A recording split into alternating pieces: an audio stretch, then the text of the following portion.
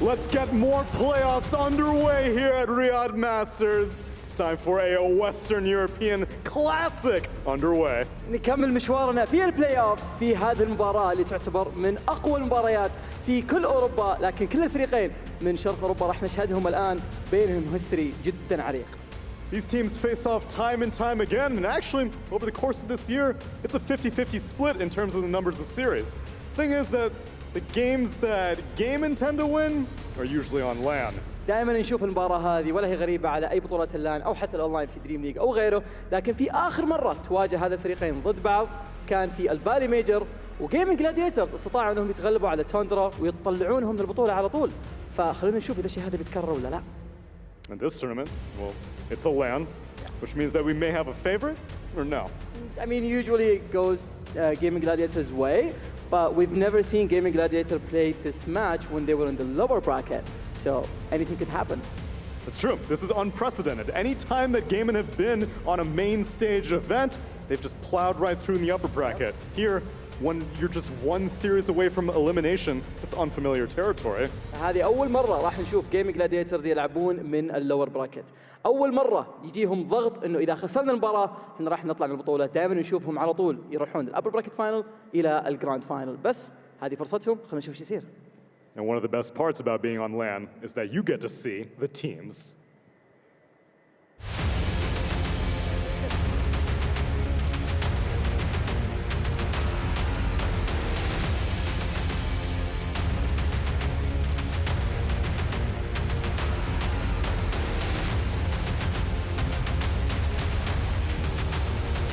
Gaimin Gladiators!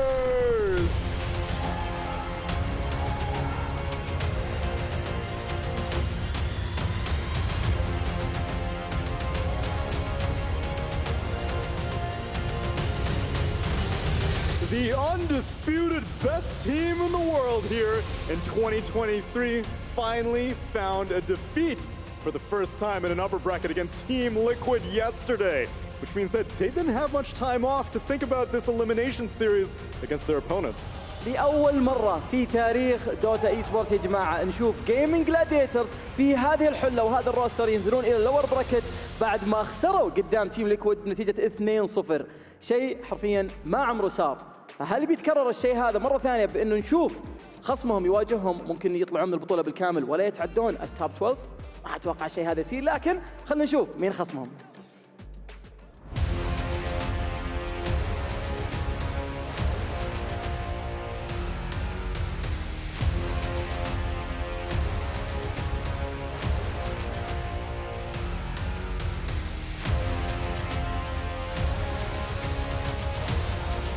أبطال تي اي تاندرا ايسبورتس.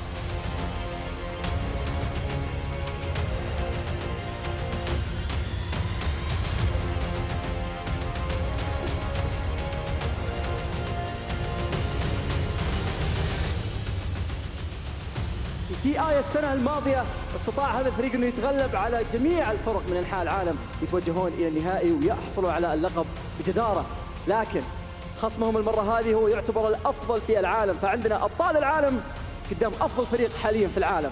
مباراة راح نشوف فيها قمة المستوى في دوتا 2. This is a bit of a rematch, as it was indeed Gaimin that took down Tundra in the Bali Major. It was the upper bracket final, and it was actually with the same lineup. So even though AUI is technically a stand-in, he seems very, very comfortable. Can he just do it here in Riyadh? تكون هذه الفرصة الفريق تندرا يتغلبون على اللي حصل في بالي ميجر بعد ما استطاعوا جيمين جلاديترز يطلعونهم من البطولة بالكامل، لكن هذا الشيء هذا ممكن يتكرر في مسرحنا اليوم في رياض ماسترز. هذا الشيء اللي حابين نشهده، لكن صراحة الجيم يكون من أحلى ما يكون. I can't wait to get started. Especially because there's a sense of camaraderie. Celery, I appreciate you applauding for Tundra. That was very, very sportsmanlike of you. But I want the battle. I want it in the game. So let's get you to your computers and get the Dota underway for game number 1. على طول نبدأ المباراة التاريخية معنا في رياض ماسترز ونشوف مين اللي بيستمر معنا في البطولة ومين راح نودعه اليوم. Thank you very much, Tsunami, and thank you very much, Fancy. And we are ready for battle indeed. Gaimin Gladiators and Tundra, one best of 3 elimination on the line. And with the players at their computers, it means that it's time for us to talk Dota 2, for us to get into the nitty-gritty of things. And the start of every draft here is a couple of bans. Yep, I think if you are playing on Gaimin Gladiator's side, you target AUI. He likes playing this Enchantress, he likes playing the Enigma, he's winning with these heroes, he's a stand-in, get those out of the game. And if you are on Tundra, you get out the IO because they have the IO Razor combo, they have the IO Leshrac combo. Then from there, do you get rid of the Timbersaw or do you get rid of the Rubik for Tofu? Those are like the choices I'm looking at. Yeah, if you, like, every single team that came in here, they came here to win. So there's one team that you need to win pretty much to be able to get into the grand finals and get that big prize money. So I think a lot of teams put extra effort into prepping against Gaimin Gladiators compared to a team like Tundra. So, you know, Tundra might be better prepared for this one just because Gaimin Gladiators, this is the team to beat. Throughout this whole year, everybody wanted, like, everybody's theory crafting. How do they beat them? Maybe we need to join forces. I'm pretty sure that, you know, teams out there also, they talk between each other and, you know, they don't want to reveal too much, but they are also talking about how to beat this final boss. Yeah, I mean, it's do or die, right? Yeah. Like, you're like, okay, they won the last 5 tournaments. If I don't win this match, like, I have to be, but it's also cool because then if you beat them, you're like, okay, clearly I have what it takes to win the whole tournament, right? So it's like, why not put everything into this match? Yeah, there's one thing that I remember that we heard from Zai yesterday. He was on stage with his winner's interview after his Gaimin Gladiators victory. And he said this was after the first game. They faced Ace's Broodmother, and they're like, Nope. Nope. Yeah, that's a big no for that. They noped out. And one of the reasons why they did win it, because Ace, dare to say he's the best Broodmother player, like, in the world right now, because we see Broodmothers being played from different roles, but when it comes down to the off-lane role, the undisputed king of Broodmother. Maybe something that also needs to be worked in those first phase bans. We, of course, have got Tundra on the Dire side. They get first pick, so that might also maybe loosen up the bans for Tundra a little bit, giving Gladiators Radiant side and second pick. Yeah, it definitely begs the question, are they going to ban the Timber, which Quinn has a 100% win rate on, but Gaimin did lose when Ace did play it, or do they want to ban the Brood, something that Ace does really well on? Isn't a 100% win rate on this tournament. They also flex it to Ratio, so they're scared of that flex potential. But I really want to see Gaimin just target AUI, get rid of the Enigma, get rid of that Enchantress, and that'll be the big bans. Get him out of his comfort zone. Yeah, it's a little mean, you know, to target the stand-in, but they're playing to win here. Yeah. Man, you're really salty because he left that team, huh? Yeah, I mean, I was really sad after he left us. Left. I think silence. The Brood is probably the most important, I feel like, for that first phase. Tundra played in their last match against Shopify Rebellion. They don't pick it every game. They also played against Team Secret their last match of the group stage, but other than that, their variety is pretty all-encompassing. I mean, you don't go 4-10 in your group stage without, like, trying new things, so they may have to really figure out what they want to solidify here. That could give them an upper hand against Gaimin Gladiators. Yeah, it's time, because yesterday Tundra wasn't playing. They had all day to strategize against their opponent, which they knew was going to be either Team Liquid or Gaimin Gladiators, two teams that they're very familiar with. Also, we have to keep in mind that Tundra, during the group stages, after Saxa left, they were basically, well, they still are one man short, but being a coach and being able to coach a team through group stages where there's so many matches happening at the same time is really important to have an extra set of eyes, and they lacked that during the group stage. But yesterday, they still were able to make full use of all the time they had to prepare for this matchup. So I can only imagine that they theory crafted this time and time again as the Snapfire gets removed. Snapfire gets banned. It's a bit of a surprise one, considering that Tundra so far played it 2 times. They played it once on a support role and one from the mid lane. And this is the second most picked hero of the tournament. Does have slightly above 50% win rate, but from the mid lane, the hero looks really, really good. And then Tundra, as Fear mentioned, they will just go with the stable, I would say, Enchantress. Both of these teams very familiar with the hero. Gaimin Gladiators, this is how they made name for themselves. Even before Quinn joined, this was Celery's most played hero overall. So pretty sure they know how to play around it and what to expect to come out from Enchantress early on. I imagine they'll probably like Rubik Timber here or something like that. Maybe a Mirana we like seeing against Enchantress every once in a while. What about Primal maybe? Potentially, but it's just Timber's so good for Gaimin. Normally, it's like if you watch Dota throughout the year, you see Quinn playing this Timber Sol. He's had so many monstrous performances on this hero. Yeah, that's a good point. And it's definitely more their flavor. Primal, some teams prefer it, but yeah, the Timber has been banned in first phase in a lot of games. They go a different route, they go the Mirana instead.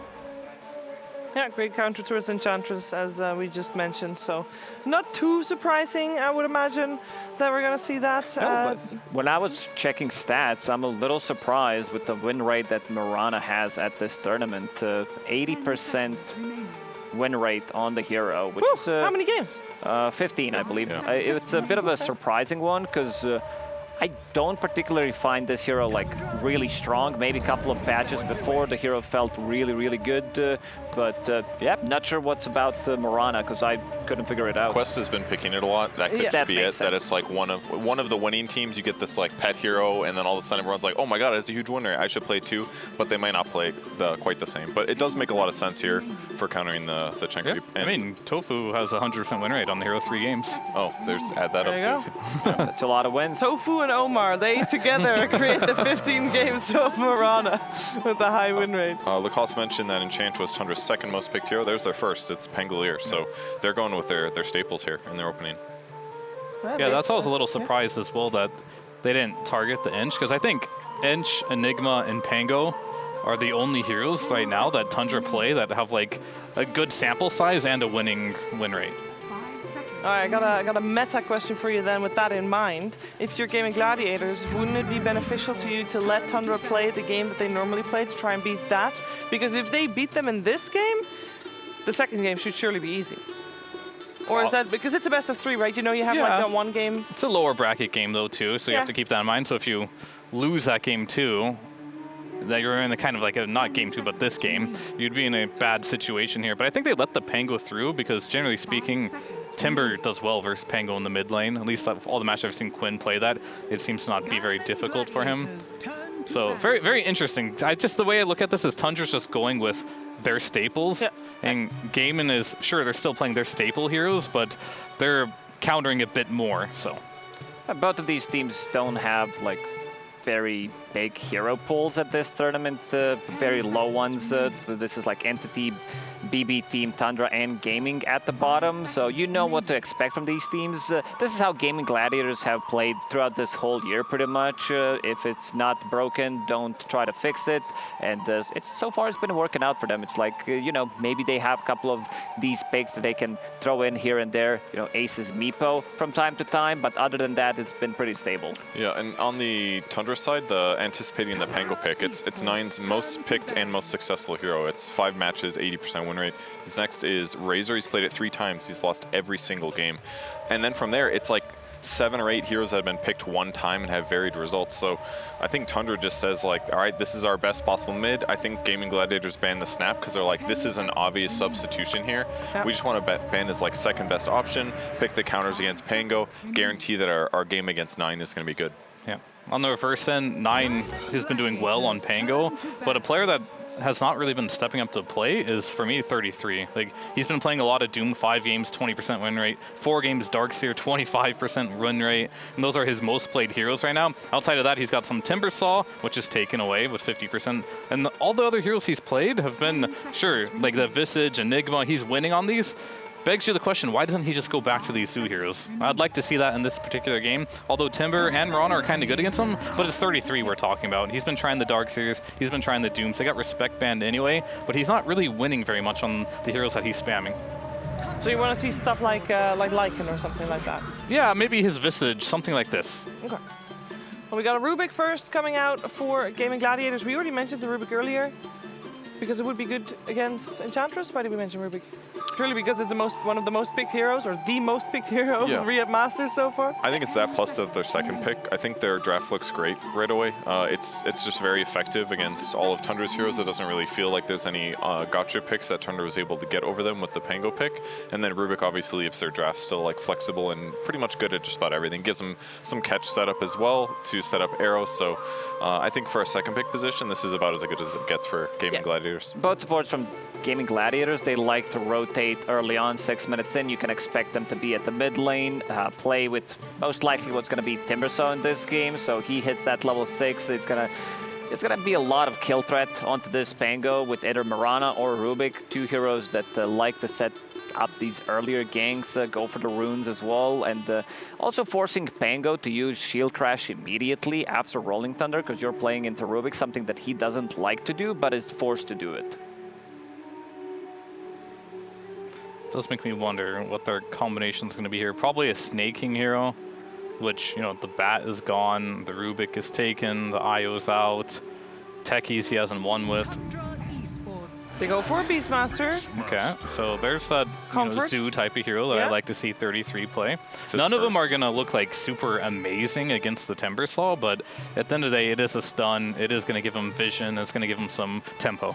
Now, would you like to see that laned with the Enchantress, or would you like to see them laning it with something else entirely? I mean, I think they haven't won with the Techies, but it does make a lot of sense here because it's still a strong laner. Maybe, I mean, Snaking he is originally a POS 5 player, and when this hero was very popular, he played it a lot as POS 5, so it's a natural transition for him, and it does look like a good game. Like, this is a hero that can help burst the Timbersaw. They were lacking a little bit of that magic damage. Yeah, one thing that Celery talked about in the interview 2-3 days ago is a lot of these drafts look like their own, and if you removed the heroes, I would 100% say that Tundra's draft is actually Gaimin Gladiators draft. Yeah, it could be. I'm seeing it.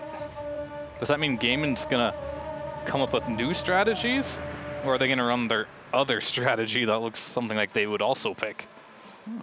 Good questions. And this is a hero Ace does not lose on. Yeah, it's 6 games, they didn't lose a single time on Underlord.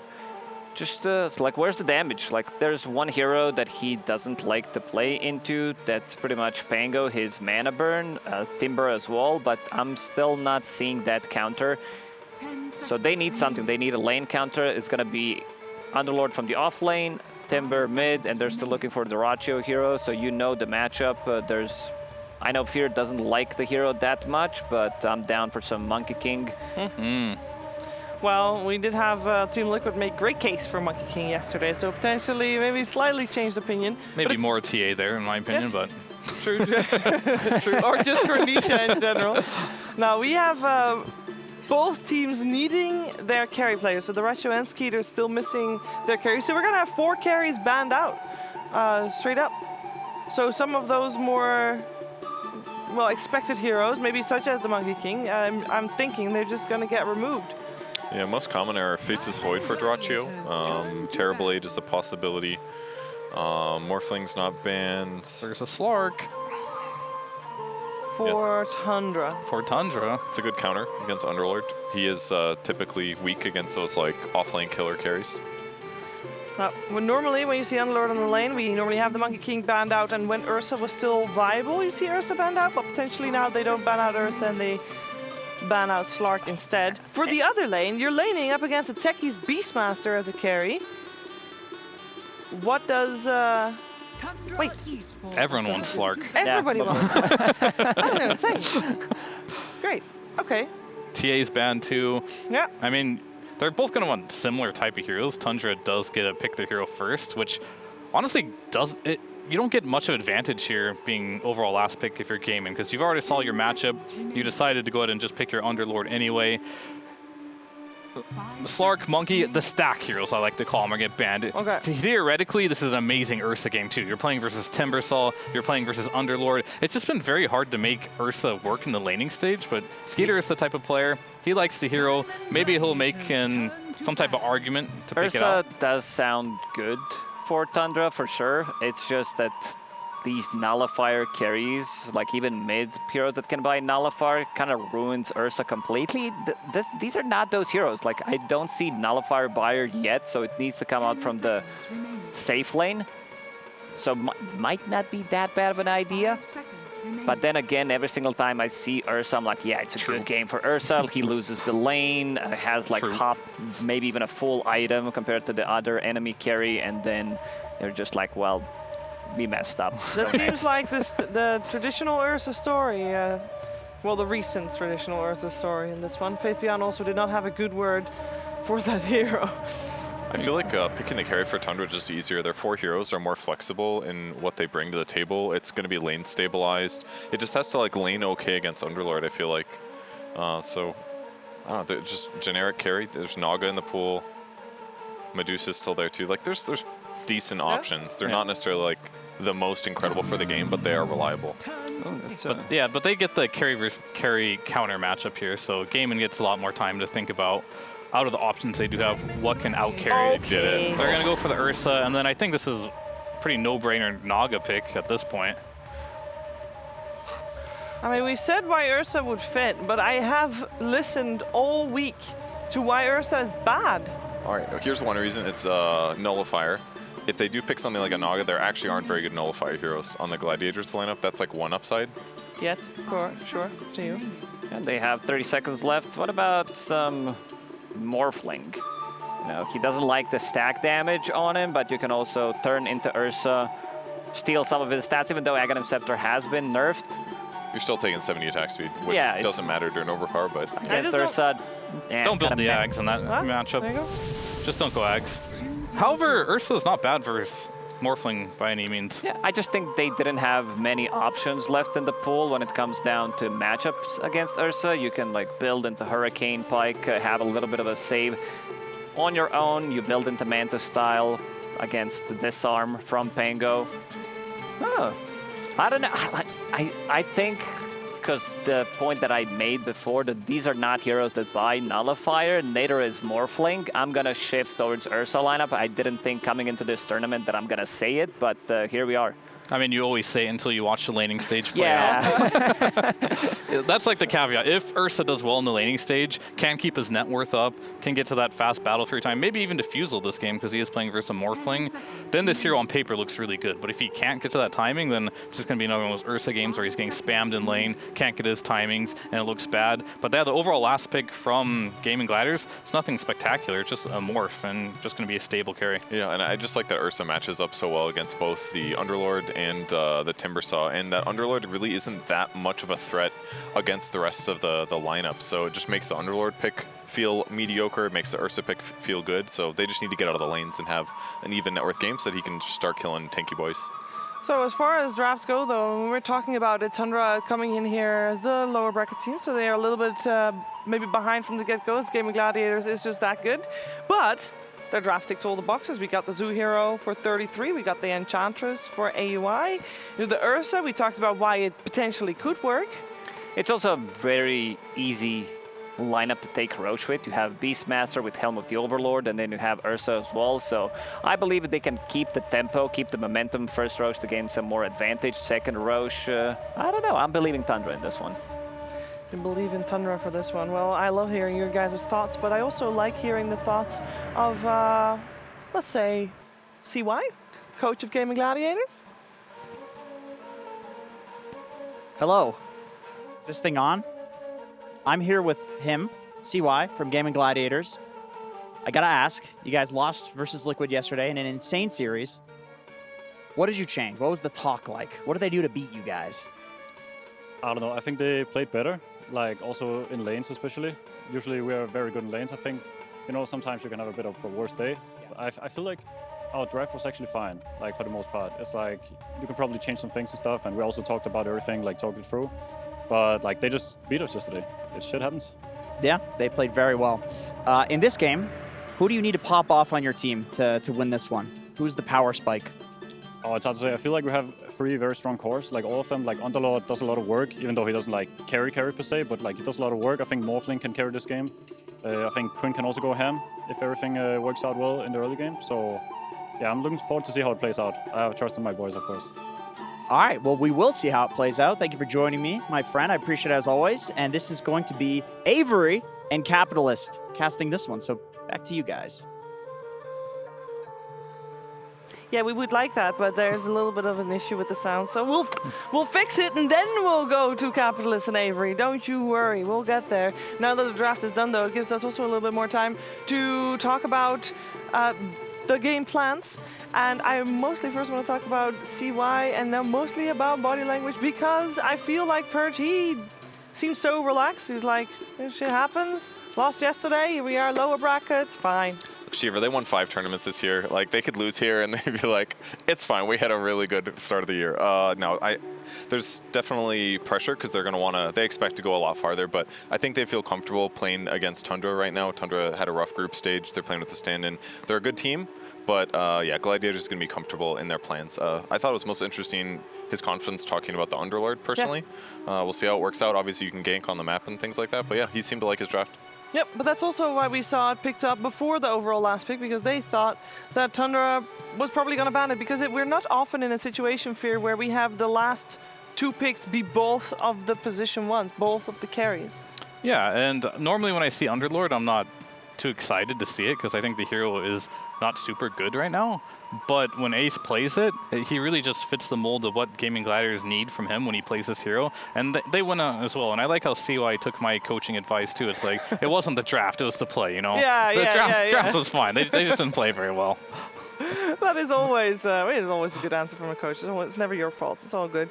Dota mentality right there. I want to talk a little bit about the openings, because normally we see the biggest heroes picked in the openings because those are the most contested. We obviously had the Timber Moran on the side of Gaimin Gladiators. Lacoste, do we feel like the Timber especially is solved by Tundra in their draft? Not necessarily. I mean, there's one matchup he doesn't like to play into, any kind of pure damage, which is going to be Impetus. You have Pango, who can cause some of the issues, burn your mana. Ursa, I want to see what the item build's going to be. I know Fear mentioned like the Fusel Blade. I think you kind of lose, especially if you're not having a good... Because you have like very short window where you can make this work. So, I mean, I'm down for it, but maybe after the Battle Fury in between, you know, you can upgrade it. No, it's a no. It's one or the other. It's either you go to the Fusel Blade and you start running through that gate. You have like some 9-inch Diffusal and you're just running at Morph and you're just taking over the map, or you just go the safe build, go Battle Fury, farm it up, and carry the game in late game. Well, it is about that time. We got some Dota on our screen, so without further ado, let's head over to Cap at SPG. Bruce Lee famously once said, "I fear not the man who has practiced 100 heroes once, but I fear the man who has practiced one hero 100 times." We've got the world champs right now in Gaimin Gladiators taking on the other world champs from TI11, Tundra, and both of them have some very signature hero player combinations. We've got Ace back to his comfort heroes in the off lane. He's going to be playing the Underlord. Dyrachyo is going to be on a Morph lane. We've got a 9 Pango, which is his best hero, I think, by far. Terrorizes so much of the scene, and, you know, various other things. AUI, new signature for him, perhaps, in the Enchantress, 33 on a Beastmaster. I mean, this is shaping up to be a great game 1, Avery. Yeah, well, a player called Quinn Callahan once said, "Fuck this game, go down mid, GGN, please." So we'll see which of those quotes comes into play more here as we get another European brawl between 2 of the top 4 in the DPC all year. They will meet here in the lower bracket, of course, because the European brawl in the upper bracket sent Gaming here. Can they recover? Can they mentally recover? Can they push through? Tundra here with a stand-in, but it's an NA stand-in, which gives them a 2 NA player advantage versus Gaimin's only 1. And they have 6 TI rings on that side. Damn. Versus 15 major victories on the other. That's a lot of numbers. I don't know which are better. I'd probably take either, but one will be victorious here today, and that is the only number that matter. Well, how many wins do you get in this series? I mean, okay, legitimately, which one do you think is more impressive? 3 majors in a row or 1 TI? TI. I mean, financially, it's certainly more impressive. TI is just a different beast, man. I mean, it is a different beast, but there has to be something said for the longevity of which Gaimin Gladiators has dominated the scene. The 3 majors is more impressive, but every Dota player is going to take the TI. Sure. You know, that's how it works. So they're still looking for it. We'll see if Gaimin can make the lower bracket run and meet their foes in the grand finals again for the 8th time in a row that I'm sure everybody is really praying for here. However, they will have to go through Tundra first. And this is a classic draft that we have here. As you were saying, a lot of signatures coming out. I am looking at 1 hero and 1 hero only in this game, and that is the Ace Underlord, because I don't know if you know the stats on this hero, but I feel like he's only lost with it once this entire year? Maybe twice. I don't know the exact number, but it's got to be like 16-2, 18-1, something in this category. It is by far Gaimin's strongest hero, and I feel like that's why CY was confident in the draft, because, I mean, you got Ace Underlord, and This team just doesn't lose with that hero. They have like 10 victories in a row. They lost to BBT in Dream League. They lost to Quest with the Underlord in the DPC. Mind you, this is in the space of like 20 matches. Sure. The first season of Dream League, they lost to OG. And that's their they have 3 losses on Underlord over the year. Yep. Well, that is crazy. I thought it was 2. They'll have 3 instead. I guess it's a way worse stat than I thought. Just kidding. It's still insanely impressive. They'll get it here. Skeeter looking for the first blood. Unfortunately, the leaps are already there. And it's going to be a tough hero to beat. There's a reason it works really well for these guys. It's basically the ultimate aura buyer. And so when they hit their timings in that 20 to 30 minute window, it just hits really damn hard. It is also very difficult to shut Ace down on this hero because he's a lane dominator. Like there's very few carries that beat this hero in the current meta. And that's why we see Tundra pulling out the Ursa here. I don't think Ursa beats this hero on lane. He probably beats him in the late game when you can just chunk him down with the stacks and push through the auras. The early game though, as we see, Ace is already top of the CS board here, and this is going to be something that Tundra are going to have to deal with. How hard does this Underlord hit? You might have some Ancient stacks to go with it. You have a Rubik to back him up, so you have double base damage reduction, a classic strategy here. And of course, you're going to have a Timbersaw who's having a free lane versus the Pango who's going to create some tempo. If I'm Tundra, I really need a couple things to go right in this early game. Number 1, it's the Pango and the Beastmaster outperforming the lanes, so getting more than maybe they deserve in these early stages of the game, and this Enchantress to get some roam action going.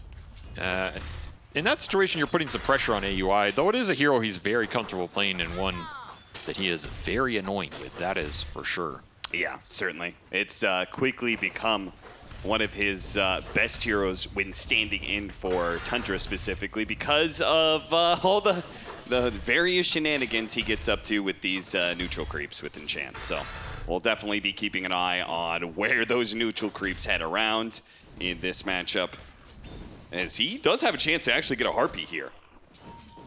If he takes it, it's a level 1 enchant. Yeah, so it doesn't last that long, meaning you don't get that many lightnings out of it, but he is going to take it and immediately get that lightning off to a start.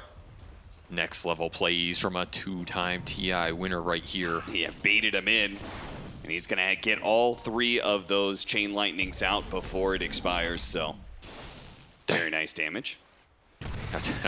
You see, that's a TI winner chain lightning right there. Well, in some ways, a 2-time TI winner. You went to hit it. I wouldn't have hit it. He gets a 4th one, actually, because of the mana regen. That's how good this guy is. I mean, I will say AUI has been performing really well at this tournament. I think a lot more comfortable and confident compared to Bali. Yeah. Maybe a bit more ready to stand or whatever. I mean, he also was specifically actually playing Dota beforehand. Which helps. Yeah. So maybe that's something Tundra have going for them here is this early game 0-0 at the 4.5 minute mark. Fairly quiet. All cores are finding farm. And do you feel like that going favors through the gate one here. team or the other in this laning phase? I feel like it favors whoever makes the first move and starts to build momentum. And I'm looking at these 2 safe lanes because I feel like both teams want to kind of gank the carry in a way, though it's far easier to gank this Ursa than the Morph lane. And maybe if you're Tundra, as long as you can prevent your Ursa going down in the first 10 minutes here, you're going to be happy. These rotations through the portal have been pretty successful, but it does seem like Tundra will well aware of it this time. With Snaking playing super aggressive on the techies, had a lot of information going, so he gave the heads up to Skeeter. Skeeter backed off for a bit. He missed a few CS as a result, but eventually Skeeter's got to move forward, and he is going to be caught now.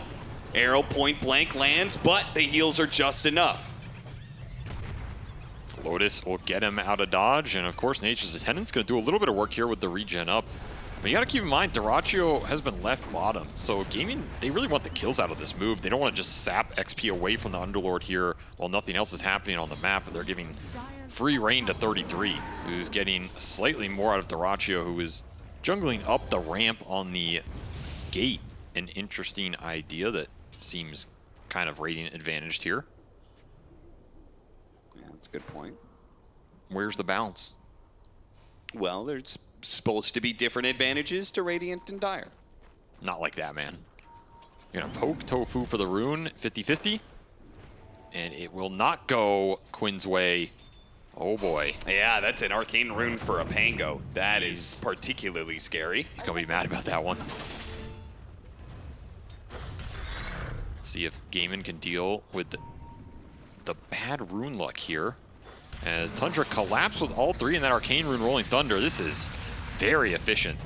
They're just going to clean him up. Nice Easy blast off kill. and a big first blood. So you said the advantage goes to whoever starts building that momentum, and for now that nice is tank. going to be Tundra. Tanks up the siege wagon, so they're going to get a lot of damage on this tier 1. That is a huge play by Snaking. This is just a dead tower almost, because your Timbersaw, he's level 6, so he's down for a decent chunk of time here. And Jan is going to be able to get a different creep to tank up the tower. Yeah, this is trouble for Gaimin. That's a big arrow block. Tofu might be looking for it again with the Timber coming back in. Now, if Snaking tanks this one, he might die for it. does tank it. That's going to lead into the Chakram. Bit of damage. Tier 1 tower is going to be denied. Quinn managed to pick that one up, but they do not get a kill out of this situation.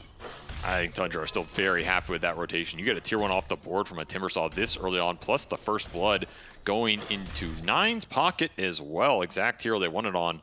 Very useful Arcane Rune, rolling Thunder up again in 9 seconds. Look at this mid matchup. Now, this we talked about, you know, with the Bruce Lee quote, value. right?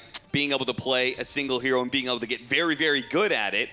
This is maybe where some difference comes in this specific matchup. I think Gaimin Gladiators did manage to get some key heroes for the rest of their squad, but Quinn specifically is playing a Timbersaw, which I would not call one of his signature heroes. He's played it a number of times. I think he's got like maybe 30, 35 official matches with it, but it's not his Ember, right? It's not his Pangolier. It's not his Siggy. Still a hero he's comfortable with. He's played it most of the year. I wouldn't put it up there in his top 3 that he's going to spam in pubs, you know. I mean, what can you do? It's compared to a 9 Pangolier as the contrast, right? Sure. Which is probably his #1 hero. I mean, his Pangolier is a hero he played in that TI Grand Final, so he's got to be comfortable on it. Yeah. I also think it was a hero that was performing really well for Tundra for most of that year. Like, that was one of their go-tos, right? It was a hero they could early pick for 9 that turned into a killer on the map that also gave him teamfight and scale. It was just a ridiculous Pango patch. This one is not as good a Pango patch, it feels. The hero is having some difficulties getting into the late game scale. He has some mid games and some laning issues. Like yesterday, we saw Quinn play that Pangolier versus Nisha. Did not go well for him, right? Yeah. So as good as this is for 9, I think it's still a hero that you really need to execute well on, and you need to have that lane go well. So the fact that Tundra roamed into here to guarantee the Pango has a good early game and some extra rune control is pretty damn nice. I will give you some stats to back up Tundra here. They have played it 6 times at this tournament. They have only lost 1 of those games. But the quality of teams may not have been the best. They played against 5 of their matches were against the North American teams, 4 of which were actually against Shopify Rebellion. What are you implying there? That they had really good practice partners for this Tundra. Well, maybe Tundra's Pango is just really good, and Shopify are the one team that gave it to him because they're not afraid of anything. That's true. They gave it to him 4 times. Yeah. They did get one of those wins. So maybe that speaks to Shopify's bravery in this tournament compared to all the other teams that don't have the balls that an NA squad has to give them their best hero. Liquid gave it to him twice, and Tundra won 2 of those games.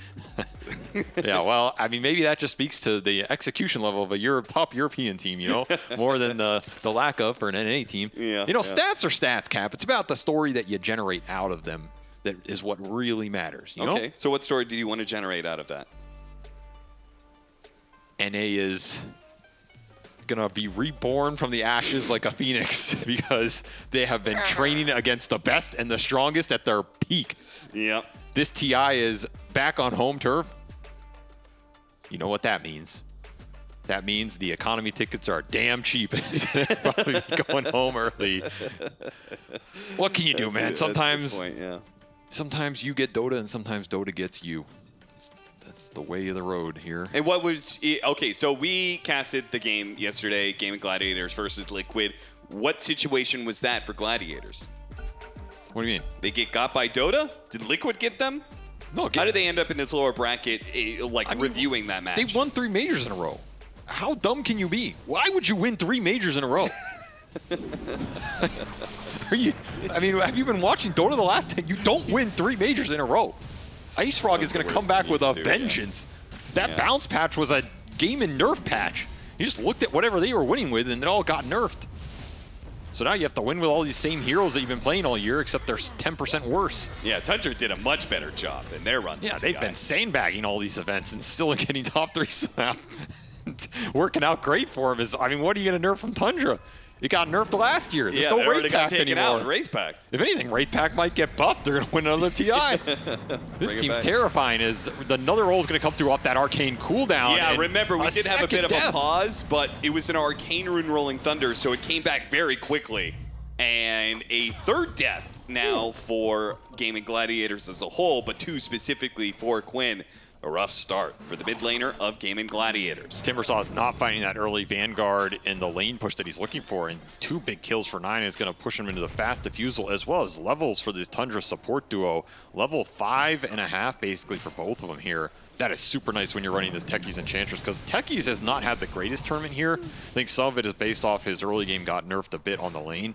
So you kind of want to just make up for it by getting a faster 6-on-0 and open up the kill threat. And then you're starting to snowball the game through just his raw damage output off of the back of some of these cores. Helm of the Dominator already done for 33 as well. And this is looking like one of the better early games we've seen from Tundra against one of the better early game teams in the world here. Gaimin's still looking for their first kill, their first tower, their first anything. I mean, they do have the net worth on the cores. Look how far ahead 33 is. Like his current net worth is fine, but the potential net worth and farm he's going to get out of himself stacking Ancients over and over again. So he's going to get very big once he clears through all this one. Jump here onto AEY 2000. Not enough damage though. Something's not connecting about these 3 heroes top for Gaimin. They just don't have the damage or the continual lockdown to find the kills, and I feel like they're just sucking XP away from Ace, where normally they'd give him a lot of room and go play through Quinn. Yep. This is not really their MO, and it feels a bit awkward. Are they even getting Ancient stacks up? Not too many. They have 1 Ancient stack waiting. This is also something that Ace has relied on to just pull ahead of everybody here. I would say it's awkward to play through a Timbersaw, right? As opposed to many other mid laners that provide their own disable. I mean, I think if he was getting runes and he was the one pushing the tower, it'd be fine. Instead, he's getting rolled on a 3rd time. 3rd death for Quinn Callahan. Where's the help? Well, it was going to be a portal, but Ace canceled that one. AY 2000 will use it to get back to lane. He's like, all right, sweet. Even Gaimin's own spells are working for Tundra here, and now they're going to outnumber Ace top. They're going to push against it. Skeeter, this is a pretty bold move. Dyrachyo actually TP'd in to fight this one. Turning into the Ursa, that's a pretty interesting idea here. He's going to keep up with Skeeter and get this kill. A great rotation from Dyrachyo. Once again, the Gaimin Gladiators carry. Sometimes his aggression pays off in spades for Gaimin Gladiators. They get a very important turnaround. That's a large momentum swing. There was a lot going really well for Tundra. Now your Ursa dies on his way to try and get this Battle Fury. And he falls in a situation where that was not a kill Gaimin deserved to get. Dyrachyo with the correct read will make the play, turn into the worst carry and use his spells against him here.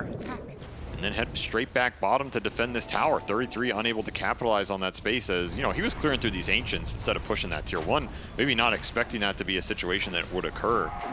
Some classic AUI 2000 things. He pulls the creeps off of the tower, so the siege wagon gets targeted by the tower, and they don't take too much damage. That is a very old school AUI move. Yeah.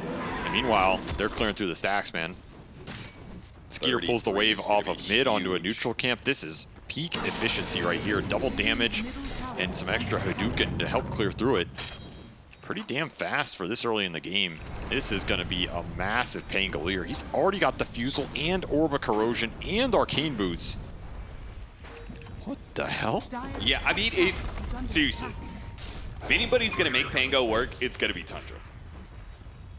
He is ridiculously farmed. It's not a question of are you going to win the fight. It's where is 9 going to go and what do you do versus this right now? Because there is not a good answer on game inside. You don't have Rubik level 6 yet. Your cores don't have any BKB piercing lockdown. So his rolls are free. The mana burn There's the move, is strong. But a swashbuckle misses. Ace had already retreated away. I feel like you need to go through the beast right now. Like, start pushing the tempo with the fact that you have this helm. This tier 1 tower being bottom still up is... It's a little too long for my taste, given how much room Dyrachyo gave you down here because he TP top. I guess it will eventually go down. It gets denied? Ah, that's, I mean... 33. Come on, 33. Maybe my expectations are too high. That didn't feel like a deny that was necessary here. One Gaimin will gladly take as they are recovering on their cores, especially Quinn. He did some Ancients of his own, and now he's level 10.5 and right back up there, not too far behind. I thought 9 and AEY were going to go through the portal, but they started heading that way, and then they re-smoked up. Off of that tower dying, they decide it's no longer the play to go bottom. They try and keep the aggression up here in the top lane. 9 missing another swashbuckle. This is not the defusal reveal they really wanted out of this Pangolier. A lot of minutes even worse. He gets hit by an arrow here. Oh, it's perfect! Ace lines it up with the pit, and Tofu just fully trusts in their teamwork to land. Beautiful stuff. AUI is going to die eventually as well, but the big kill, that kill streak being taken away from the Pangolier and given a Gaimin Gladiators. Now we're at an even game. Man, what a clutch find. The fact this pit prevents any of the skeletons or creeps going in front of this as well. Cannot ask for a better connection at a better time in this game to turn this momentum against the Pangolier. That's the biggest kill on the map. He was worth a decent chunk of gold, almost 1,000 for that kill because he had the streak. Getting Enchantress on top of it. I mean, Quinn is just back in the #1 position like that. 3 deaths in the early game. They don't mean squat if you can't take the space away. Yeah. Gaimin right back where they want it to be at the 15-minute mark.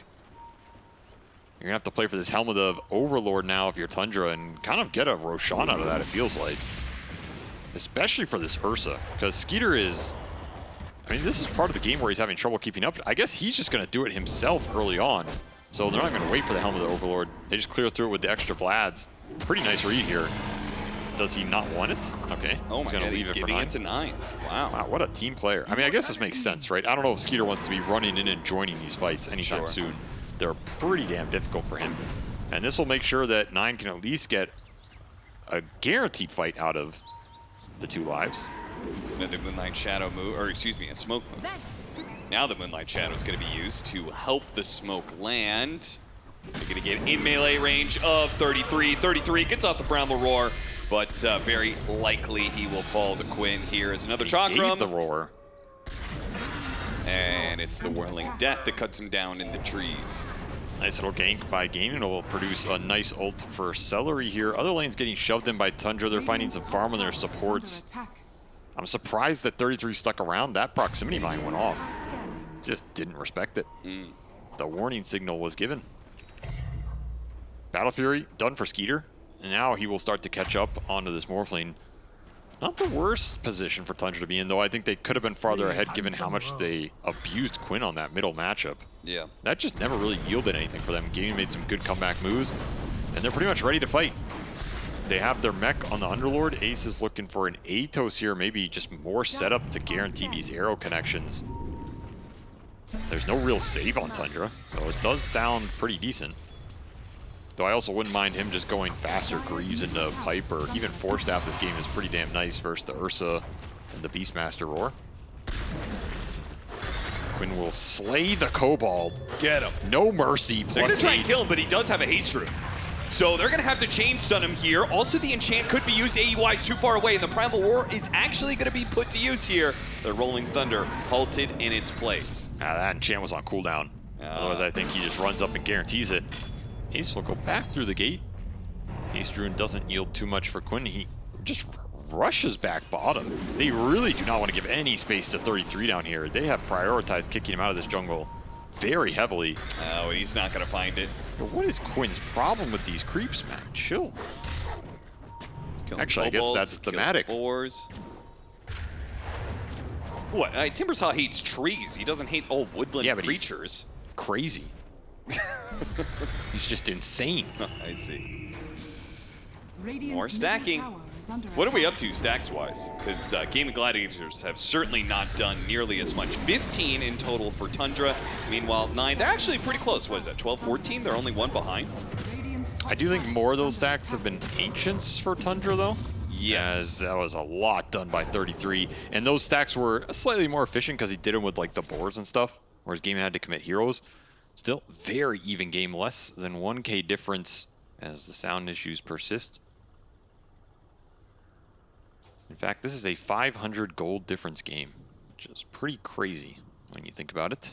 That's how close these European teams are. We're going to have a Maelstrom soon for 9. We've got Glimmer Cape and Force Staff being built up by Snake King right now.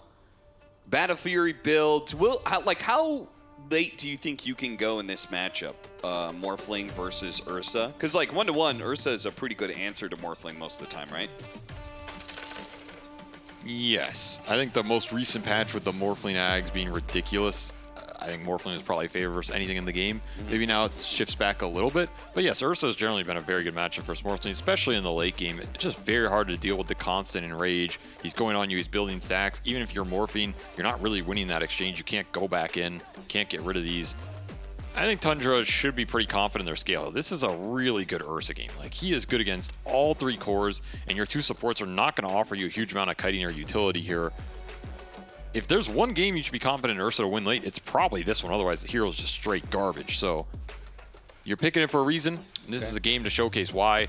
If Skeeter gets the items, Pangolier and Beastmaster to back him up, yeah, you should be pretty comfortable. So you're saying this could be the last series for Tundra and the last game of Ursa at this tournament? I mean, if Ursa doesn't win this game, I don't know, man. I have no faith left in this hero.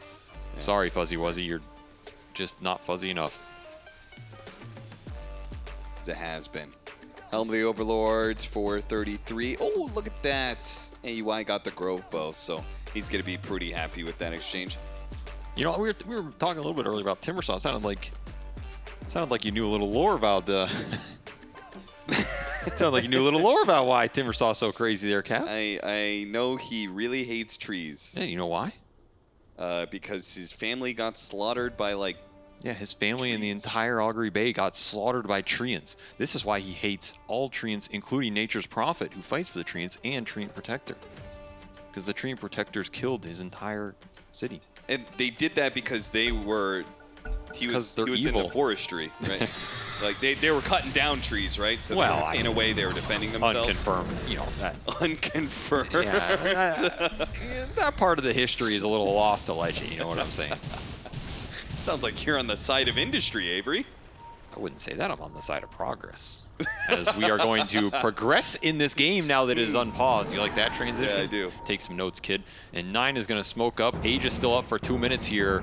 Doesn't Quinn have that is the target again. Deadly. He is in a position to be able to get a decent Timber Chain, but he's got to get up to the high ground, and he's not going to make it. Boy, Tundra really hate Quinn. That's what I'm getting. They are sending him a message this game, and it is, you are not going to scale as we continue to shut down your momentum. They find a Shield Rune for 9. Man, the damage is really ramping up here for Tundra.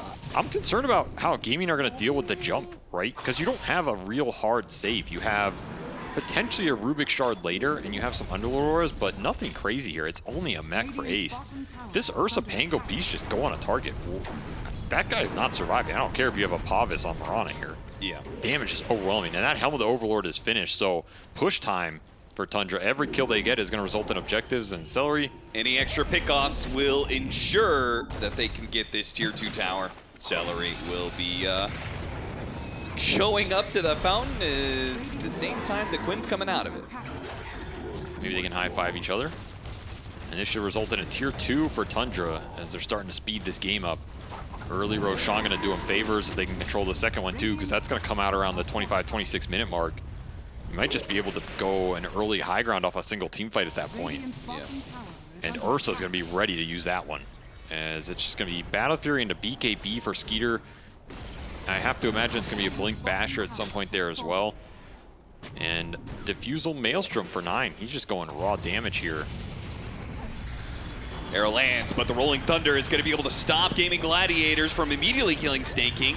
Now, Quinn was able to finish up that kill, but if they can get the Underlord in exchange, it's well worth it. And the damage being laid into Quinn as well. AUI with the impetus.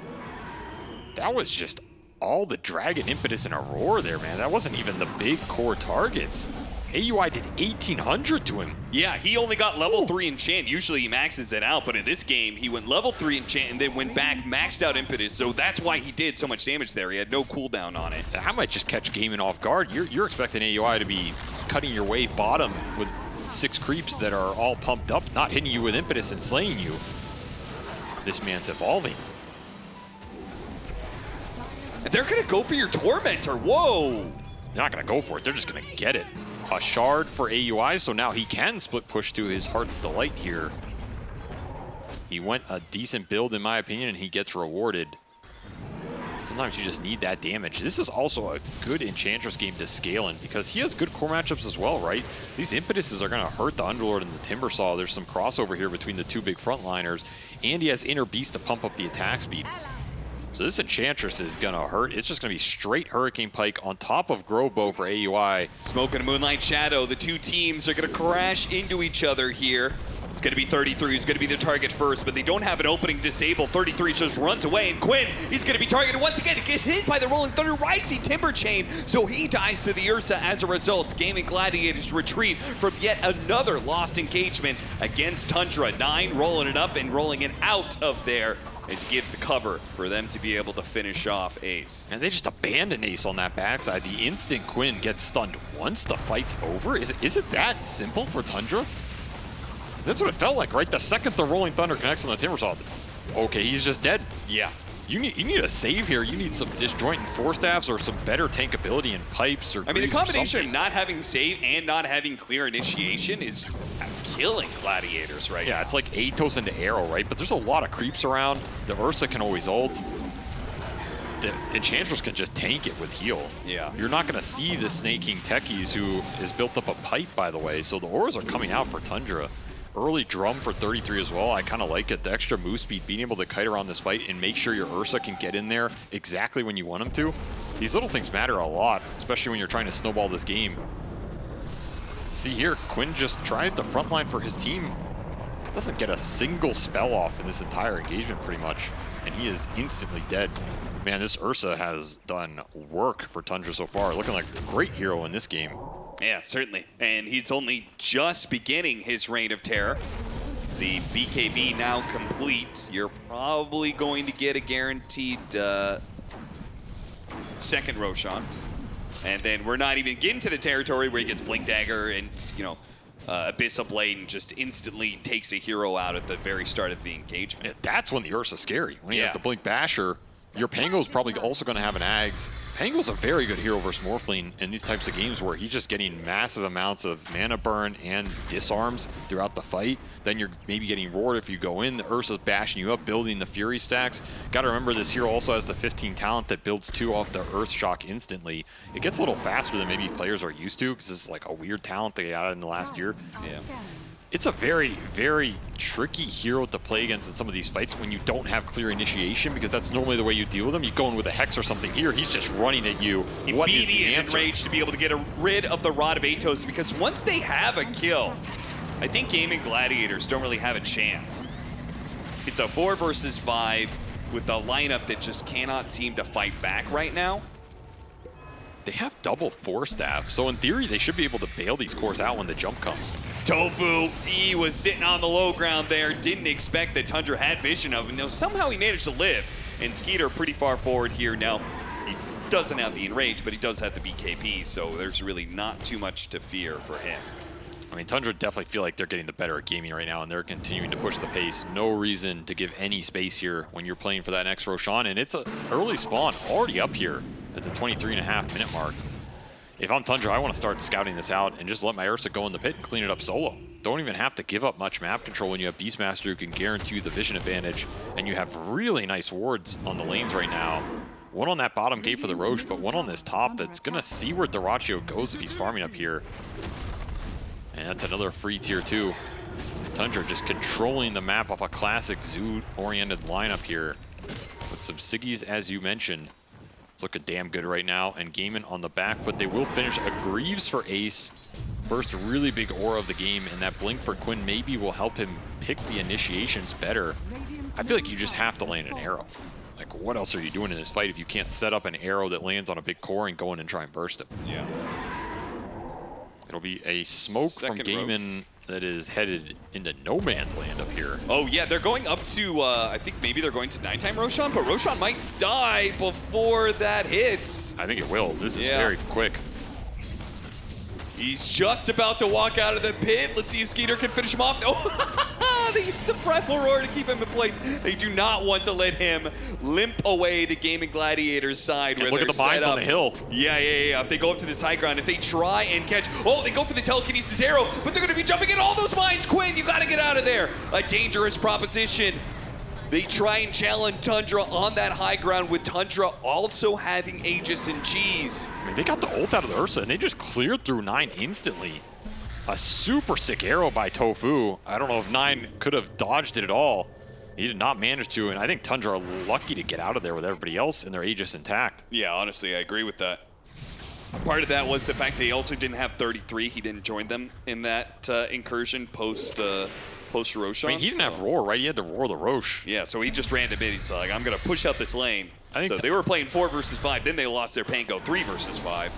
If we look at another shard here, these shards are adding up. That's a very good nice. one, too. Jeez. Yeah, this Ursa shard is... How is he low enough good. net worth to get that? They just have all the other shards, I think. Wow. Actually, they don't. Wait. I mean, they have the Pango and the Ench one, so yeah, it was a 1 and 3. They just rolled well. Sometimes the answer to a lot of things in life. Luck. Oh, it was between Snaking and Skeeter.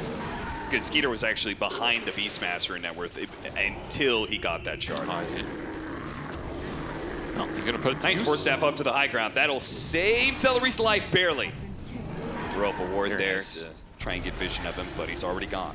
This is your second Aegis around that 26-minute mark. That's going to be a high ground push, though. What can you do to stop it? You have BKB on 33, Cheese and double damage on 9. And They what can find you a do on this single pick off, they are going to push your base. Yeah. I don't think they're going to do it without that pick, but if you give it to them, it's going to happen very fast. Which means a lot of this little time comes down to how Ace 33 and just knows. Yeah, he's going to find Ace here. That's trouble.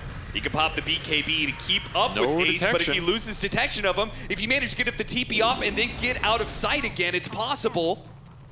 I mean, there's nowhere to juke. Oh, yeah. The problem is going to be in this situation, Ace. If he TPs, he's going to reveal himself, and then the Moonlight Shadow Fade time comes back into play. He probably gets roared during that period of time. Quinn, he's also going to get caught. Oh, no. Blast off, chains it, the roll it up, chains that stun after the blast off even further. Whew. Tundra cooking right now. God, they're just finding everything on the map. They're getting all their big core items up. And again, you give up these pickoffs, you were looking at a fast high ground that might just end the game out of nowhere if you're not ready with all your heroes. The vision is just doing wonders for Tundra in this game. Between the Enchantress keeps and the Beastmaster Hawk seeing everything, plus some really good deep wards. You got one Radiant ward on the map and another one at that top gate that's pretty much useless given your position. You just don't see anything here. Tundra just swarming all over the place. Gaimin Gladiators have to run at the first sign of any incursion. Trying to finish up some of these crucial items. The Butterfly for the Morphling. Not sure if that's going to make enough of a difference, though, because we've got Aghanim's done for 9, and he's working towards a Blink already. I mean, the evasion versus the Ursa is just not great either. And Basher up, yeah. He just doesn't care. He's just going to keep swiping you. And even then, there's so many right-clickers on Tundra right now. Like, the Pango doesn't care too much. The Enchantress, okay, if you dodge some impetuses, it feels great. It's just AUI is becoming such a fourth core in this game. That's the real factor that just pushes it over the edge for me. Like, even if you start killing these cores, AUI is going to kill you back, man. He's so big. And you don't have a clear answer for the Enchantress. He's going Orchid just to mess with the Timber and the Morphling when they go in after these BKBs are gone. And that pure damage destroys Quinn. Oh yeah, this is a good Enchantress game right here. This was first pick.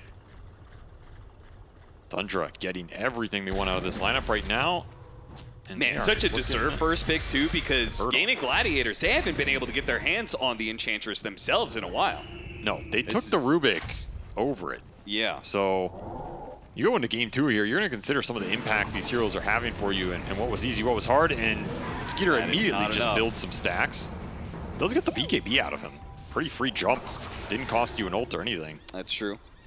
And plus, you with that level 10 talent, it sticks onto the stacks that you're talking about, stick onto the hero for so long. Darachu just basically can't show himself for like 40 seconds. Yeah, these stacks still have half duration. Yeah. Like, they're crazy. This is the one thing about this hero. His Fury swipes are way better than they used to be. Yeah. You It's a lose good some example value, of like but- why Ursa is good against Dusa. Because you can jump in him, bam, bam, bam, bam, bam, then reset, and then just go back on him again in 10, 15 seconds. I mean, I almost feel like they're trying to make this hero like a Slark or something. Yeah, Where you yeah, go it and seems build like some it. stacks and lead the fight. Only your pounce that you don't have is like 300 units. Yeah, and Imagine you don't get a charge Ursa of it. Yeah. had Slark's pounce range Oh my with God, 2 that'd be charges terrifying. and an ult that saves him and a shard that also, Well, I guess he does an have ult that. saves him. Are these the same hero, actually, now that I think of it? These are the same hero. Only one, this guy's just worse.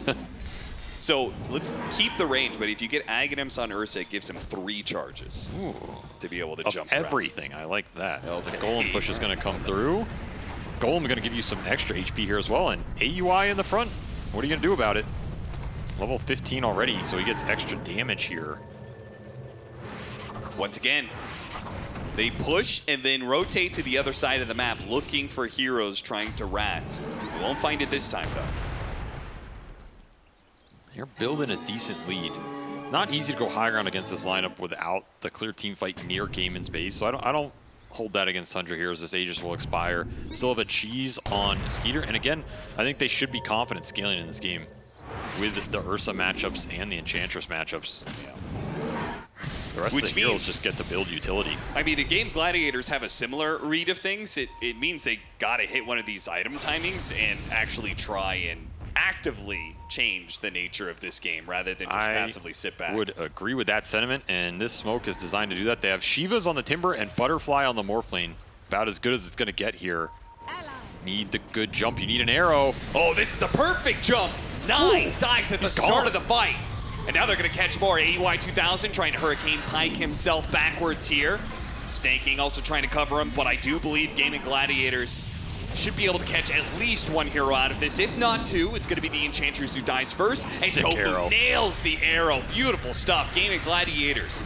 A start of the comeback here as they bring back a net worth lead from 14K to 10. That Pango died so damn fast. My God, he died in a single telekinesis, basically. 2 seconds. Entire HP pool is gone. That's just Timbersaw, man. Always got to respect the damage output of this hero. Catches Tundra off guard, just straight down middle lane. No vision is going to help you against Smoke Piranha ult. And similarly, you always have to respect the comeback nature of Gaimin Gladiators. They're a team that is comfortable in a space from behind. They have come back in many of their games. They didn't get a 3-time major champion and 2-time Dream League champs by always winning the early game and having a lead. Well, they have very good smoke connection rate, even from a behind position, and the execution on those is extremely high. That'll get them to another set of items here by a lot of time. Maybe you can contest this 3rd Roshan. That would be the dream if you're gaming. Be able to take that fight, take it away from Tundra, and then all of a sudden your ability to go high ground and end this game goes out the window. And they'll get a Tormentor of their own for once.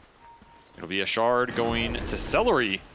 That is the nice one here, because now you have some extra utility to go with those double 4-stabs on the supports. You get another save. Really vital versus these single target burst jumps Tundra are trying to output against you. And interesting enough, in this exact situation, he has stolen Taser for a little while. So he actually can use that on an ally. It's another fast Roshan spawn. So that part is going well for Tundra. That is gotta be upsetting. And that is an Ag Scepter Rosh. Probably the one Tundra wants here, as Ags on the Ursa sounds pretty tempting here. I guess you already have 9. Could give it to the Beast, but I don't think the drums is doing much for you, so it will go Skeeter's way. Low cooldown to Enrage, and no way to start on him anymore. Though the majority of these initiations have found 9, which is basically the best target to find, right? It does kind of make you wonder if he should have grabbed the Aegis, yeah.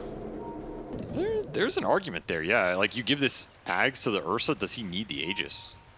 If the fight starts with Skeeter going in, you rather have the Aegis on the Ursa. If the fight starts with Gaimin going on you, then you rather have that Aegis on the Pango. It is going to start on Skeeter.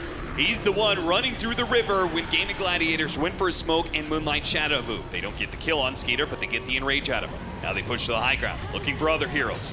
Here comes that Rolling Thunder. 9 gonna have to drive around the corner here. Who they Bumps want. into the Underlord. Get the chain stuns out, and the Ursa can deliver the damage. They get the 4-staff away. Nullifier, Yule Scepter, all being used on this Ursa to stall his impact. Ace is still limping away. They want this kill so badly. 9's gonna chase for it, and really there's nowhere to hide to for Ace. He'll be found eventually, and the blast off claims Tofu's life, stopping the TP. 3 kills for Tundra. Keep their Aegis and Cheese up. They're ready to hit the high ground. I don't even know if that fight looked that bad for Gaimin at the start, right? They kited out the Ursa and the Pango roll for so long. You just can't find anything on the backside. the bear is too big and the roar ends up taking down the timber saw. You do get the roar stolen on Celery, a consolation prize here. Just not able to kite that fight out long enough and stand your ground. If Dyrachyo isn't sitting there hitting people with this Morphling, yeah, there's just no damage coming out. What did he do during that fight? Because I was so focused on Ace running away. Like, as you said, they kited out well, but what was the carry of Gaimin Gladiators getting done to respond? He BKBs and he has a choice of hitting a Rolling Thunder Pango, the shield crashed, or an Enraged Ursa. Yeah. I mean, what are you doing, right? There's no damage to be had. And that'll be a racks off that fight that Tundra have been looking for. 20k gold lead. Age is still up for 3 minutes. An MKB finish for Skeeter. That feels damn good with this level of 20 talent as well. These Fury swipes hit real hard, real fast, and you can't dodge them anymore. Oh dear, oh dear. The single target burst is just gonna chomp you. I think pretty much the only thing Tundra are missing at this point is like Hex or Nullifier territory. Oh, they are desperate for any pickoff right here. Gaimin Gladiators do find it. Snake King falls as he was probably trying to go for the Wisdom Rune here that spawned at 35 minutes. It's another decent pickoff. 50 seconds of your Aegis getting wasted without that Techies being up. Wonder how much Tundra are gonna feel they don't need him here though. Well, they should respect Gaimin Gladiators because they do have stolen Primal Roar onto the Rubik as well. Tofu didn't respect the space though. He gets too close trying to defend this mid tower, and immediately Tundra, who are lying in wait, pounce on him. Man, they just threw every ult on him. No hesitation there. AUI will kill a sentry up the high ground. Okay. That'll certainly show that they have an observer ward there. Gotta do what you gotta do. We'll die either way. And the tier 4 tokens coming out. Octarine finished for 9, as well as that swashbuckle talent. So he is doing some significant scaling damage here. I wonder if he wants to go for something defensive or just keep the aggression up with like a basher purchase. Dyrachyo tries to put his damage to the test here against Skeeter, and honestly, it was not a bad look. Just the problem is, once that Enrage goes out, his impact is so delayed.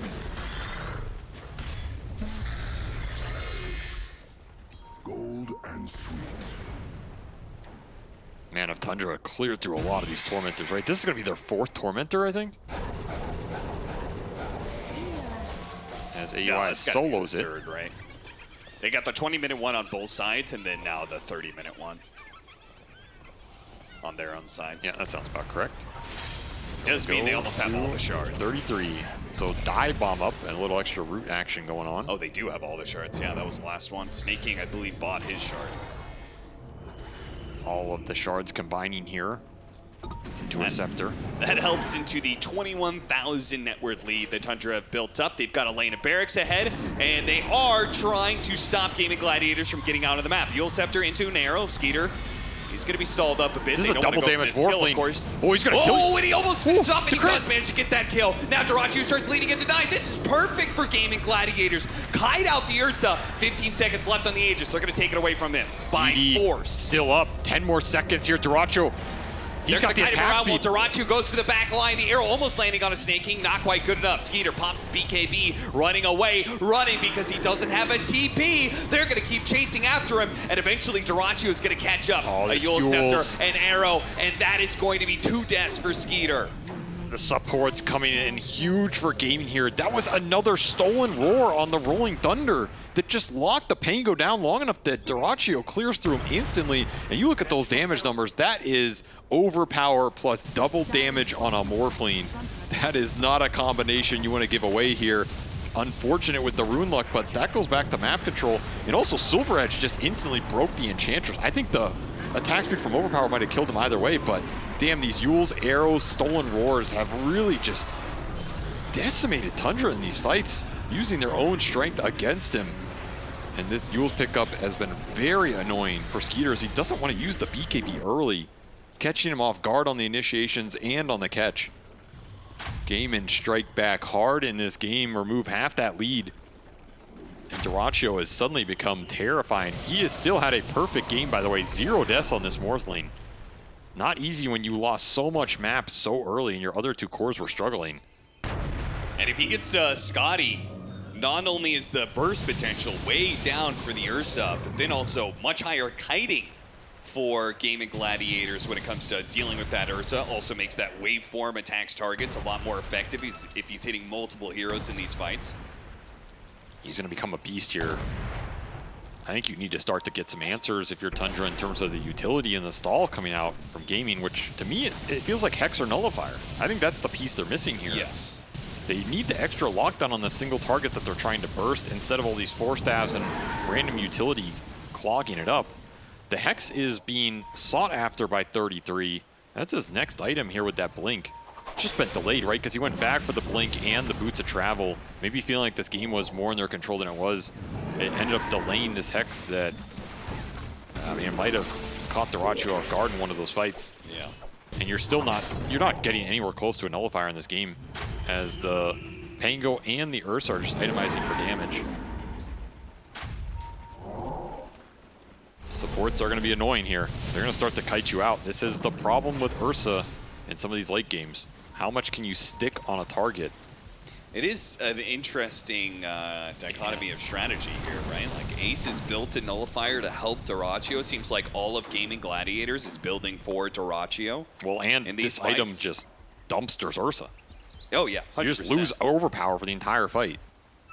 Which, personally, I don't think that should be the case. If Valve are listening, I recommend that change the next patch. I think it would help this year out. Unfortunately, Skeeter has to play in this patch, and yeah, there just goes your attack speed. So the Morphling, he could turn into you, get your overpower. You don't get an overpower of your own.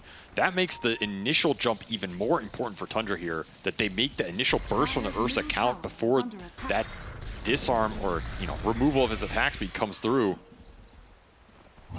Vision counts for everything here in the late game, and Tundra definitely have an advantage in that. They have a Boar, they have a Hawk. They're going to see the Morphling adaptive strike it, which means Tundra know where Gaimin are. They know Moonlight Shadow is coming their way. Arrow blind up the hill, doesn't hit anything, reveals 2 heroes. Long Wrap is going to pop up Mine. Man, it's so hard to get an angle on the Beastmaster and the Techies right now. Yeah, just too many warning signs going off. Take a dip into the pit. Now, Roshan isn't actually going to be up, and this is going to be really interesting because if this stalls enough, Roshan is going to spawn and end up going to the other side of the map. Skeeter wants to force it. This is very aggressive. Dive Bomb going to be used onto the Underlord. He's going to try and burst him during this enraged timer. The Disarming can't see him. Oh no, they didn't have the detection. Now the Beastmaster almost getting popped. Dyrachyo does get bashed up once. Use that Ogre Seal Totem to try and get away, but he managed to finish him. Dyrachyo gets that one hit to finish off the Beastmaster. 1-for-1 exchange so far. AUI starts leading into Quinn. Beastmaster Quinn buyback. finishes off the Snake King. He jumps in off the Ursa. Oh, and the that's bash. Quinn going down. That he is does a not clutch have the bash. buyback. They're going to break 33 in off the buyback. Bots to the creeps. Can Gaimin respond? Can they find anything? Dyrachyo's still looking. He's going to buy Snaking in the back. He gets disarmed by the taser. Oh, the taser, always a problem. The Manta comes in a little bit late, but even then, Snaking had the HP anyway. Now, the part about this that really sucks for Tundra, Roshan's going to be so delayed that Quinn will be back up despite a 90-second death timer. They see Dyrachyo. So they need more. They need to be able to catch Dyrachyo, really. This is such a hard catch. Yeah, it is a very mobile hero, and they don't know exactly where he went to either. Tundra need to think about the detection on these fights, especially Skeeter. When he jumps this deep, there's no way you're getting dust out from these supports, and he doesn't want to carry a gem. That's so what I felt who that helps jump him there? was. I mean, I think it's got to be Toph, like, I don't know, who is going to be carrying the gem on the side of Tundra? I mean, it was 33, which I think is okay, because he has BKB Blink. Yeah. They lost that gem though, right? Oh no, AUI ended up picking it up. So they can put it on the Enchantress, have him frontline. They can put it back on the Beastmaster, play for the jump. Somebody has to go in with it though, because this Moonlight Shadow is wrecking Skeeter on the initiation. And that almost cost you that fight. Like, if that Beastmaster goes down a little sooner, maybe if Gaimin can re-clump and protect their Timbersaw from the second jump on this Ursa. Underlord survived. Yeah. And that's a problem. That means he gets that Purge back onto the Ursa, removes a lot of this overpower from the fight, and then just comes back in towards the end. Almost a disaster there. Delayed Roshan, but it'll spawn just before he heads over to nighttime, and given the fact they have an Ursa, they're going to do it so quickly. Another Aghanim Scepter, so who takes this one? You want the Sproink? I think 33. We'll give it to the Beast. I don't know how much this Drums does, because he's getting bursted incredibly fast. Like, I also feel like this item is generally a farming and tempo item. I actually don't think it's that impactful in the ultra late. Sure. I guess the stats and HP are nice for him though, and I mean Sproink is sometimes very unreliable in the fight. You'd rather be Hurricane Piking than Sproinking. Gaimin Gladiators did set up for a fight at this top part of the map. Oh, that Just mine. oh, the mine! Gives Snaking a heads up, but he doesn't get off the taser in time. Now they're going to start jumping forward. Dyrachyo looking for more kills with a level 26 Quinn. How did he get these levels? He's got the double chakram now. Yeah, you also have that level 25 talent on the Morphling that we saw earlier, so these two heroes going in a significant amount of burst. It's got upgraded from before. Gaimin still finding openings in this game. The lead continues to drop. You just got an Ag Scepter off Roche, and this lead's down to 6K. Yeah, if it wasn't for all those, the 2 free Aghanim Scepters they've gotten and the Tormentors that they've gotten, this would actually be a game in favor of Gaimin Gladiators here. Once more, where's your detection on this core jump? They are going to be able to get off the side, into the rod, into the arrow. These jumps are not working out for Tundra. Not working out at all, as they just can't sync up the vision with the go. That one was just ballsy in a 2-on-5. Hex will be done for 33. He took the Aegis, by the way. Illusion. Yeah. They're giving it to this Beastmaster. They really want 33 to start picking up some damage in terms of the slack from the other 2 cores. To give him the Ags, give him the Aegis here. He's going to have to go in and make some magic happen, as these fights are not looking so convincing anymore. One lane of barracks up. Once upon a time had the 20,000 net worth lead or something. But now, pretty much a dead even game, because that 1 lane of barracks doesn't mean enough. And look at that, Gaimin Gladiators had a 0% win probability, really? No, it's bugged. Oh yeah, it is. That's an actual bug. The entire game was apparently never possible for Gaimin Gladiators to win. It's because the AI doesn't really know how to treat a Western European team versus another Western European team, because they both should win. So it just fizzles out and it doesn't know what to do. How can they both be top 4 in the first round of a lower bracket elimination? I agree with the AI here. I'm confused as well. Quinn jumping forward. He knows he's strong. He's got a BKB Shivas. He's not easily turned around on. So he just pushes forward with the Shivas, just trying to give opportunities for Dyrachyo to pounce. Tundra just waiting for their Pangolier to be up, but it feels bad giving up this much room when you have the Aegis and Cheese and double Ag Scepter from Roche. It's like, it's so much net worth from this objective, and you're barely ahead in this game. Yeah, they've got another Tormentor they can take, but it won't even give them a shard. Just some extra gold. And boy, oh boy, as Dyrachyo enjoyed these runes, another double damage bottled for the Orphlane. God. If you don't get this dispelled, somebody is gonna die. They've got Taser and Enchant that can both dispel it. It's a very big deal if you get this dispelled in the next fight. It's also a big deal if Dyrachyo gets to start with this double damage like he did in that previous River engagement. Especially on the Enchantress, if you find take out AUI, it's a lot of damage removed. Yeah, has there been one time where Skeeter's been able to jump Dyrachyo first? No. And they still have not found Morphling once this game. 0 deaths for Dyrachyo. He has been a menace. An incredible performance just when Gaimin Gladiators need him to step up the most. He stepped up in the Liquid Series, and that game 1, a large reason why they were able to make the comeback, but it wasn't enough for the series.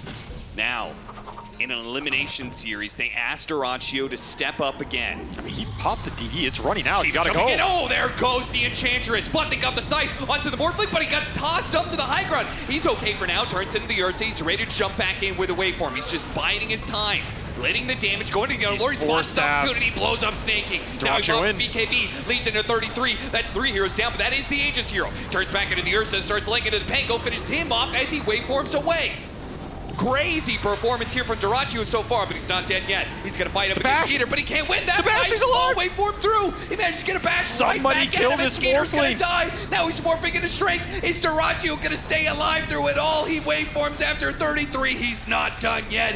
He wants more. Once again, turning into the Ursa to pump up his attack speed while it lets his team deal with 9 33. as best possible. He wants the God, but he will be denied. Take them on, but Dyrachyo will not say die. He will stay alive through this fight. He will hold this game for Gaimin Gladiators. double And he buyback yielded nothing as this Morphling is impenetrable right now. I just want to point out, adrenaline pumping, Dyrachyo almost ran into a mine. There was been times where Dyrachyo has lost his life on Morphling to Techie's Don't mine. you dare curse this man right now. He saw a power rune in the river and he went for it, but he had the awareness to back away. The amount of plays in this fight that are just ridiculous from Gaimin, right? The telekinesis back up to the high ground. They kite out every single jump from Skeeter. All this Ursa wants to do is hit a hero, man. And every time he goes in, there's something that prevents it. The waveform man cleans up another support. And then when you think you're able to jump onto this Morphling with 33 manning up, you get pitted. You got to wait for that. You go back in, and then guess what? There's another waveform up. He's back out while he kills your Pango on the way. And the only back chance in he with had Quinn. is when Dyrachyo actually tried to fight him. Yeah, and he almost wins this man fight, and you're one hit short, and all of a sudden, Dyrachyo is still going in, by the way. Finishes off the Ursa with an adaptive while he's morphing the max here. The balls on this man, they are way too big for Tundra to handle right now, as there is not a Morphling answer in sight, and that is the sigh of, guys, what the hell do we do to this machine right now? Bottom tower has fallen. You need a couple more hexes, you need a couple more MKBs, you need a couple more prayers. As Dyrachyo wants to close out this game one, the 17K Celery gold thought he lead. could use the Rolling Thunder Now against there's- them, but there's too much pure damage, too much physical damage from Skeeter. He's just in again, so deep. So deep, it's hard to pass, believe, the and roll. he's gonna pay the price for it this time. He delved too deep. The aggression eventually seals his fate. He dove too greedily, and now they're gonna have to play this fight without him and try and get out. A telekinesis down to low ground. Quinn has an opportunity perhaps to get away with the Timber Chain. The shots raining in will finish off Tofu. A blink for blink will get Tofu and Quinn out. Believe they're both away. Tundra will hold. Under attack. A perfect game. It almost was, but even a god can bleed, apparently. Nice pickup, Quinn seeing an opportunity. Can they get the stun? Is not going to make it out though. The TP just shy of making it, and now he's gonna pay the price as well.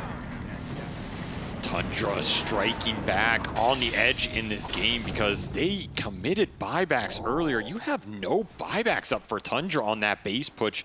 They commit a Techie's one. That's it. It's going to be a dieback for Snay. I don't think they care too much. They're going to run some of these lanes down. And of course, you have to be thinking about the next Roshan. Spawn's coming up here. Is the fourth time the charm for this bear who commits his level 25 talent to extra overpower attacks.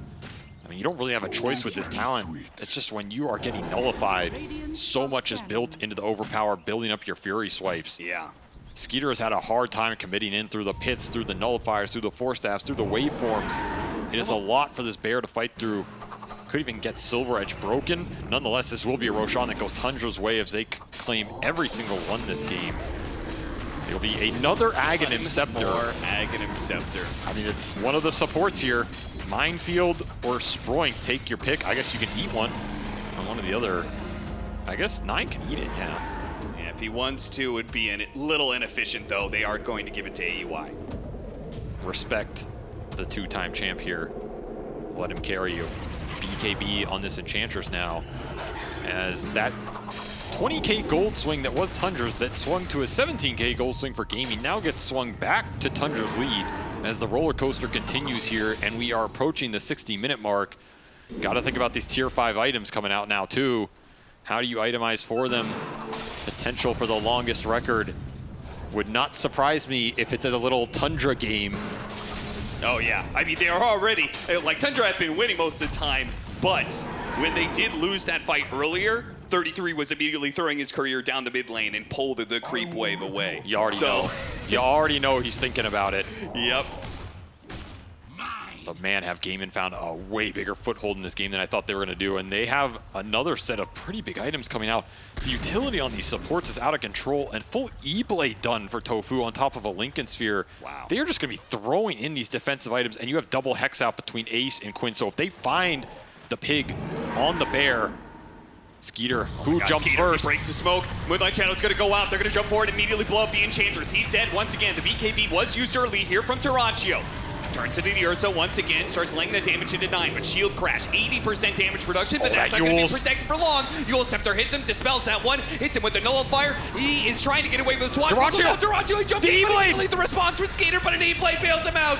Dyrachyo can now go back in. What do they wait for him? On top of 3 heroes, finish off one, a second one dies. Now he's going to finish off 33 as well. The Beastmaster dead with an arrow back in. Skater, no, that didn't actually get him. He comes back in, pops his BKB, and he's looking for heroes to hit. He can't actually get anything. He finally starts swinging onto the Underlord, but the taser causes him some issues. He doesn't have range for another 5 seconds, and he will die as well. Tundra will have to play against 5 with limited buybacks here. There is going to be no Pango, no Enchantress.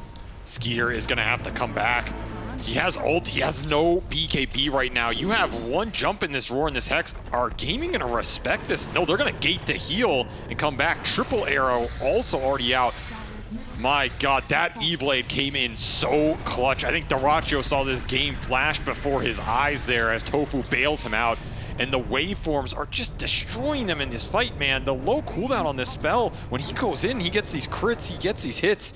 It decimates Tundra on the clump, getting stuck in these pits as well. Yeah, the pit that has the level 25 talent, so an extra 0.65 seconds in there. Something went wrong for Quinn in the base as his bot's TP's on cooldown. He didn't make it back through the gate, so Gaming are going to be missing the Timbersaw here for 30 seconds.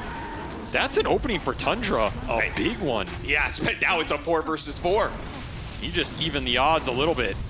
I don't know what happened, but it was not what Quinn had in mind. I don't know if Tundra know this, though. Yeah, that's true. And he's going to be making his way through the map. They don't want to fight after all because they still have a lane of barracks at this bottom lane. 30 seconds left for the Pangolier. Can you stall right now? You have that bottom wave pushing 20 seconds. You can potentially give up Megas to win the fight. The thing is, Gaming still have buybacks on pretty much everybody, and you don't hear for Tundra. This is a hard lane to give up. You don't have Glyph. Quinn is going to scout. Immediately aside the vice, put onto the Ursa. Force Staff gets him away. Impetus could be them giving up the buildings for it. No. Jumps in, Skeeter. He's nullified. Nullified. He has to use the enrage, slowed down by the Chakrams. It is so hard for him to get away. Yule Scepter, now the arrow coming in, blocked by the board. He sees an opportunity to jump back in, but so does Dyrachyo. He goes through, decimates the back line, almost getting 2, but 33 limps away. Pain goes back. Put back onto the Enchantress. They need these chains. Pure damage coming in. Dyrachyo gets another waveform away, and Quinn finishes off yet another hero. It's going to be no techies now for the defense. An AUI buyback is what they get. They do not get the Megas. Gaming do not want to leave here without the big prize. They're going to gate heal again. This is just so brutal. The efficiency out of this fountain is pushing Tundra to the limit as they have absolutely no lives left to purchase in this game. It is a 4-on-5, and Gaming are going to run it in through for the Megas here. No Glyph as well. You got to jump, and you got to jump now.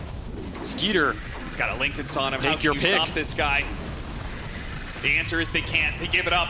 But maybe they get too close. A dieback now. Once again, Quinn finds the opening. Dyrachyo's in pretty deep. He'd be able to kite around Skeeter. Oh, Radabeto's nullifier. The Primal Roar goes down. Skeeter can't live, though. 9 stuck off the map. Too much. Yule Scepter arrows. It's too much. 9, where is he? It doesn't matter. Game 1 is over. 9 rolled straight into the abyss, man. He ended up off the map and stuck. What a way to end the game for him when it started so well. And yeah, those tips going straight into Dyrachyo because there is absolutely no way Gaming are winning this game without that insane Morphling performance. And on a hero, on a player, combination-wise, that has probably received the most criticism this year in the Dyrachyo Morphling. Goddamn did he put on a show when his team needed it the most. It seems like the more Gaming fall behind, the more he steps up here as this tournament progresses. 12-1-14 from the Morphling. He dealt 61,000 damage and tanked 75. Just doing everything in these fights as Tundra cannot lock him down except the one time past their tier 4s. Man, you got to feel for this Ursa in the late game. It's just not fair, man. It is just not fair. An incredible performance by the young man coming from Gaimin Gladiators. And he is a big reason why Gaimin Gladiators have been such a dominant team throughout this year. And they will give themselves a chance to start a lower bracket run, something they've never had to do before. But it's just game 1 in the series. Let's head back to the panel to break it all down. There is a lot to talk about with this game. What a back and forth, basically one of each. But at the end, I do have to start talking about this Underlord by Ace, the heel gate. It's so brutal dealing with that in Tundra's situation. You don't have a minute, a second of rest with this high ground defense. I'm joined by Purge, Lacoste, and Fear, and we're gonna do our best breaking this game down for a long time. Fear, it really looked like Tundra had this. It really did, and a lot came down to the mid lane.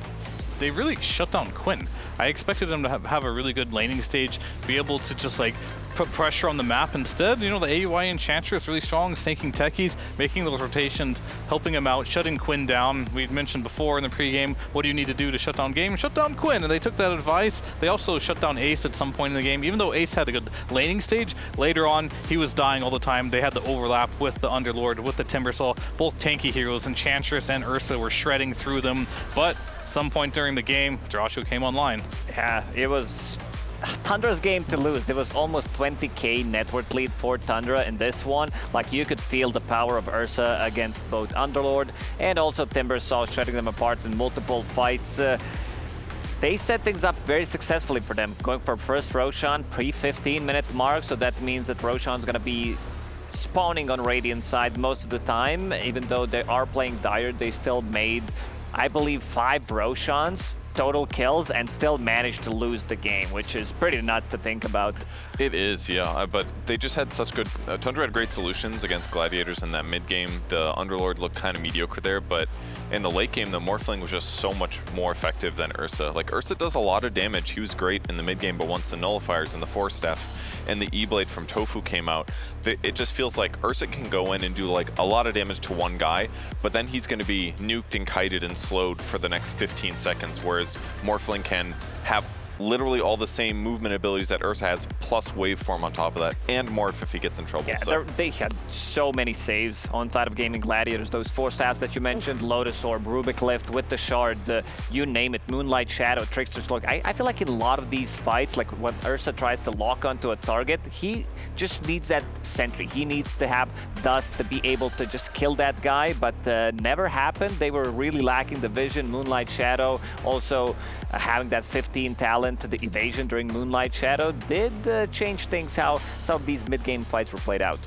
Yeah, this was Tundra's game to lose, as you heard my panel say, and it started with that drop. We knew that they were comfortable, and we knew that they had a good shot here. I do feel like this could be breaking here. Team breaking in this case. They potentially could, yeah. They had some of their best heroes, as you just mentioned, going to this game. They were supposed to win the game, too. Then all of a sudden, Gaimin Gladiators just Dyrachyo, what a performance on this Morph. Yeah. What a hell of a performance. Just like put his team on his back. Okay, you guys are having a bad game. Hop on board. He just like takes this game, almost solo carries it, in my opinion, here with this Morphling. And that's got to be a bit demoralizing if you are playing on Tundra right now, because everything was supposed to work the way it was supposed to work. You still didn't get the win. Where do you go now? Where do you go now? We have one play in particular chosen for the STC play of this game that we want to analyze just a little bit more. There were a couple of fights where it looked like Gaimin had the upper hand. Yeah, it seems like Tundra had Aegis most of the time, but a lot of the times you'll see Morphling with the double damage throughout this game. So Silver Edge breaks Enchantress immediately, gets the kill on 9. 9 did struggle, like he did not have any defensive items whatsoever, because Road of Aethos from Underlord, Pit of Malice, and Dyrachyo going ham. Like, he went ham pretty much every single fight, and as Fear said, solo carrying the game. This has been the story for Morphling, I would say, throughout the DPC. A lot of the times you'll see him just do well, even in the losing game. Morphling tends to do like really, really good, and I don't know, I liked his itemization overall, especially this Silver Edge pickup where he can break Ursa. Ursa didn't get to play Dota. Like, there was like Dual Scepter, 4 staffs, Nullifier from the Underlord, not the item that he usually buys. We talked about the importance of the Nullifier. Looked like a good game for Ursa. In the end, Ace gets it, which is not the hero that gets it the most, but very effective in this one. Incredibly effective.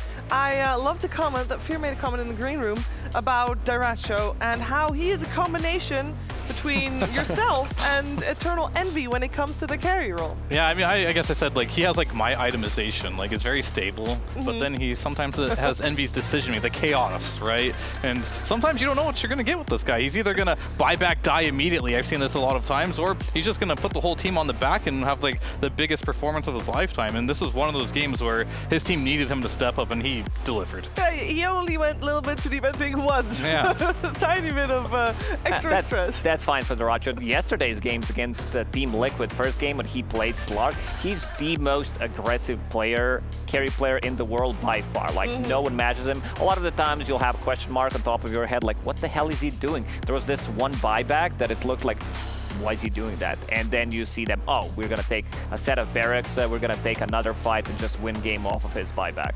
Yeah, the majority of the game was in Tundra's favor, of course, in this first game of the best of 3. And we also wanted to still highlight a little bit on how that happened, because it doesn't really happen that often against Gaimin Gladiators. We have got a couple of highlights that are very similar in vein. Bert, this Quinn's Timbersaw, you don't see him in the double-digit deaths that frequently. Yeah, his numbers were crazy at the end. I saw at one point it was like 16, 10, and 15. That's like an average pub player playing a pub triple-double. Yeah, exactly. It's good to get more stats on the board, right? Yeah, bigger, better. But they just had so many good solutions against the Underlord and the Timbersaw here. The Enchantress, if you have a decent game and you have some items, you're doing big damage, and you have to deal with the Ursa as well. It really wasn't until they got all these utility items to help control Ursa in fights that things got easier. That the Yules on Tofu that they use consistently, one of the best items against Ursa. They have Rod of Atos if they want it, and Nullifier too. Great stuff. Yeah. I mean, it's all for the greater good. They made sure that Daracho had all the time in the world to farm up the items that he needed. But it was, I mean, it is unusual to see Gaimin Gladiators in a position like this, of course, here. Maybe if he walked down the cliff straight up, I think that would have had a shot. I mean, he had to wait a little bit before the sentry was put down, and you know, he was still around, Ace is still around, and therefore finds death, while Quinn in the same clip a little bit after that finds death in the other this is the comeback clip, though. Like, everything was looking really bad for a while, and you just saw the poor dying. Then they do a smoking. They go to the mid lane. They find 9 farming there, burst them immediately. Then they get AUI too. And once these heroes are dead, like, Gaimin Gladiators just outplayed them on the map this game. It is hard to say it any other way. Like, every single time that they were behind, they came back by finding one hero, being out of position, picking them off, which led to getting another kill, which now allows them to get more map control. Yeah, playing to win.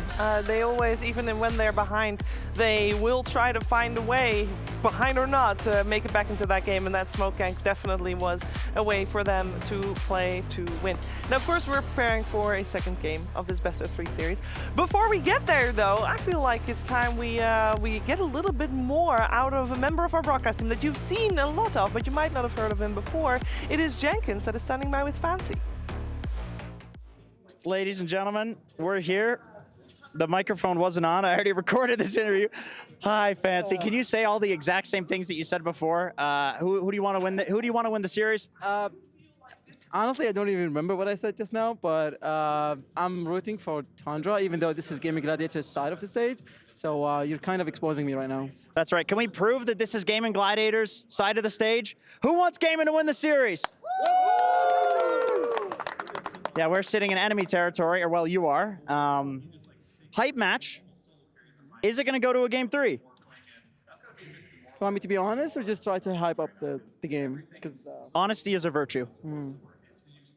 Oh yeah, it's definitely going to go to game 3, and we're going to see like a really close match. Clearly not a virtue that Fancy cares about. No, I'm just kidding. I hope it goes to game 3. That was a hype game 1. Hope we get a 60-minute game in the next one, whether or not whoever loses. I want to see some 60-minute neutral items. And I also want to see Snare or Shiver on the panel. I don't remember who it is. Probably one of them. Back to the panel. Lovely. Thank you very much. Yeah. Well, we got very close to 60 minutes. It wasn't a 60-minute game. Well, we got very close with this first game.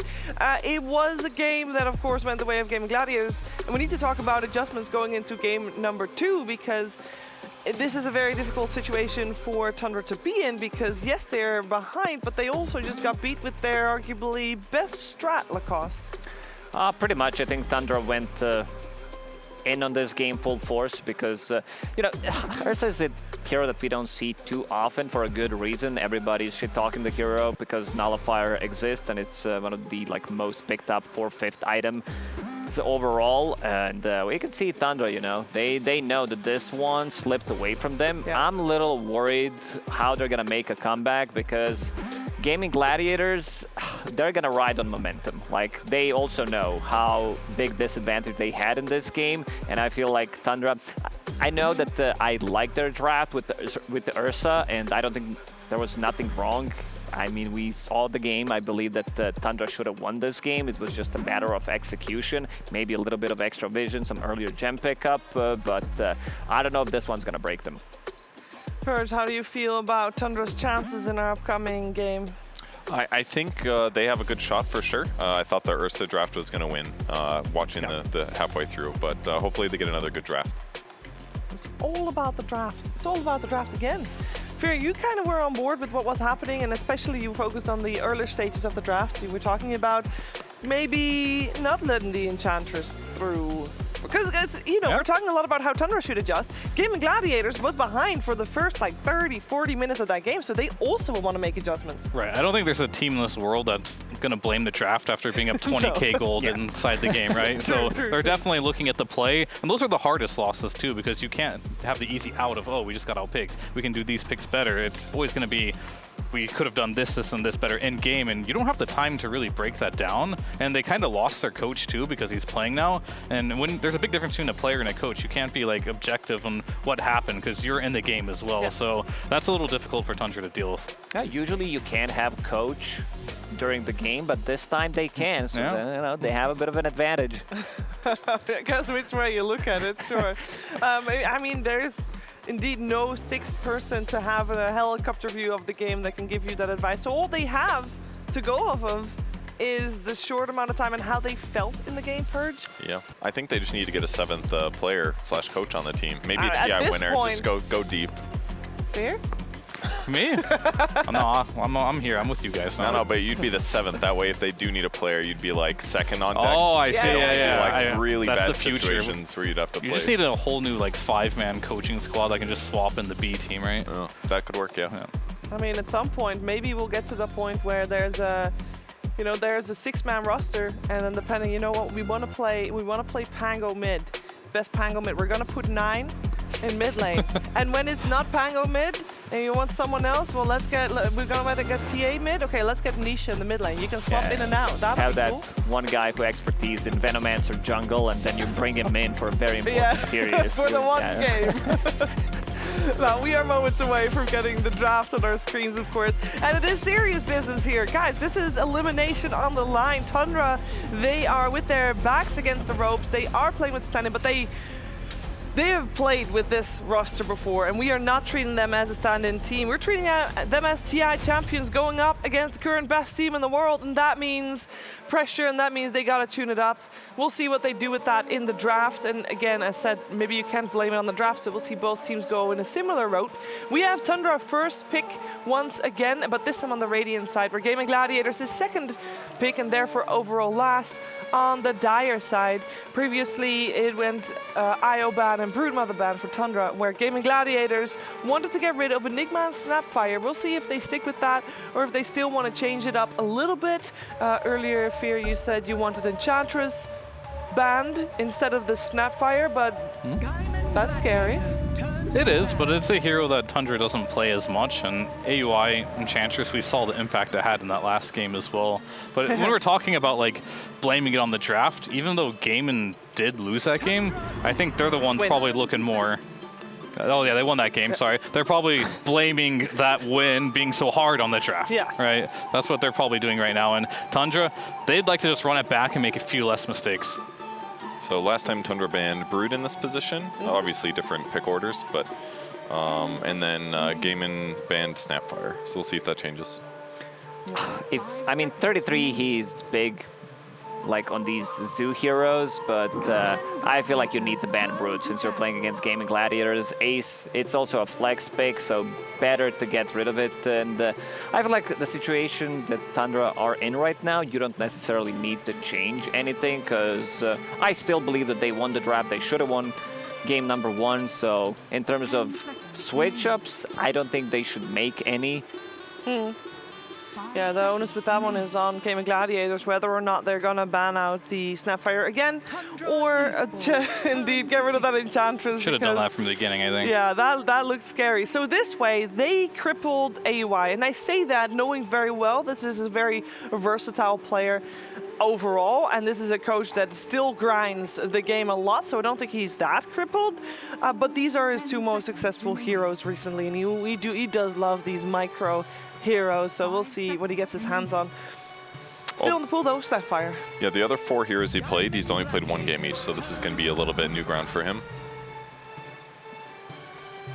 And I think when you are stand-in, when you are a coach, it will cripple him quite a lot, I think, because all these scrims that were happening up into this tournament, he probably wasn't playing that many pubs. He's probably watching more replays, watching the scrims as well, that he didn't get a lot of time, especially on a new patch, to spam heroes. And he always has the specialties. Surely he's going to get something he's somewhat comfortable on, but the stats do suggest Enigma plus this Enchantress are his comfort right now. Yeah. I like what Tundra did. They open up with Rubik, which is the most contested hero, so not really a surprise there. But knowing that Timbersaw is going to come out, one of the better heroes, Snapfire also potentially was a pick. So whether you steal anything from Timber, use it against him. Same goes for Snapfire. I've seen so many times Rubik's just like carrying from position 4 when they play against Snapfire, where you have the Scatter Blast, Fade Bolt, you delete heroes in a team fight. But since they want to keep the flex option opened, they did not want to go for Snap now. Instead, they pick up Lion. Lion has had, in terms of win-losses at this tournament, he's not doing too great, but I think Lion has looked really good, and at least in the most of games that I've seen. Yeah, I agree with that. And I think Tofu played fantastic in the previous match. This protects him well against maybe the 3rd most picked hero of the tournament, Storm Spirit, or some Ember Spirit, or something else. Pango back too. To the Pango. This is definitely interesting. I mean, they did shut down Quinn, but I think this is a matchup that requires a lot of attention if you are Tundra to play against this Timber mid. And you don't have the Enchantress this time around. And you have a Rubik, which at level 6 is good versus a Timber, but I feel like until then his spells are not something that can shut down a Timber. So already I feel like Gaimin Gladiators' adjustments just in the banning phase, even picking this line a little early on, have been good for their early game. And Snapfire's just, nobody wants it right now, just uncontested. Yeah, we'll probably see the same bans coming out for Tundra protecting the Pango. But the heroes that you say, like Rubik is maybe not too great in shutting down the Timber early. Which supports are in the pool that could do that? Because the only one that comes to mind that is Enchantress-esque is, of course, the Chen. I think Clockwork is the one that can work. Timber doesn't like to play into it because you always have something to stop the Timber chain with. But you also need, I would say, another hero. But then again, you also, if you're playing like 5 Clockwork, you need to have a ranged carry hero. Let's see how they're going to protect this Timbersaw pick, whether they're going to... Because Bloodseeker is great against Pango. It's also good against Timbersaw, so we might see some overlapping again happening, and we might also see a situation where both of these teams save the carry pick for the last. And I like Lion in the first phase, especially against some of these teams that love to run illusion-based heroes, especially Tundra, who's like big on Naga Siren. So Lion, I'm not gonna necessarily say shuts it down, but it does really well, especially with the shard pickup. That's a good point. Clears the illusions and can catch in case they try to get away. Almost all illusion heroes difficult to kill. Yeah, there's another second phase ban that's the same as last game, the TA. The 3rd one was Ember Spirit in the previous match. So Tundra covering the same spots here. Yeah, I would imagine maybe Gaming is going to go the same route with that. They banned out the Doom in the previous game as well. They followed that one up with the Batrider and Darkseer. We'll see if those are indeed the ones that they go for. Or potentially, now that there's slightly different heroes on the map, and they'll change. Nope, they won't change. Maybe they won't be too worried about the Batrider, because they leave that one in for now. I think Bat is still quite good if you do want to pick it up for Tundra. However, it will leave a situation where if you pick Bat plus Rubik, I don't know what Aui's going to play out of those 2 heroes, which means 33 might have to end up playing that Bat pretty early. And I don't know if that's the hero you're super comfortable just picking early without having the flex potential. They're probably discussing that as well as, you know, Tundra. They're not changing their bans whatsoever here. Yeah. And it kind of goes to speak a little bit of the last game where they thought they should have won, they thought the draft was good, they just want to run it back and just make less mistakes. Yeah, it's that easy. Just play better. Come on. Easy. They do need to go for the exact same, which is, I mean, it is good to see. I think that is, even in an elimination game, it speaks to the confidence of the squad that they are aware of what happened that game and they can fix it, rather than, you know, thinking instantly, oh my gosh, our plan didn't work, we have to change everything up. No, they stick to their guns and they believe in themselves, which is a good thing for sure. I wonder if we'll see the Beastmaster picked again. Techies worked pretty decent as well at times. The vision control that they got out of the Beastmaster was really nice, certainly. And it allows you to have generally good carry matchups late game because it amplifies whatever carry you get. And then, yeah, Roche stuff too. So. Would you like to see the Beastmaster banned out instead of the Bat Rider in this case? No, never mind. They'll go for this is the exact same bans. Say no. And they pick it. Aha! That's where the difference lies. The previous game, at this point, they picked a support, which is what you generally do because you don't want to reveal too much about where things are going. But this time, it's just straight up a deny pick. Makes line better too. Like you're gonna have great vision and the perfect catch here too. So it's kind of cool. Yep, gives you building damage. You already have lots of stuns now. You've got good late game as well. B scales pretty well, but Timber's a monster right now in the scaling department, as we saw in the last game. Had a really slow start, but eventually you get to those items, and if you ever get to that 25 talent, your damage almost like doubles, it feels like, at that point. So really strong opening right now if they can't find a way, because like a lot of the ways you would punish Beast is with some Naga or something. That peel's not so good anymore because of the Ags, but Timber kind of deals with these heroes, so does Lion. So you don't have like the best options to deal with this Beastmaster as a carry. Gaimin Gladiators threw a lot of problems at Tundra. Like they made the adjustments in the second game with this Lion with Beastmaster. I'm already liking their draft. It's well-rounded because you have like good vision, you have burst damage, you have pure damage coming out, you have vision, Roche taking potential, something they didn't have in the first game. One of the reasons why Tundra did capitalize on just like getting 5 Roshans in a row. Yeah, I don't think they're going to get 5 Roshans in a row this time around. At least not if they get the Ursa, which they will not want now that there's a Faceless Void here on the map. Yeah, that one, I was expecting more of like a Morphling type of pick, give them a taste of their own medicine with that type of draft, but Faceless Void against Beast, Lion, that's already a lot of lockdown for you, which is a little bit scary, and your chrono damage isn't there at the moment. You just have a Rubik. Snapfire is still in the pool. How do they flex it? Because Pango, like, just has to be a support at that point. Play it as support. Might not be a bad idea, just because of the value of the cookie. You get like initiated by Lion, Beastmaster Roar Phoenix. as a support. That's a good one. Oh, AA. Oh, love it. Well, there's their damage. Yeah, so far AA has only been picked by Team Spirit, with success, mind you, but they always have liked it as a position 5 that can play in the team fights. Yeah. And it's great with the chrono. Yeah, we saw those 2 games and Team Spirit did play it. The 4 staffs, they're really, really good against Ancient Apparition ulti. This time they'll have Faceless Void to lock them in place, so very easy setup overall. Great against Timbersaw. In terms of like lane, not the strongest laner. I'm a fan when you can like just combine it with some kind of a stun in the lane. Sure, you have time lock, but I'm talking about the reliable stun. So they might lose this lane, but they picked it more for the game rather than the lane. Yeah.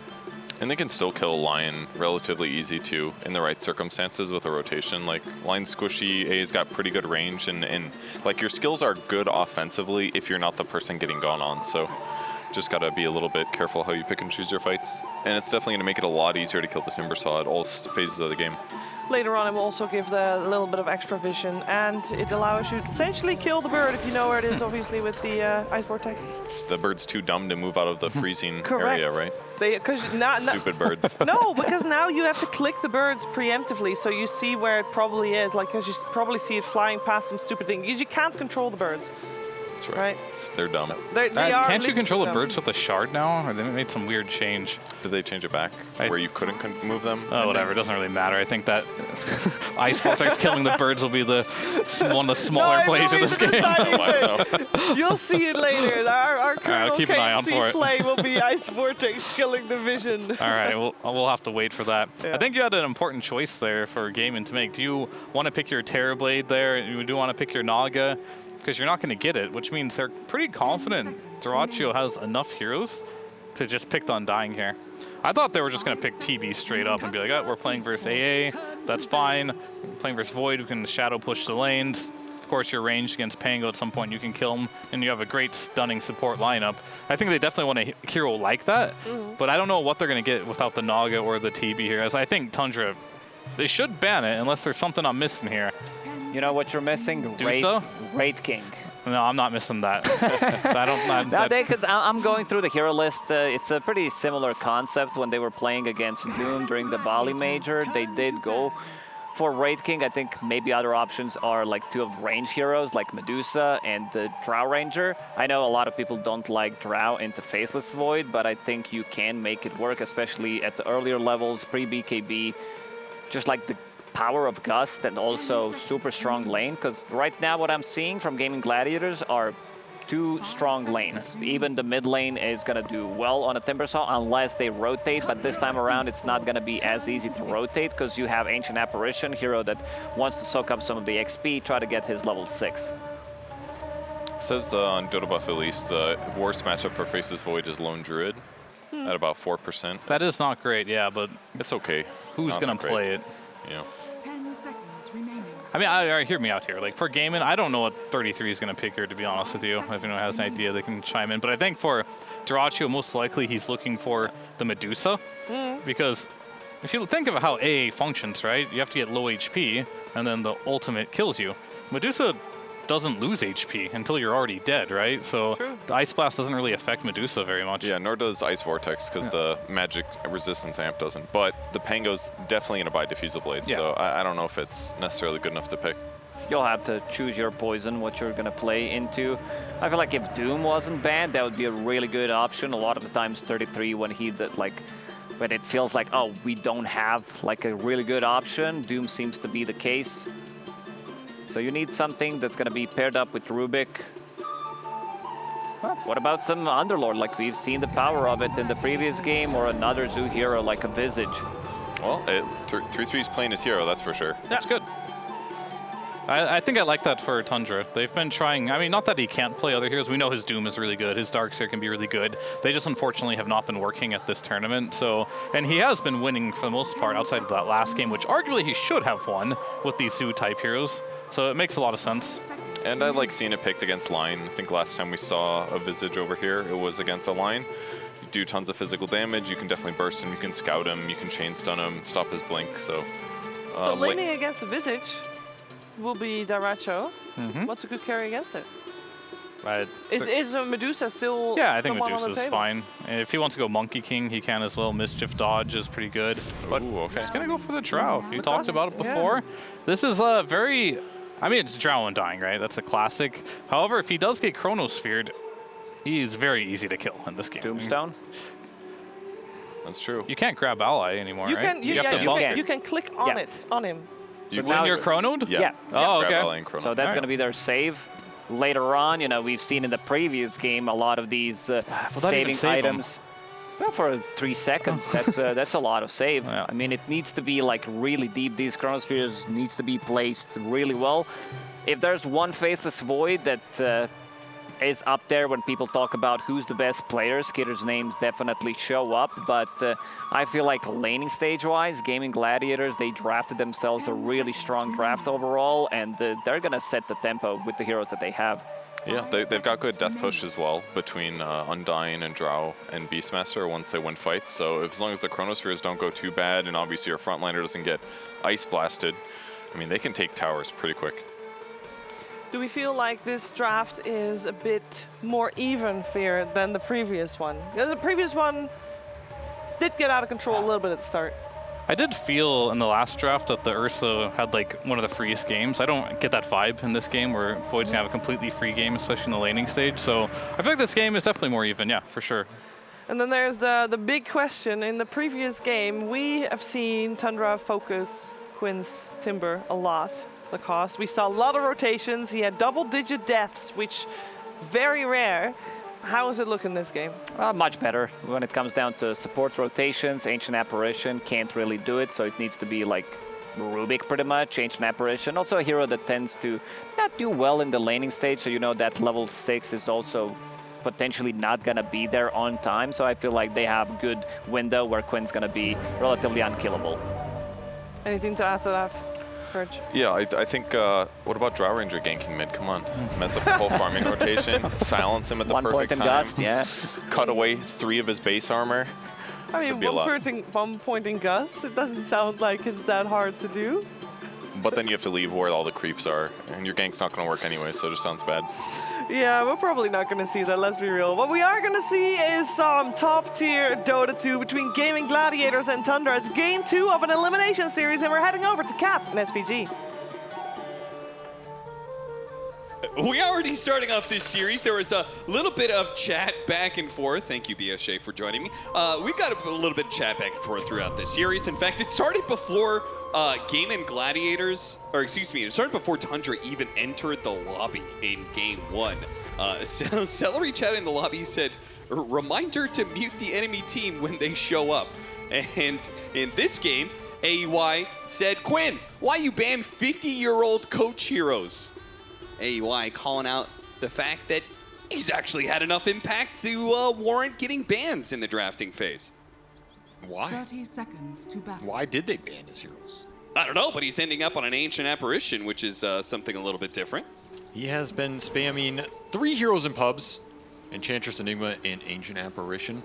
So if you're going to ban the others, he's going to pick up the 3rd here. It's just a comfort zone for AUI. And also a hero I think has been a little underrated in terms of his shard is really good. It changes this hero a lot because you can stack the freezes.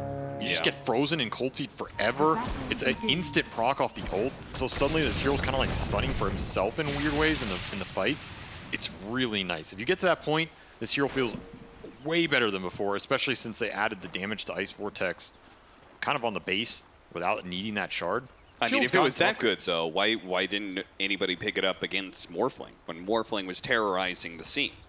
I know a lot of people actually were asking that question on social media. They were like, yeah, I mean, Morphling's so good. The natural counter is Ancient Apparition. Why is this hero not being seen anywhere? He really sucks versus Zoo, and his laning is a little underwhelming, so a lot of times you fall behind, you don't get the ult up, and then it's very easy to miss this ult in the fight unless you want to pick really reliable stunners on your cores, which, I mean, some of the best are like Faceless Void, the Beastmaster, things like Kunkka, and some of those, yeah, they get picked a little bit, but you don't always want those heroes guaranteed. It also helps to have a carry with a stun on the lane to synergize with him, which, you know, traditionally like Wraith King and First Blood, Snake not meta. Snags that one and gets a big hit onto Dyrachyo immediately afterwards. Tundra starting off very well again. I think they would have preferred that First Blood on the Visage, but they'll take it on the Rubik here, and this Rubik has been performing incredibly well on the main stage. This is a hero that's causing a lot of people's problems, especially with their offlane hero pools, and some of these mid heroes like the Timber that gets flexed around. Timber, Snap, for example, both heroes, you don't want to give away these spells to the Rubik, and the Rubik just turns them around and puts them even stronger. His lane also seems to be going up. Like, this is a lane you're playing for some dying, you're kind of winning it in the early stages. Yeah. That just feels really damn good, because now you're going to be able to steal Tombstone at a certain point as well. I do expect this lane to maybe get a little harder over time as the Drow and Undying power up, particularly with this Tombstone threat. So that First Blood will be nice for Tundra here. See if they can get into like this mid-game where their lineup thrives, I think. I don't know if they're going to be able to create the same pressure on the Timbersaw like they did game 1. I don't think their roam capability is nearly the same, especially with the fact that Gaimin, in theory, are going to exert a lot more pressure on the side lanes than they did in that game 1. Yeah. Kind of hard to leave this Faceless Void in a Beastmaster Lion lane, and pretty hard to leave the Visage in a 1v2 at all. So I don't think Tundra can bring their supports to mid pretty much at all in the first like 5 or 6 minutes for sure. Which is kind of scary given the impact that Quinn had despite dying 3 times in the early game. That is true. So if he's going to have a much freer game, well, it'll be interesting to see what kind of impact he gets out of this Timbersaw. That's why I feel like I favor Gaimin like more this game than last game, and they somehow pulled that game out of a hat. So they've got to be favored here going into game 2. Just very strong laning setup. They should pull basically free farm on all 3 cores here. I don't think there's much Tundra can do to stop it. They kind of just need to get the levels on their own heroes. Like, Rubik, you really just want the ults up as fast as possible, which means anywhere you can find the kills, you're going to be happy with it. And Quinn probably looking for a repeat performance without all the deaths. The double-double, not the triple-double. Yes. It is not often that Quinn pulls out the triple-double, but felt like that was what was necessary to win that game. You got to do it. He intentionally pulled out that 3rd stat line on deaths because it was needed. Is that what you're saying? Yeah. You know? That's a double-digit true kills, sacrificial. double-digit kills, double-digit assists, and double-digit complaining about the runes. That's Quinn's triple-double. I see.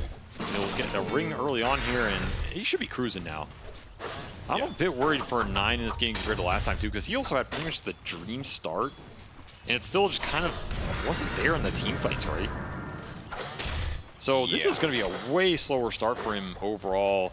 You're not going to get that. Remember, they got a 7-minute tower, tier 1 mid, in that game as well, if the Enchantress roam. Yep. Nothing like that is going to happen here, right? Gaming towers. Super fast diffusal blade in that game, and at some point in time, the game slowed down. He wasn't able to get the same kind of impact he was early. So I feel like a lot of these factors are just going to be slower for Tundra, which means they're going to have to play crisper in the team fights and kick it up a notch, particularly with AUI on this Ancient Apparition. I expect great things from you, son. And you said you need big disables. He's got 2 pretty good persisting disables. If 9 can have an okay game, he gets the shard. You can chain off your own Rolling Thunder to make sure these Ice Blasts land. You've got Chronosphere, obviously, which is going to be the big combination here. And that will be effective against the Timbersaw later on. So maybe it is going to help the fact that they can't gank him early. Well, that's okay. We've got answers for him later on. Yeah, and that is something they can play for sure. Like, okay, we're not going to be able to shut him down, but is Quinn going to be able to do as much with the network he's going to get out of this game as compared to last time, which they were able to shut him down in the lane. Here it's going to be in the team fights. That is a powerful hero, especially if Tundra can hold their map. That's the other big question here. Like, what does the tempo out of Ace look like this game with the Beastmaster? He's going to go Helm build as well. These towers start falling for Tundra. This is not a lineup that is going to get back out on the map that easily. Early rotation into mid. Maybe looking for a cheeky kill here with a blood grenade. Ooh, the blood grenade might be the difference here. Quinn is going to be locked in by the cold feet, but he is getting the reactive armor back, and he's going to live. It's going to be the Pangolier who's going to be in trouble here as Tofu tries to get a couple last swings on him, and that one is not good enough. He had a Fairy Fire. He's got 2 stick charges as well to work with, so this is also not going to be enough. But the blood grenade, he gets a refill on the bottle, and he's going to be able to out-heal the blood grenade that was going to kill him otherwise. Is this good for him, though, overall? That's the question I ask. Mean, not if he can't even make it back to lane. He's going to get another swashbuckle out of the dangerous situation. Tofu almost catching him a 2nd time. A refill bottle, though, that'll help. And he doesn't miss much XP here, so that is a vital refill. Lucky to get out of there alive off a gank that was optimistic. As Timber is tanky with 2 points reactive and the ring. Just way too hard to bring down. He has Rolling Thunder if he wants to try. No, Arcane Rune going to be taken by Salary, so Power Rune going to be negated for both sides, basically. And remember, every time these supports go mid in this game, I feel like Gaimin are favored on the 2 side lanes. The Beast and Drow are just going to get great solo XP and pull ahead. You can see here, the timing's a little faster for Quinn, even though the bottle refills are even. That's probably my favorite part about this stat line. Ally bottle refills, because it is such a crucial part of the laning phase. And a crucial part of being able to bounce back off of, say you die in the side lane, right? Well, that gives you an opportunity to go mid, refill the bottle, so maybe you lose the side lane, but you win mid as a result. Rotation's gonna be catching too many disables. Skeeter does manage to get off the time walk. The Tombstone zombies are still chasing after him. Unfortunately, Tower Aggro is gonna be able to collect that. Duraccio, he's gonna be caught on the other side, so it's going to be the carry of Gaimin Gladiators who dies, and the Faceless Void who lives. Nice turnaround for Tundra. It's just the pressure's going to ramp up here, man. I'm looking at the net worth on these gaming cores. They are really going to push it in. You have a Faceless Void who's building Midas here and a greedy support duo. There's just not much interaction versus the summons either. Like, these boars and the helm that's going to come out are going to be very problematic. I don't know if you can defend these towers unless you rotate the Pango. The issue is there's too many problems to cover. Like this Timber's going to push you in mid, the Beast is going to push you in bottom. So I guess you can go top and trade through the Visage. That's probably your best bet here if you're Tundra. And I mean, 33 is doing okay up here. You get that Drow kill, it's going to give him some extra XP. He was suffering in the one-on-one, but this should get him to a 6. Maybe the key is just trade. As a ward gets denied on mid by Quinn. It's an awkward point. They want to play through the Visage, but they need to give him the soul experience to get the birds. So they're gonna have this little window here where they stack on mid, get the 8-minute power rune. Hopefully that means the Visage will be level 6 soon and they can take that tower, because it is going to be Beastmaster taking their safe lane. Yeah, Ace is just pulling back and getting this tower for free as Skeeter has abandoned that lane and is farming way deep by his tier 2. The slowest path towards the Midas here. This is the hardest road. It is the one Skeeter must take. That's gonna help. Yeah, that's pretty nice. Little shovel. And birds are up. So now it's time for Tundra to look for a trade in this game as Quinn is gonna come up here to defend the tower. Pretty defensive move from him. Instead of just pushing mid, he's gonna try and find the fight, I guess. I mean, you kind of need to do this for Drow Ranger, right? Like, you gotta protect her territory. Much easier hero to gank than the Faceless Void. Drow has decent levels, though. Normally when Drow has this kind of levels, he can just farm neutrals and go into the triangle at a certain point, especially if you have a little stack action going for them, which, of course, it is Gaimin Gladiators, so they have stacks. Why am I even asking the question? This triangle is waiting for somebody to come and clear. At least Tundra getting some supports for AUI. This is pretty much necessary. There's no way around it. You have to prioritize the ult on this hero or he does not exist. He will gobble up this XP solo as the tier 1 falls top despite Quinn TPing up there, just not confident enough to sit in front, doesn't have that Vanguard yet. And it'll be the Midas for the Void that comes out slightly ahead of the Midas for the Drow Ranger as Darachi will match him. Which feels better here, the naked Midas or the treads into the later Midas? I'm going to say Skeeter should be having the harder game, so I actually feel better about his Midas timing. I agree. And if you ask an NA carry player, they'll tell you the same thing. That's just raw experience from those abandoned lane positions.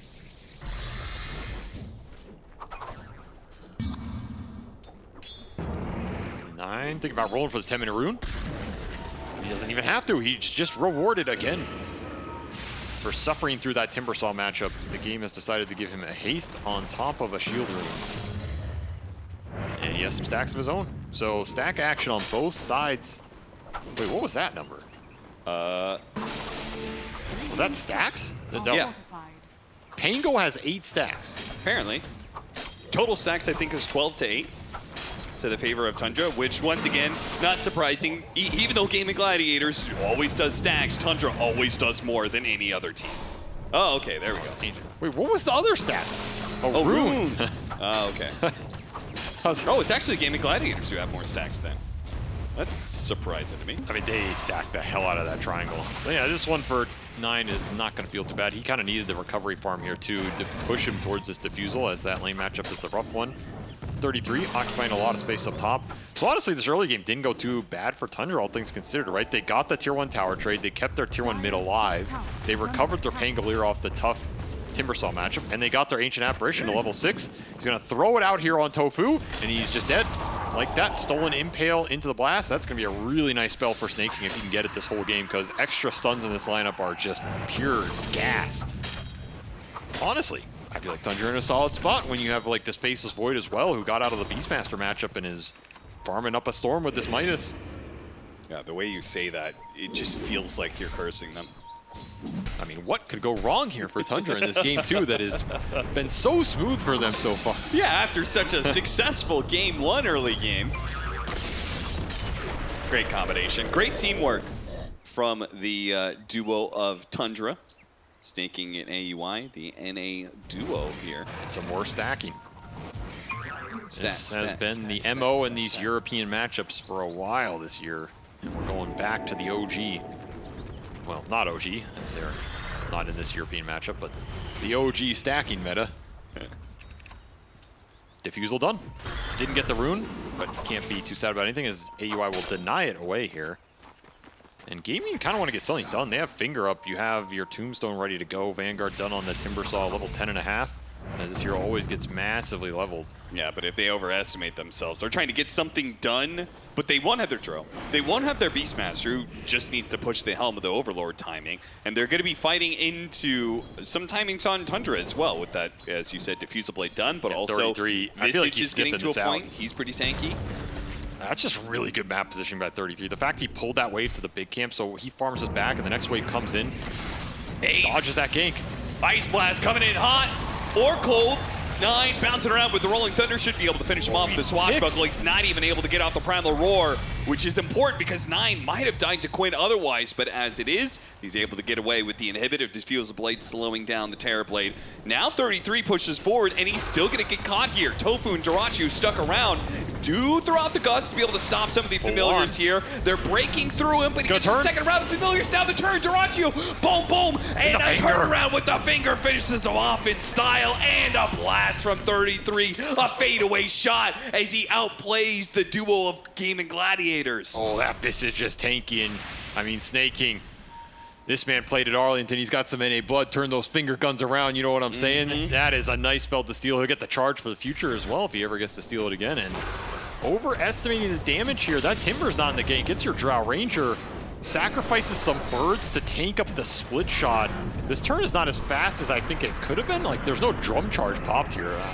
But Spark of Courage does work with the extra armor. That is ultimately what saves him. The +7 plus the Buckler. You live on 6 HP. See you later, son. Tundra getting a lot of little turnarounds this early game. It's looking like last game where, honestly, I feel like they're playing damn well. And I think this was a harder early game to get through. Haven't even used Chrono yet. Look how aggressive Tundra's farming right now. I mean, this is nice, right? Getting into the gaming side. Also, this finger, lower level 1 cooldown now means you get 2 of them off during the spell steal. So Snake King's gonna have another opportunity to bust this out on somebody. This is a strong spell when you have a kill threshold on that AA ult as well. Burst damage is your friend. Yeah, certainly. Max Vortex here will mean AUI can continue. He's going to use that gold to buy a Solar Crest. What other items would you get on this Ancient Apparition? I mean, you praise the Shard, but you can maybe get that off the Tormentor. I mean, you definitely want the Shard. It's very good on him. Basically, anything that buffs up your cores in the fight, you're going to be happy with, because the second you throw out all your spells, you've pretty much done your job. Some positioning can sometimes be okay. Yeah, I feel like a Force Staff wouldn't be bad against like Timbersaw and Undying. Like, there's a decent amount of like area control damage that Force Staff is definitely good this game. It's basically just all utility. This hero does not need anything outside of just whatever helps his team. His spells function on their own. I mean, you can go the Chad build. No, don't even say it. I know what you're thinking. You can go Cold Feet, Telekinesis pulled back, and with the Ice Blast landing and a stolen Chakram, Quinn cannot stand up to this damage from just the support duo, really. I mean, Skeeter was there, but he didn't do much. It was just AUI and Snake King who really did 90% of the work there. I mean, these are 2 of the best supports to have against Timber in the game. Like, just flat out are going to shred him. And 33 just pushes a tier 1 solo while that's happening. That's not supposed to happen. And Gaimin are playing this very defensive, just relying on the fact this Helm of the Overlord from Ace is going to push them through what is becoming a deficit right now as Tundra invade their triangle with a blink on the Pango. They feel confident enough to start and take this fight. You better not get caught in this situation, man. He's going to lose his boars, maybe lose his Helm of the Dominator creep. Yeah, it dies. It's a lot of gold here, a lot of space as well. And they're going to just transition into another tier 1. Man, this Visage is really outpacing the Beastmaster. I think it's also a playstyle thing. I think Ace generally plays these heroes slower than 33 will. Prioritizes the ancient farming and just getting to his first item, and then you kick it up that notch. Yep. It's given a lot of room and a pretty decent head start to these cores. It's a Faceless Void lineup with an AA that's going to scale pretty hard if you can find the Drow. That's the part that's scary for me. Is like you're buying time, but Skeeter's getting so big right now. And this is a better hero than Ursa. I mean, I'm just going to say it. That last game, he struggled in the end game, getting nullified, losing basically his entire presence, getting stuck in pits. What'd you call it in the green room? Was a patch loss? Yeah. As in, like, if this was a different patch, they would have won that game with the Ursa. Yeah, if I think that's the Ursa from like 2 patches ago, I think you win that gig. Yeah. So, we'll see. I mean, there were a lot of other things that contributed. I'm not saying that's 100%, but But given the fact how strong Morphling is versus how bad Ursa was, it did show itself in a lot of those fights. I'm just more confident in the Faceless Void impact than the Ursa impact in the Ultralight. That's how I'll phrase it, right? It's hard for Chrono to go wrong. Yeah, Chrono will kind of always be a good spell, unless you're chronoing your allies. It can happen to the best of us. As first Roshan will go Tundra's way. That feels really nice for this Vlad's build-up on 33 going into the AC. It's like that hybrid right-click Visage build. It's going to make him an independent threat. It also means your Helm of the Overlord timing ain't shit. Doracio, I think, is going to die with a swashbuckle to almost finish him off. The Chronosphere catching 4 as they jumped into it on the Lion. Oh no, Tofu! Not what he wanted with that blink reveal, and they're just going to chase them all down here. Wow, diving into the tier 3 like this, the confidence from Tundra. They bounce back. Ooh, okay. Primal Roar catching him underneath the tier 3. 9 is it gonna still cost him his out, life? and now it's the Beastmaster who dies instead. Tundra. Mega kill streak for AUI 2000 on a hero that no one else is willing to play. This game is just going amazingly smooth for Tundra. Gaimin not ready for the pace of these fights, man. They're bringing everybody to the engagements. This reminds me of that Liquid Gaming series from yesterday. One of the things Gaimin struggled with was what happens when they get outnumbered in these fights they're not ready for. Yeah. What happens when the enemy team brings their carry to the skirmishes. The It's fact true. that Skeeter showing up is very valuable right now. I think they were the team who kind of set the meta of like Doracio being aggressive and them outnumbering people, whether it was bringing both supports into the mid lane constantly and outnumbering you there, or bringing Doracio to fight so your carry was active. But now it feels like teams are matching that. That's just a misclick from Tofu, right? I mean, he knows it. You're going to mess it up. It's going to cost you an extra hero, maybe an extra 2 here. That fight I just don't think was going your way. The Visage is way too strong right now. Now, they did get the return kill on 9 on that mid lane with the finger that we're seeing on this minicam. That is the face of disappointment. But hey, you're going to bounce back. What can you do about it? Mistakes live in the past for a reason, Cap. What reason is that? Because you already made them. Great quote, Avery. Honestly, you always surprise me with how much ancient wisdom you bring to these casts. I think that was actually a pretty good quote. Oh, don't want to go through the gate, son. What? You could go through the gate as a Hex unit. It didn't stop the channel. Oh, Tofu. Oh, he could have used the stun instead. I feel like he's getting in his own head at this point a little bit, right? Unconventional mistakes from the man. Oh, yeah. I've never seen Tofu make this many mistakes. I mean, that might have just been not a mistake. You just don't have the mechanics knowledge of how the gate That's works. a weird one, yeah. Maybe you're not thinking about Hex not preventing him going through, but he still clicked on the gate. It wasted like a second. You don't get the I don't know. Very awkward. Gaimin will have to bounce back again. They're not too far behind, however, as they continue to find farm. This team always does. Double damage. Skeeter wants to force it with the Aegis. He is looking terrifying right now. The zombie trying to shamble. He tried to juke him on the time walk. He knew the time walk was coming up. He thought Skeeter would jump, and he was going to double back. But no, Skeeter, he out mind read the mind read. So right now, Tundra are a lot stronger in the Straven 5. Their supports are bringing up the majority of that net worth advantage. However, Gaimin have been splitting the map really well, abusing the Beastmaster vision. You look at the Dire wards right now, they are pretty much perfection, right? Where are the Radiant Observers? I don't know where the hell they went, but they're not on the map right now. It's pretty difficult to catch. I guess you got one up here. You're going to see Doracio. I mean, you can't really move to this, right? Yeah, not right now anyway. So the bleed is not building right now for Tundra, and that is what Gaimin will always do to you. They will make you beat them, even when you're ahead. I mean, this is brutal for the man. Accident channel, then the Hex, but you can keep going through that. That happens a lot, by the way. People blinking up this hill and right-clicking the portal. Dude, the gate has a massive hitbox. It is quite large. However, big items rolling into Tundra right now. BKB for the Faceless Void and Assault Kuros for 33 here. That damage just got a huge upgrade. Solar Crest on AUI as well. Man, the single target physical burst is going to be crazy. You get swashbuckled with the Diffusal Orb of Blightstone, and then you're just getting pummeled by the birds. AC and Vlads are boosting them up. These birds hit hard. Yeah, this tower's just gone. Yeah, it happens fast. My God. What's the timing for Gaimin Gladiators? I thought it was his Helm of the Overlord, but they couldn't get the first Roshan with it, so now it pushes you farther back. Yeah. I think you kind of just have to play for the ultra late here with the Drow Ranger and the Timber eventually becoming a frontliner. It's difficult versus the Ancient Apparition, but it can happen. it's just got to be Dyrachyo, right? The Dyrachyo show has to show up again. However, he has not had as nearly as smooth a game as he did in the game 1, as he is 0-3 here. Also, Trail Ranger is not the same kind of hero that Morphling is. It doesn't have the same ceiling at which, if you're operating at 100%, what you can do with this hero is much less. In the team fights, yes. I will say the scale potential is pretty damn high. I would agree with that. Drow is one of the most terrifying late game heroes. I don't care what the matchup is. This hero almost outcarries anything, right? Even the illusion matchups like Naga PL, you outcarry him. Yeah. These melee heroes, you just kite them out. Some of these other range carries, you just beat them with the range. So something they can fall back on. The Nice stun. stun. Big burst damage, not quite enough. He gets off the time walk, undoes the finger of death damage, and now they're going to be losing Ace as he's going to be left behind. Primal Roar going off, but they can easily finish him off. That Ice Blast is on him is eventually going to take him out. Surely, a little bit more time. He actually runs the other direction, but he does shatter. They lose the line as well. Dyrachyo does manage to force staff himself down to low ground, away from the familiars that are pursuing.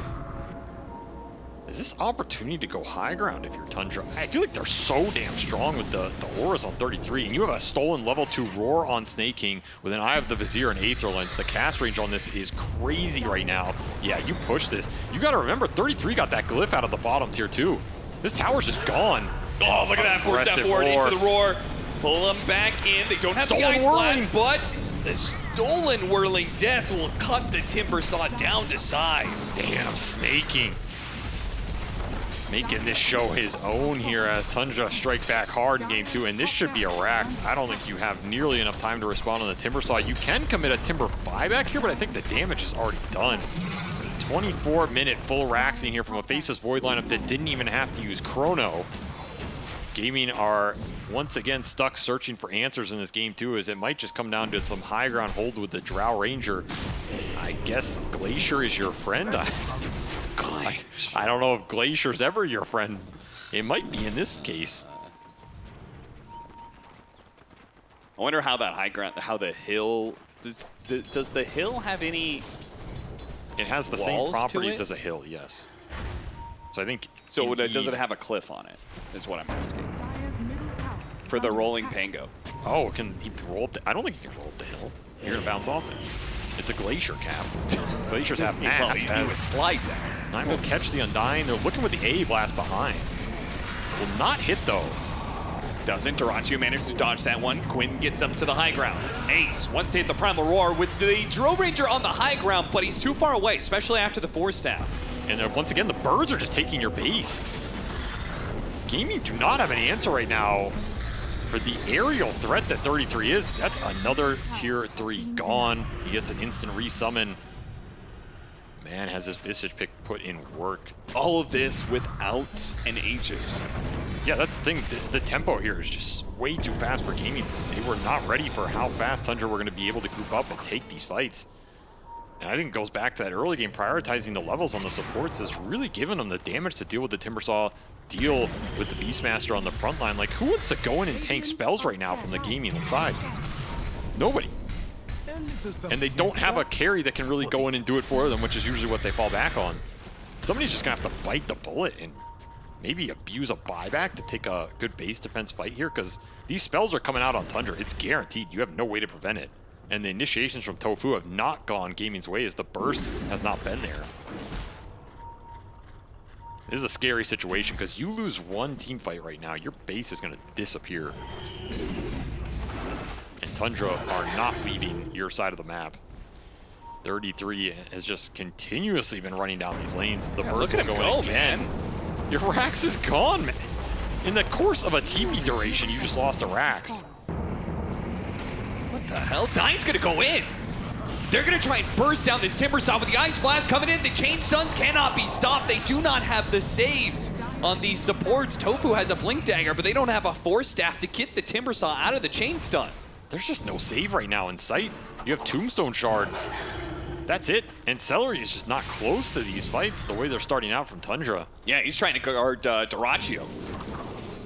I don't think we'll get a bird here. That is a resummon bird, at least for 20 seconds. Okay, they got the second bird. 33. 33 not shy about giving those away.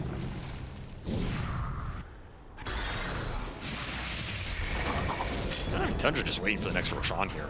Now there is very good dire vision up top. This is something could be really good. Celery got out Catching earlier. 9 is so important here. They break through the Lincolns and catch him out. Beautiful pickup right as Roshan was about to spawn. 9 gives Gaimin Gladiators an opening. I mean, that's not 9, man. That's Celery getting those obs out earlier. We were wondering where he was on that push. True. He wasn't there to save the fight, but he was here to find an opening. These wards are really nice right now, and the Hawks are going to boost up this Roche control, and it insta-spawns here. Do you man up for it? I think you have to, right? I mean, if you're Gaimin Gladiators, yes. I think a bigger question is whether or not Tundra are going to contest it 4 versus 5 with their Chronosphere. It's so tempting here, but you're going to go through Hawk Vision, so you need to smoke this up. You need to get Skeeter in there. You need to scout it out. A Blast will do the job. Ice Blast coming in. It's going to land onto Duraccio, but they're not immediately there. The Chronosphere catches 3. Skeeter pops the BKB commit. Duracio's already dead. Now he starts leading into Ace, who does not have the roar. He used it earlier on the Pango kill. No way to protect himself. Skeeter cleans up the first 2, leaves his team to kite around Celery and Quinn. Quinn going to chase after AUI, but going after a support like this cannot be feeling so good. They blast him down and will eventually get this kill, but now Skeeter is free to be able to play with the time dilation onto Quinn, slowing him down. He's going to be gone. Slowed down on Celery as well, thanks to snaking, throwing some nukes out. That's going to be godlike for Skeeter. They contest the Roshan. They'll wipe out Gaimin Gladiators. This is a free Roche, and another time where Tundra can push the high ground. Very heads-up ult by AUI just to give him vision, and it's just enough that Skeeter gets in there at the right angle to catch the Drow on the clip of that Chronosphere, deletes him in a couple hits. Of course, the Undying was also stuck in there, so you can't save him and pop him out of this. Just a sick Chrono by Skeeter. Cannot ask for better. If he escapes there, we might be looking at a different fight, but of course, time dilation on 4 as well just demolishes Quinn's impact here. He's stuck in a vortex of cold feet and a time dilation. This Timbersaw can't move. And then they have to commit everything onto AUI at the end. He's still living through it. This man has a Greaves plus a Solar. He's so damn tanky. He's huge. Ogre Seal Totem for him as well.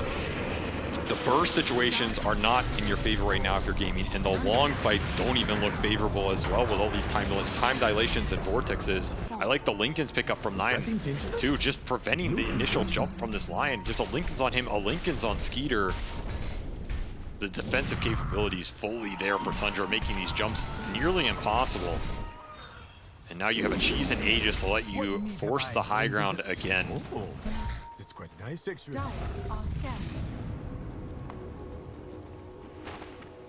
33, debating what he wants next in this game. He's got 4,500 gold, and it will be a full Aghanim Scepter getting bought out from the Visage here. Even more damage, more ways to go and give the vision for the Chronosphere to come out from Skeeter. If you land a Chronosphere on the Drow, I think the fight's over, and that is why the Blink gets picked up here. Yeah, you may have killed these birds a bit, but I think the birds have done way more damage in return. This I can't wait till 33 uses his Aghanim Scepter, and then just he pops out of the invisibility to hit the buildings. It is gonna evaporate here. That is the really nice part. This Faceless Void lineup has a hero that can siege buildings for him. So he doesn't have to be the one, he doesn't have to touch a building in this game. He could just sit back, bide his time, wait to counter-initiate with the Chronosphere. That's the same things in the fights. There's a lot of vision mechanisms for Tundra, and the Visage is very happy to frontline in this game. Whereas the Timber and Beast don't want to go in versus the Rubik and AA. This Visage is happy to go in and kind of take some of the brunt, or at least see some spells.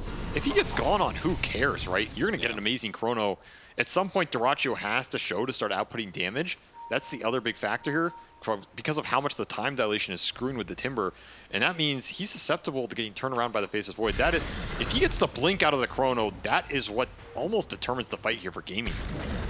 That's how I'm perceiving it. Like, you need this Blink clutch play by Duraccio at this point. Gaimin Gladiators, they were clutch in game 1. Duraccio is going to have to be clutch again.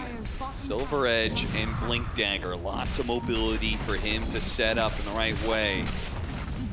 But is it even possible for him to fight through this much net worth and an extra life on both the Visage and the Faceless Void? Let's see who starts this fight out for Tundra. Do they want to let the Faceless Void walk up and siege? They're going to let the birds do it as well.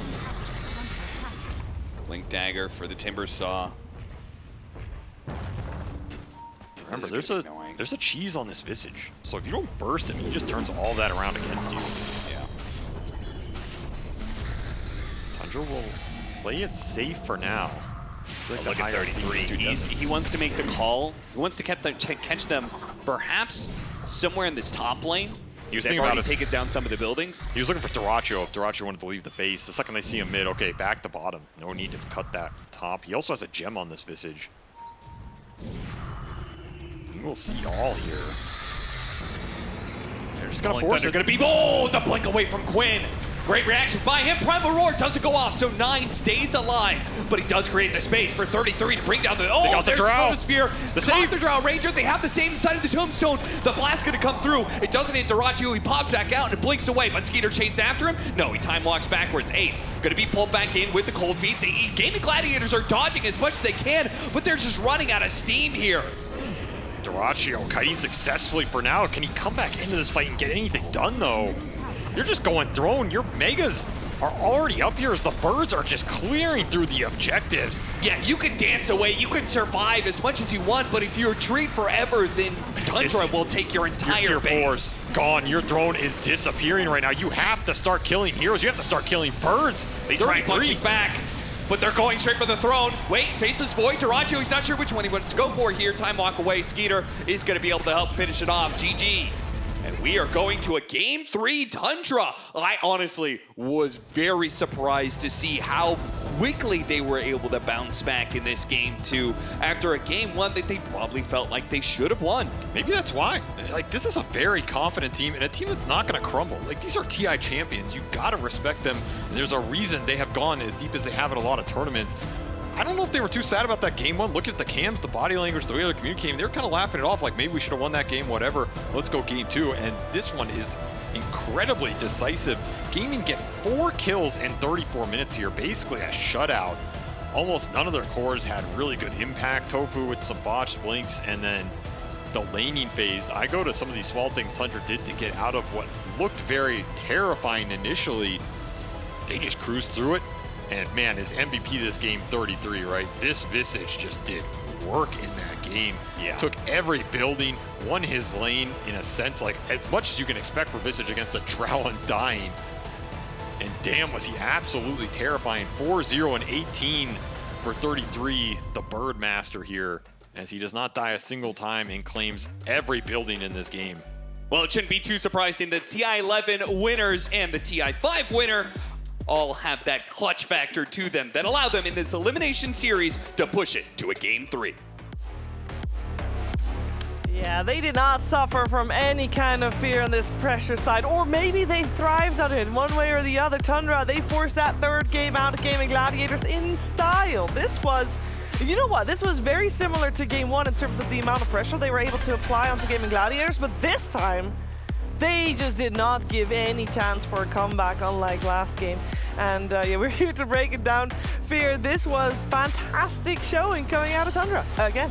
Yeah, I think we described it best at the beginning. Like, just run it back, just don't make as many mistakes. And they definitely took that to heart, and they barely made any mistakes in this game here. Of course, you can nitpick a little bit. Maybe Gaimin Gladiators, Drow. I saw the vision of dropping the Tombstone inside the Chronosphere, getting the grab ally in there. Didn't really work out, mainly just because the Skeeter, he was getting 3 2-man Chronospheres, catching that Undying in most all the fights here. They were just playing out of their mind. Of course, 33's Visage, just helping them snowball this game from start to finish. Yeah, this was 24-pick Drow Ranger, which was supposed to be a strong lane, Undying Drow. Usually they tend to win their lanes most of the time, but the way this lane started, them getting first blood on side of Tundra, and which opened up things a lot for 33. Like, he did some insane amount of building damage, 27,000. This is, we're in troll territory pretty much at this point, and like his itemization, just going for Bongo Boots, Vlads, and then straight into AC. Like, what he does with these heroes sometimes when he plays them,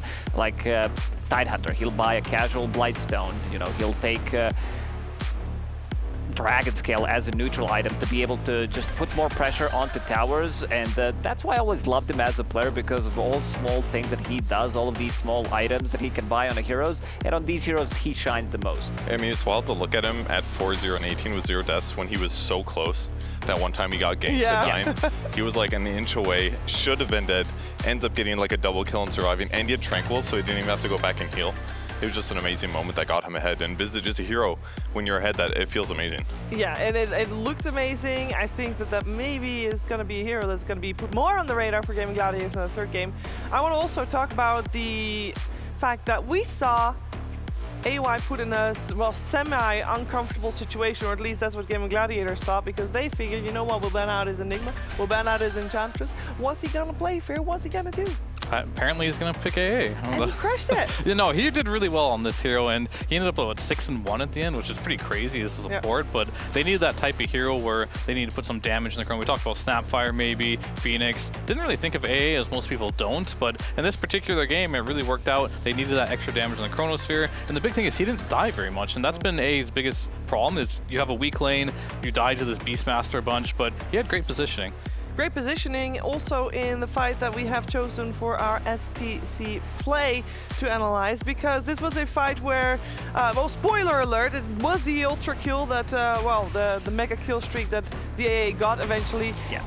A bit of an unfortunate one. You'll see Lion blinking in, and it was, you know, like 1 second after almost, so he lands another good chrono, which catches two of the heroes inside, and then you see the power of Ancient Apparition, and I believe they're gonna get the freebie as well after that one, because Beastmaster, he decides to go in, he tries to go on Pango, but doesn't work out. Look at the birds. He's like, oh no, I messed up. I need to go back, but all this slow, Ancient Apparition, time dilation as well, just slows him down way too much, and these are the fights. Like every single time there's a chrono, they're gonna do something, and Skeeter had really well-placed chrono throughout this game. I mean, that chrono eventually turned out to be a 5-man chrono. One person teleported in, one person blinked in. It was lovely for Skeeter, but his chronos were very well positioned. It was an overall a really good game, Perch. It was. Do I have time? Yes, you do. Oh, hell yeah. I got some clips for you, Cheever. I made some AA clips because we don't see it very often. It's AUI doesn't get as much glory as he used to, so I think this is going to be perfect for us. What he basically did, and what I think was interesting about Tundra's draft, is they've been picking Pango consistently in the early game. And he's always getting a little bit behind, but I like that they're doing it because what they're doing is ensuring that he can come back by doing tons of stacks. AUI was all over the place stacking camps. Basically, check this out, using the twin gate from the low ground, I didn't even know you could do that. Goes to the top lane, comes over here to get the first blood. That was a really nice rotation, finding a nice little moment where he could do that. Cold Feet does 120 damage at level 1, so it's actually a pretty good ability for that. And then he rotates towards mid, ganking with A. We said it's not possible, he's doing it. You got a Blood Grenade, you can amplify that damage with your second skill. The slow is good with Cold Feet. There's good things about it. And this is why 9 kind of got behind, actually. This super long chase, he doesn't die doing this, but this whole time, Timbersaw is getting last hits and getting golden experience and all that, so that's part of the thing that gets them a little bit behind in the first place. But again, AUI stacking. Here we are before the 9-minute mark. Beautiful, beautiful amounts of stacks. Here we are at the 10-minute mark. He's again stacking. He actually moved down, I believe, into the enemy jungle, or was it this clip? Oh, this is actually, these are out of order slightly, but anyways, he moves down here with his team to contest the jungle briefly, even though Beastmaster's there, then he goes and stacks. This is the second clip of the 10-minute. And then, of course, they have to clear the stacks. In the 7th clip, I didn't record that, I'm sorry, I messed up.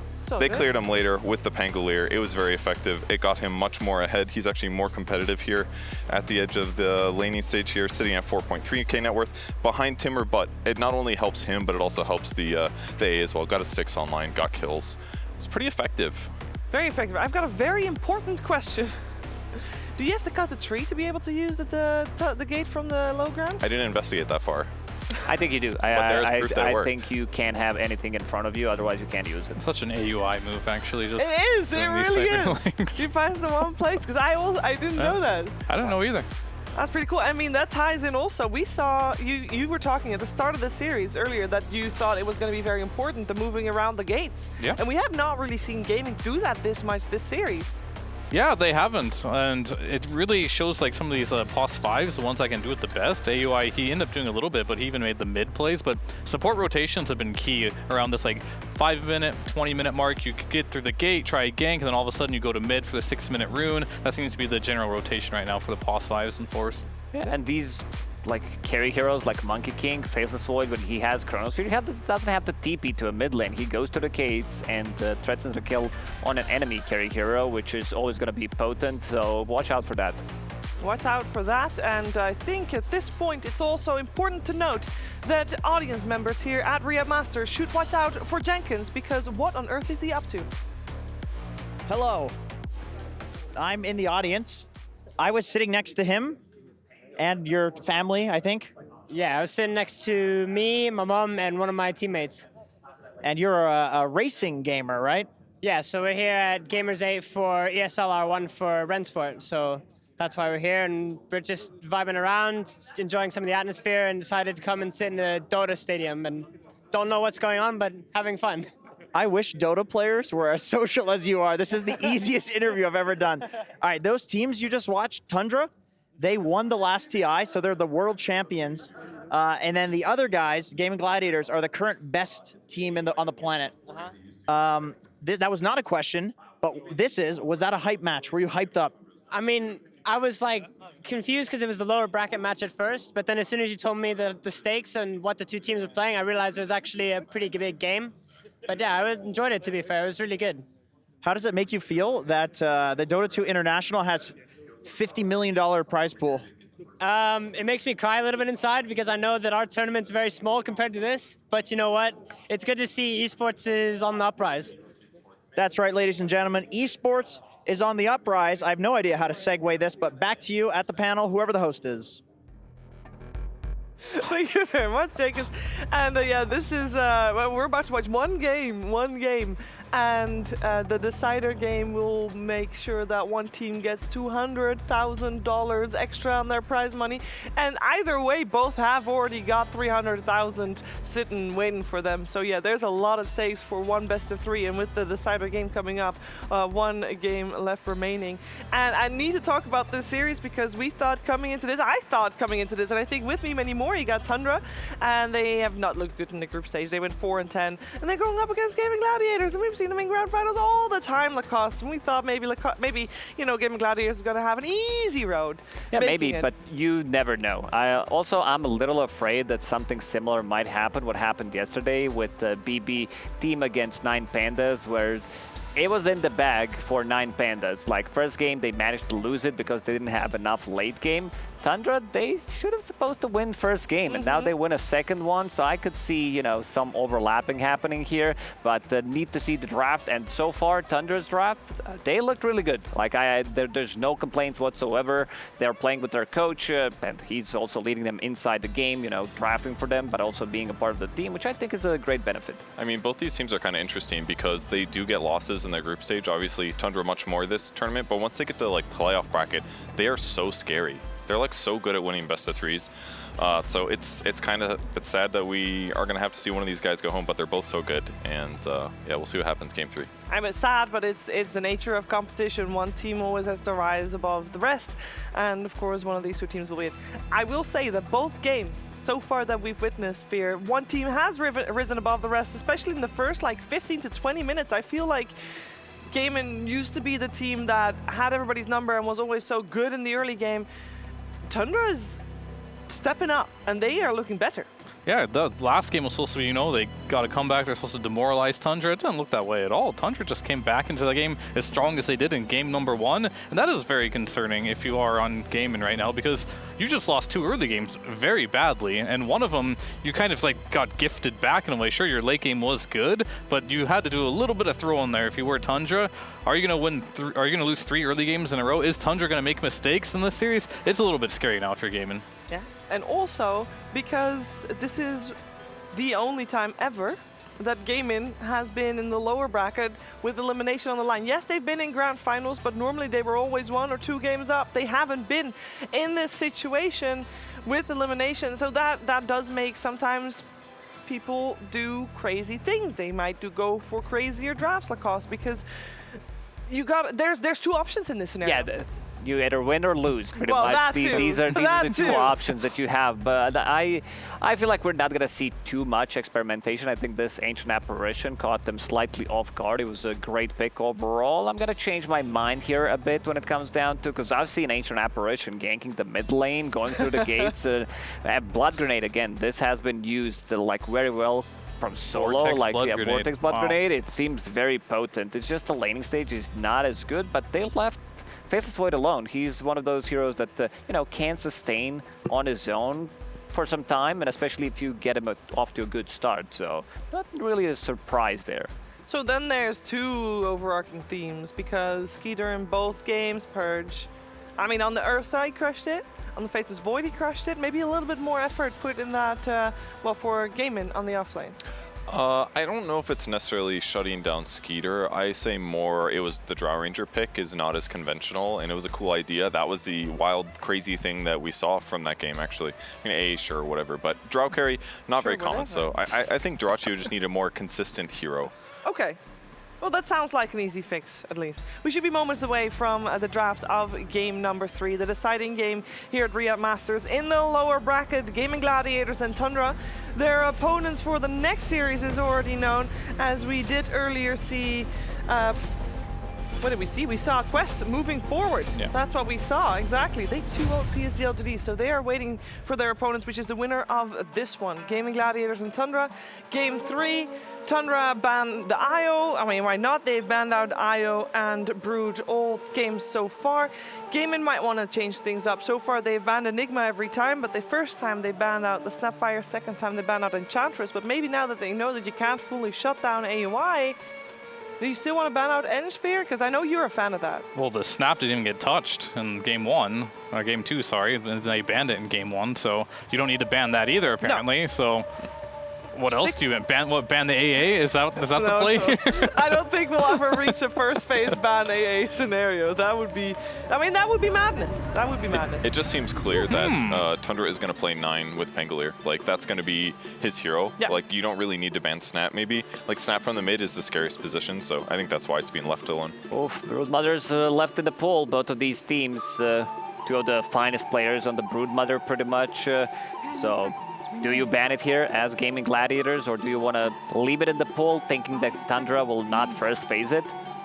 I think they would most likely first pick it, I would assume, but they'll leave the Inch as well. And both these teams, they love the Inch too. Celery loves his Inch. I like the Underlord ban in some ways. Not that this hero is very threatening itself. It's more the fact that Gaimin don't lose with this hero. If you have an Underlord on Gaimin, you're almost guaranteed a victory just by stats alone. So they're like, we're just going to take out this hero. They know how to play too well in the late game. Maybe that's the big reason why they couldn't win the late games versus Gaimin. It's just the portal plays. How many of them they were made across the map, not being able to finish the game against this hero. He's also delaying the game as well. That's what Tundra decided was the big problem in that game 1 when they did lose. And with the ban of the Bloodseeker in the first phase, does that seem like Gaimin is setting themselves up like, okay, you're going to pick Brood, but then we're going to take your Pango. And now Tundra has to think, like, how much do we value the Pango, especially now that the Bloodseeker is already banned, so they can use another ban for something else. And that would mean that they would have to deal with an Ace Broodmother. This feels like a very difficult puzzle to solve. Yeah, but the Pango stock's definitely rising. Yep. No Bloodseeker left in the pool, potential Broodmother pick coming up. And they had a lot of success with Pango, like both of these teams. I think 9 overall was the first guy who kind of pioneered this Pango from the mid lane. He was always staying, like he was always creating meta from the mid lane. But in the end, it's going to be Broodmother. They did not take the bait. Yeah, I mean, there's a lot of mind games right now. Like, you can only imagine what these teams are thinking about right now. It's like, it's like a chess game right now. They're thinking like 2 or 3 steps ahead and using all the reserve time to do so. So Tundra's already thought about if they take the Brood, what they're leaving, and when they counter that, they already have an idea planned ahead for this next pick, because I think the Pango was fairly obvious to read. It was in contention. The Enchantress is worth looking at as well, but not generally a hero you see a lot against the Broodmother. And since they play the Pango so much, surely they know what's going to beat it. You know, maybe some Ember Spirit mid pick to follow it up. Yeah, but then you open with 2 cores. I guess that's fine to do if you have first pick, because that means you can protect them. Yep, that's what I'm expecting, that Tundra would pick it in response. I mean, they'll probably just pick some support here with the Pango to pair something that's decent against Broodmother. Some wave clear or some catch would be great. Rubik, Eng. I mean, obviously Eng's not really great against Brood per se, but still one that is going to be either banned. Yeah, Rubik? You can pick Rubik here. unless you want to get a very specialized hero against the Broodmother that can lock him down a bit more. Like what? Some Disruptor, Spirit Breaker. a lot. Spirit Breaker could potentially work, but a little awkward with the Pango in the early phases. Yeah, Rubik seems just pretty stock standard here. No, Snapfire. Snapfire. With Pango, both those heroes kind of want to go in the mid lane as their natural role here, so one of them will not be going in the mid lane. It's like no matter what happens, they're going to have a slightly inadequate offlaner, pretty much, unless they play it support. Probably gonna be a support here. This doesn't strike me as an ace hero. He tends to play like different roles. And also Faceless Void now definitely, like Tundra, they need to get rid of this hero because you have like Pango and also Snapfire plus Faceless Void. We've seen this combination throughout the Riyadh Masters being super efficient. Well, Rubik is still in the pool. Great against both of these heroes, but they're gonna focus on the lane like straight away. Against Pango, another hero that can jump into backlines, find Snapfire as well during the kisses, but mostly laning stage, and this has been Nine's bread and butter. Like when things are not going correctly, Queen of Pain seems to be the hero to fall back to. Does this change Gaimin Gladiators' perspective on if they, because would they run Pango somewhere else? I don't think so. I don't remember playing Pango in any different role other than mid throughout this whole year. Yeah. And especially for Quinn. He knows his heroes really well. He knows the counter matchups. He's also pretty aware of the fact that if he does lose his lane, that what he needs to succeed in this game, whether it's support rotations or some runes, they will help him whenever he has a bad matchup. And Queen of Pain, definitely one of those heroes that, sure, maybe you win the first 4 levels or 5 levels, but if the supports come in around that 6-minute mark when the runes come out, Pango kills you with a roll, all of a sudden he's back into the game. Kills give us so much gold and experience now in this patch, so I think you still just put the Pango mid, it's fine, and just find a way to just enable him.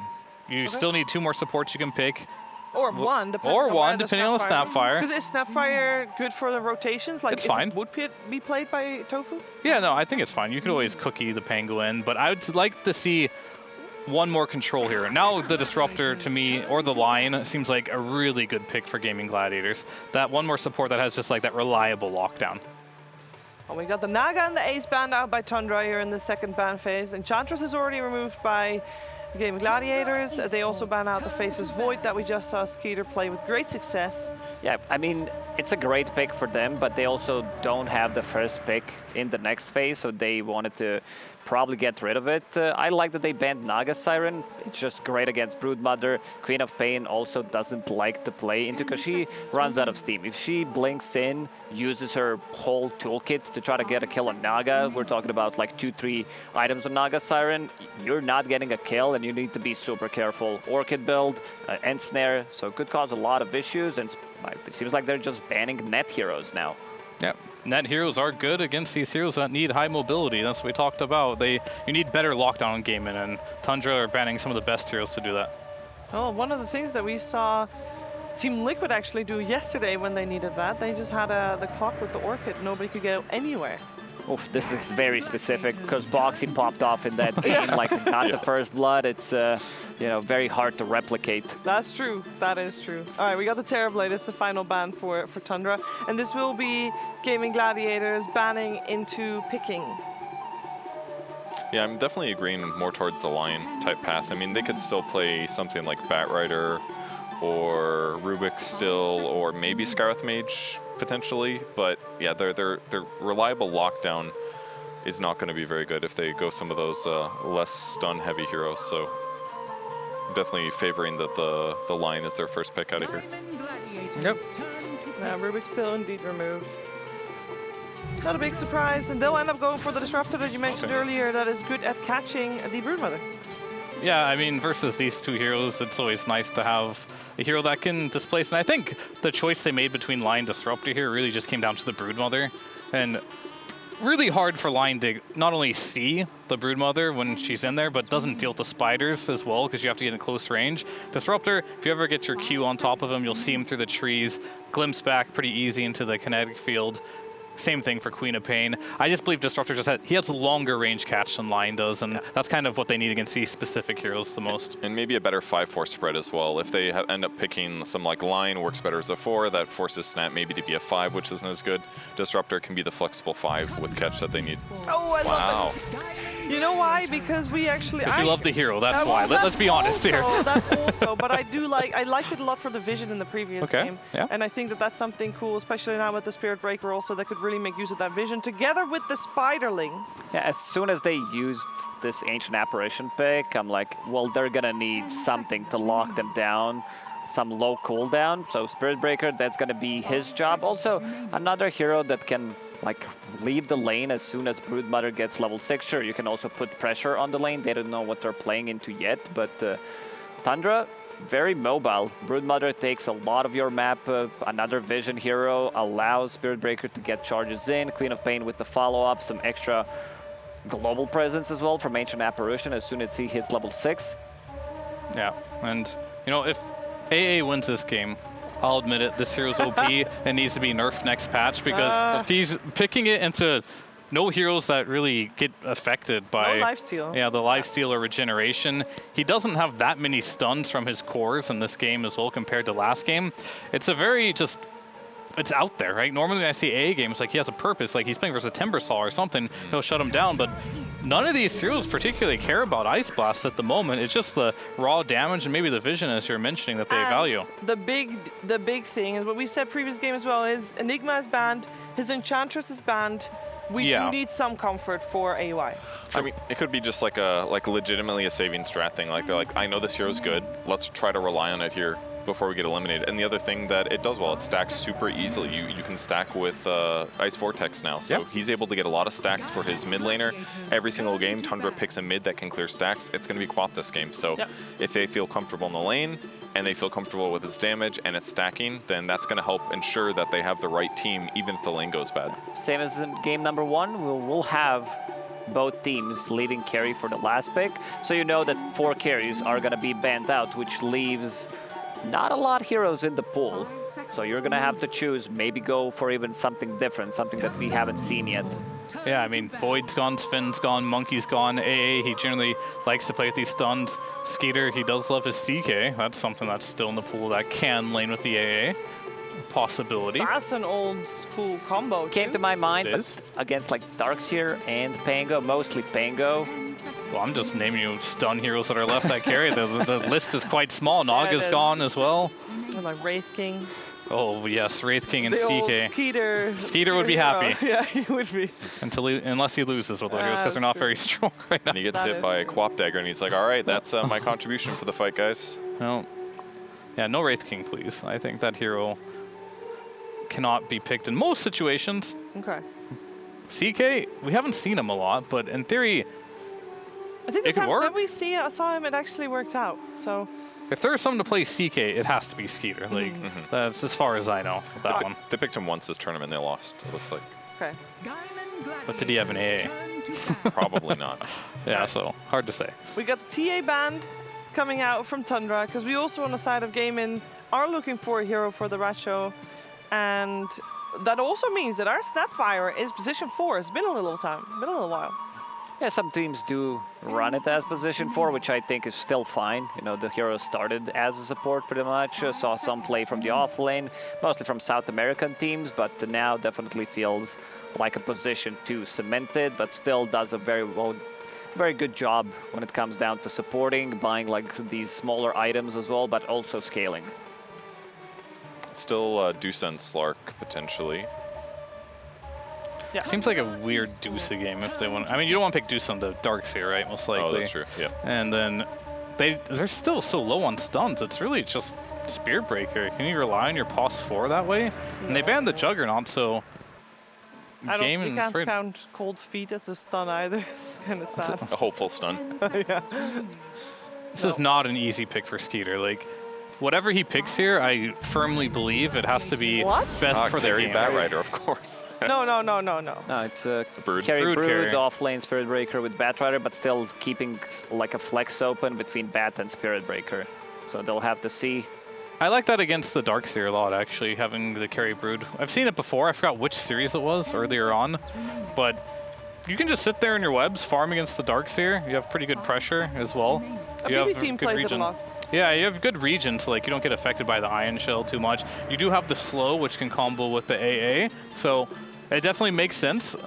Quap is known for one of these heroes in the mid lane that typically is a core, needs to scale a bit more, so oftentimes don't want to have like a hard carry with it. This type of draft, it can work. And there's the Medusa I wanted game number 1 for Gaimin against the AA. It makes a lot of sense. They don't really have a lot of ways of bursting her down. Of course, Bat is always good versus Medusa for the repositioning here, but that secures the late game. I think Gaimin Gladiators, if it ends up going to late game, you don't really have much for this Medusa, so you have to like focus on the laning stage and play fast, and Tundra's been pretty good at it so far. I like Tundra's draft until Medusa was picked, that I'm like, yeah, I'm going to lean towards Gaimin Gladiators in this one because they have much better scaling. If this game drags for like 35, 40 minutes, and this has been pretty much the average time of both of these teams, I feel like Gaimin Gladiators, they just take it. Like the scaling is just too good, and also Medusa, I'm not seeing any of the counters for Medusa in this game. The one place they can punish her is the mid game. I don't remember what series it was when we saw it the other day, but it was like Bat Rider plus like a Darkseer that killed her just because Dusa didn't even skill her ulti early. Split Shot got nerfed, it does less damage with less levels, so you might be more greedy now to say, I can delay my ulti, then you get ganked and die too many times. So that could be an issue as well, maybe. So previous games, we saw the early game go heavily towards Tundra. And then with the early game, I mean like the first like 20, even 30 minutes. Fear, is it better this time around? Is it more even anyway?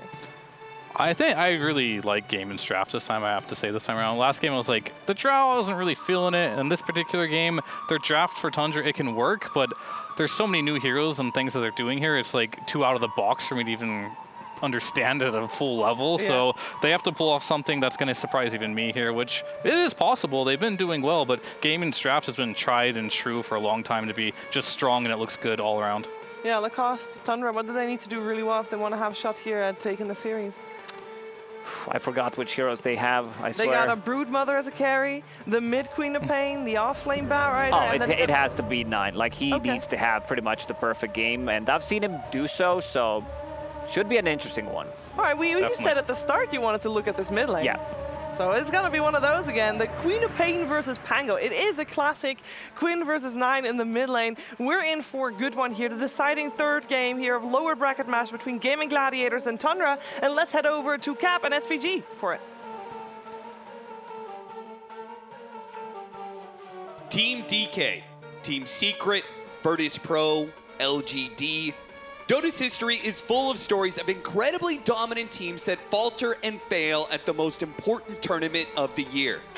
Winning is hard, and it's a lesson that bears repeating here as we watch these two teams. A team that won the former year's International, who struggled to be able to get back on top throughout this year, and now Gaimin Gladiators, a team who has been the most dominant team throughout the regular season, but now, and effectively a World Finals, they find themselves in a lower bracket elimination match. One of these two teams is going to be going away after this Game 3. Question is, who's going to be stepping up when we need it most? Avery, when you go to this Game 3, who are you looking at when it comes to the players on both sides? Who is going to be stepping up? Who needs to step it up more? Who's going to be winning this Game 3? I mean, take your pick, right? It could be any of these players, honestly. I feel like a lot of pressure for me, though, is on 33 in this Bat, because I feel like the last time I watched them pick this off-lane Bat Rider form, it did not pan out nearly as well as they wanted to. And that puts you in a situation where all of a sudden, this last pick hero that's supposed to like throw the curveball in the draft, put your Brood to carry, give you this good matchup versus Darkseer, put yourself in a position where your Agi carry isn't getting, your universal hero isn't getting wall abused. It puts a lot of weight on his shoulders. And I think off-lane Bat has also been fairly weak this patch unless it has a very good lane. So I'm looking for 33 with some interesting lane mechanics as well as a Spirit Breaker to really control the map for Tundra and push them to the late game, because I do think if this game goes ultra late, like 60 minutes plus, and everybody is very farmed, it gets weird for Gaimin, because the Queen of Pain, the Bat, and the Breaker are suddenly going to start kiting you out in fights, and this Dusa can get poked around. It's not as straightforward as I think. It's just Dusa automatically wins this late game here. I still have a lot of faith in my Spirit Breaker during this meta. That hero, we both have seen this hero have a lot of success, and it looks good. Why don't we see it all the time then? If every single time we spot it, it's just like, oh man, this hero is so impactful. It's able to scale well. We watched it earlier with with Liquid and Gaimin Gladiators. Boxy played a great Spirit Breaker game. Yeah, he just won that game straight up for him. Yeah. I think it's a hero that a lot of the 4 players of this tournament are prioritizing the ranged 4s that are just stronger on the lane. It's a hero that's susceptible level 1, which Yes. is where it's going to give up the first blood to Celery. 2. This glimpse is going to be deep. Oh yeah. Yeah, he's just gonna Dyrachyo take may the not range have much creep. mana to work with, but he's got enough to kill 33. He didn't want the range creep. That's interesting from 33. Already this offlane Batrider is not working out too hot as the level 1 gets heavily abused here. You were asking why the Breaker, we don't see much of it. This is one of the reasons. It doesn't allow you to pick a crazy amount of offlaners and get out of the lane in a good spot. However, in the mid game is where it strikes, right? So you're okay being a little bit behind with the Breaker if you can make up for it later on. You just need some good bashes and you're back. A little bit of RNG goes a long way. You've always said it's maybe luck is the most important skill in Dota. I think people should train it more. They're sleeping on it. Snaking's just fighting here with a grenade. Yeah, this is so aggressive for level 1. He knows Dyrachyo has no mana here. Yeah, he's trying to zone him out while 33. Oh, the charge in. If he gets a bash, oh, he got it right on time. I mean, I keep telling you, man. I keep telling you. Like, why would you spend your time trying to get good at Dota when you can just go find a leprechaun or something and get lucky? Luckier. Yeah, just work on the luck, man. It pays off every time. Now, of course, there was a little bit of skill to that factor in the fact, Snaking knew he had swung like 4 or 5 times there without a bash, so his chances of getting a bash first hit off of that charge was probably pretty high. He might have also just been dead to like some flame break follow-up or whatever. It's just a good trade by Snake. Nice heads up play with the blood grenade. Also forcing the action when the Medusa has no mana to contribute to Snake. That was a big factor here. So taking advantage of the fact that it cost Gaimin a lot to get the early kills, they will strike back, put themselves right back in a pretty decent position. And of course, this mid matchup is going to be favored for the Queen of Pain here. There's no way around it. You are just going to dagger spam the hell out of Quinn here. Level 2 dagger is where this really starts to heat up. There's a gank potential with the Breaker charging in as well. It's kind of a hard hero for Pango to deal with when he's this low.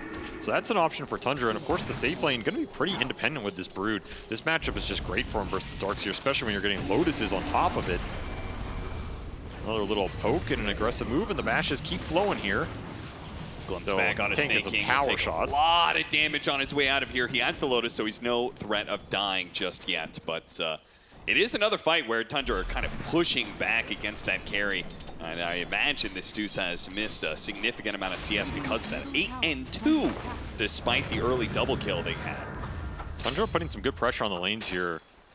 I was really impressed with their early game last time. Even though they weren't ahead in that early game, I think they played it extremely well, given how difficult those lanes were to execute. And here they're off to a pretty decent start. Again, you kind of want a lot of levels on your supports, so if you can pick up some kills along the way, you're going to be super happy. Water Rune stolen by 9 is going to keep the regen pressure on Quinn, and the charge is going to come through to secure the other one. Yeah, and he's got to blink up so he can go for that Water Rune pretty efficiently too. So this is a big win. And wins that Tundra probably needs. Oh, maybe I spoke too soon. A laning phase win is so important for Tundra, but they are going to lose their safe lane carry. Skeeter, the Broodmother dies, and it looks like AUI is going to be run down right next to him. The rotation from Celery pays off big time as they put more pressure on the side lanes instead of mid. Very nice gate rotation from Celery. He wasn't doing much bottom here. The charge left the lane solo as well. Quinn is getting pummeled. Yeah, they're going to TP in, trying to save him. The stick might just bail him out, and the glimpse is... Oh, it's barely in range. They're going to hit him with the cookie immediately afterwards. Big turnaround. Supports showing up really big in this early game for Gaimin. Salvaging this Pango lane at least a little bit, although Quinn has to walk the base and doesn't get any XP for that. He's going to sit at level 4. Still finding the kill on the Brood, really nice here. Giving themselves a lot of experience between the Disruptor and the Snapfire, which is going to pay off here because this is a pretty good Disruptor game, right? You're looking at the catch here with the Glimpse. It's really easy to catch all these heroes in kinetic field, just lock them down, and then suddenly you're stuck in a wall, you're stuck in a Stone Gaze, you're stuck in Snapfire Kisses. That's just a world of pain. Snaking going to lay back into Dyrachyo. This is level 2 Firefly. Don't think you have the damage to commit, though. They don't. They burn through about half of his mana, but yeah. Got to be aware of the extra bit of regen that is available through stick charges, Lotuses, and such. Another glimpse back, a little bit more damage on 33. Not that he's in real trouble here. Celery's had a very good early game here. And it's going to be nice. I mean, you got to remember, you also have the back combos with the Static Storm. It's an old CIS classic. Throw that Pango, Rolling Thunder, and Kisses into it as well. Can really do some damage. Still looking for the Rolling Thunder here on Quinn. They're going to commit and find it. Big kill, a turnaround from Tofu. So once again, the supports will be the beneficiaries of these trade-offs. It's 9 even going to be glimpsed back short distance. No real threat, but yeah, Quinn struggles, but the supports get a lot. So they're going to have to prove they can do a lot with these very likely early ultimates they're going to be getting. The thing is, on one side you have Quinn struggling on a Pango, which is a hero you can recover on and still have high impact in this game, especially when you can shell him up and just go in with the team fight based off of spells. The downside for Gaimin is this is a really good start for 9 on the Queen here. And this is a hero you need a good start on, and one that's very important to Tundra, as he's going to be the majority of their scaling damage outside of Skeeter just going in and being able to right-click people down. So this is pretty much what Tundra want out of the early game. The Bat Rider finding farm while the Spirit Breaker roams around. 33 is, in fact, their most farmed hero. Even after giving up that first blood trade, he has found a lot just pulling creeps, getting the Firefly to work for him. And the Queen of Pain pulling out far ahead in this Pango matchup that they knew was going to go well. Yep, that is a way faster level 6 timing. And it's only off 1 bottle refill. Yeah, no bottle refills, but Quinn did get some rotations. They just were cleaning up off of a dead Quinn rather than trying to help him get refills on the bottles. I think this laning phase is so important because it's been a big reason why Tundra was able to establish the momentum in both Game 1 and Game 2. Even if they lost it in Game 1 and weren't able to close up the series 2-0 like it could have been in an alternate universe, it was a way that they were able to establish a pretty big lead. They're going to combine some cores at an interesting part of the map as they're giving Snaking bottom on this Spirit Breaker. 33 just kind of roaming around doing some jungle stacks. I mean, this is really nice for Snaking. A little awkward for 33. And there's 2 side lanes both open for Tundra right now, so they're just prioritizing the stacking. Ace is even going to invade and try and steal some of it while this skirmishing is going on. This is a big camp to steal. This was triple stacked by AUI. Yeah, he was already so farmed. He started stealing some stacks. That's massive. Cookie with the Rolling Thunder. A little bit of extra damage there on AUI. He's going to roll back over to try and help out Celery, though. Choosing to protect his supports rather than go for the solo kill. But it may not pay off. The Sonic Wave hits on a 2. Big damage. Gaimin Gladiators very low here, and it looks like Tofu is going to be the first one dead. Maybe Quinn can get the deny. Oh, he doesn't quite get it. It looks like a high ground hit works its way for Tundra, and they snag a killing spree that Tofu had. And now they're going to steal Gaimin stacks. Oh, no. Little revenge here as they commit all 3 cores into the triangle. The Brood connecting here. This is a huge amount of net worth to take away from the Darkseer. Ace wants it. He's going to contest. And it's just a CS battle right here. They try and get what they can with the swashbuckle. Duracio's now here. Oh, no, he didn't blink far enough away. He's going to go for a TP out, but they've got the vacuum to stop it. 9. Big mistake there. He could have just blinked to the right-hand side. Probably would have gotten away. Yeah, I just read that situation wrong. Yeah. This is not the hero you want to be giving up these kills on. Though he did get a streak out of the Snapfire here, so that fight ended up being pretty okay for him in the end. And, I mean, you steal some of the stacks away from the Medusa here. You're going to slow down Duracio's timings in the end. He's just too beefy.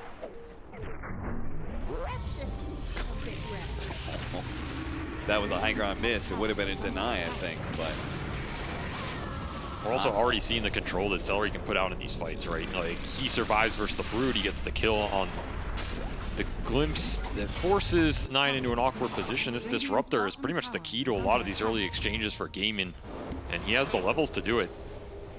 Speaking of those levels, he may be level 6, another critical level 6. AUI 2000 just got his, so now they've got the Ice Blast, which you said always works really nicely. The more burst damage you have, Quap is probably one of the biggest burst heroes in the game.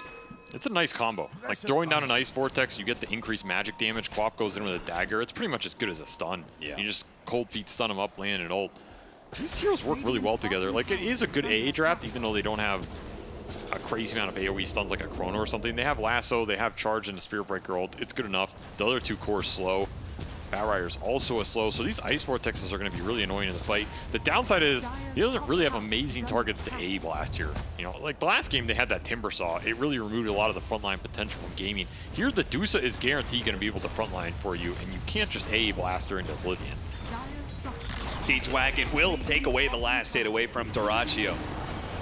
Charge coming on through. 33 is going to chase after him with the bump back there. Another strike. It's looking like a pretty easy kill here. Stone Gaze, though, will protect him. Thanks to the Magic Wand charges, Doraccio's okay for now. Now Celery's going to try and protect it. Ice Blast coming in. Doraccio's low. The Cookie's trying to get him out. They need a little bit more first. They're not going to get it with the Static Storm. Now it comes back with the Sonic Wave hits alongside the lasso. They get those kills. Quinn managed to get a pretty good Rolling Thunder, but the charge just continues from Snake King as he collects a second kill, and Quinn cannot seem to do enough to be able to stop this. Snake King, okay. They get that at least a 1-for-2 exchange, though. Tundra just getting the route on this Tier 1 tower collapse. I mean, Doraccio was like half mana near that Tier 1. That fight is not a fight that Gaimin want to get stuck in as it gets dragged out. And these charges, these Sonic Waves, Static Storm was super nice to stop the initial burst, but you still have that threshold on you. Eventually pops Doraccio as they commit everything on him. These are the types of fights where I think Tundra's lineup is going to thrive the whole game. Something that's chaotic, not really set up properly with the big AoE combo between the Darkseer back and all their other AoE, and you're just getting chased down. Suddenly you're napalmed, you're flame broken, there's a charge coming through, there's a Silken Bowl on somebody, there's Ice Vortexes over all of it, amping up all this magic damage. Yeah. You are not going to get away from these heroes in that situation, and it's also where the Disruptor is a bit weaker. Like, you're not glimpsing heroes back when you're the one getting chased down. Gaimin really would prefer to be on the offensive here, stunning heroes up and locking them in their control.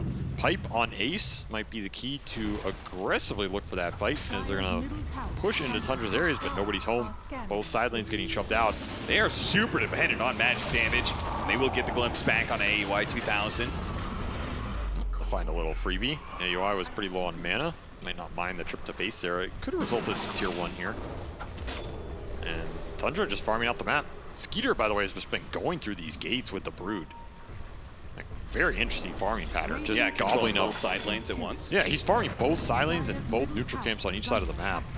It is recovering him pretty fast here, making him a bit hard to catch as well. And I also like the fact that Snake King is prioritizing his farm. They're kind of splitting it between him and 33. I say that 33 has still found a huge amount with his bots, but the Spearbreaker's pulling ahead of the other supports here, and it is due to the prioritization from Tundra. Snake King's playing this a bit greedy, and he knows he's going to scale pretty damn well in this game. Again, there's no purge for him. The control at the later stages is, in my opinion, going to be a little weak for these charges coming through if he can get really good items. BKB, Ags.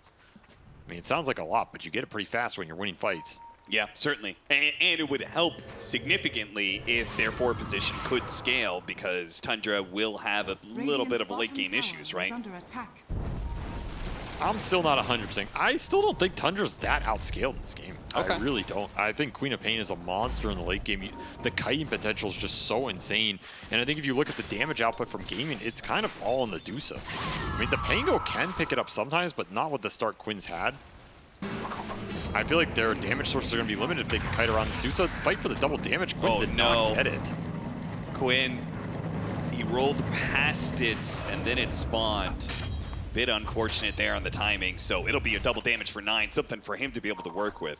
At bare minimum, would you agree that it's like the Deuce is going to hit a big power spike where she's going to be maybe the strongest hero on the map? Maybe like the later past that, it'll scale against her, but at some point, Doraccio's got to be the biggest bad, right? There will be a point in this game, yeah, especially if they get Aegis on him. Like, you're probably second, third item territory. If he gets it out very fast here off some more Ancient clearing, yeah, it's going to be hard to just run into the Dusa here. That's going to be a question of, can you take the fights around him? I think that's still a possibility for Tundra, right? They have heroes that can skirt around the outsides of the fight in the Brood and the Batrider. Maybe you just find the backline, maybe you find the Darkseer at the start, and then that fight becomes easier, even if this Dusa is a problem. It's a lot about how these initiations go. They're going to get a glimpse on the Batrider. That's a nice find. He's just instantly gone. Okay, big pick off, but Snake King still wants to fight this one.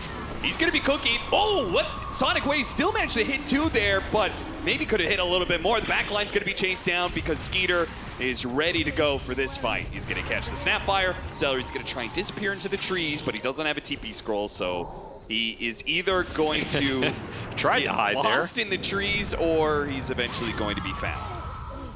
That'll be some nice gold for 9 off that double damage rune. That all looked a little awkward, but ends up working out. As Batrider is probably the hero Tundra are happy to have initiated on. He's the tankiest here. It also is probably the least burst damage. So when they go back in with this A ult, it just cleans up the Darkseer really fast. And of course, this is a fight without the Medusa for Gaimin. They just get stuck in a numbers engagement that is not favorable to them as Tundra bring all 5 heroes to this fight. And Snake King knows who he wants. It is his Darkseer. Gets tripped up by the Sonic Wave, and the Threshold procs him out here. AUI claims another for the Frozen Throne. Back in real time, though, Snake King glimpse back to his doom.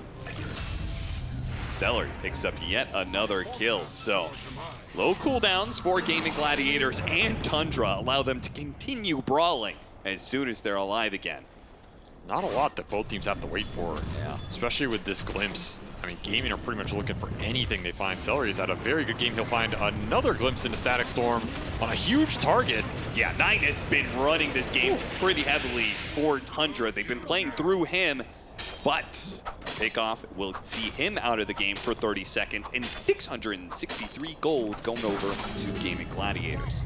Celery is just putting this game on his back right now. He had a really good early game, made sure he got the levels, and every fight has been centered around this Glimpse kinetic field. You do not need a point in Thunderstrike, he says. I know what spells are going to win us the engagements.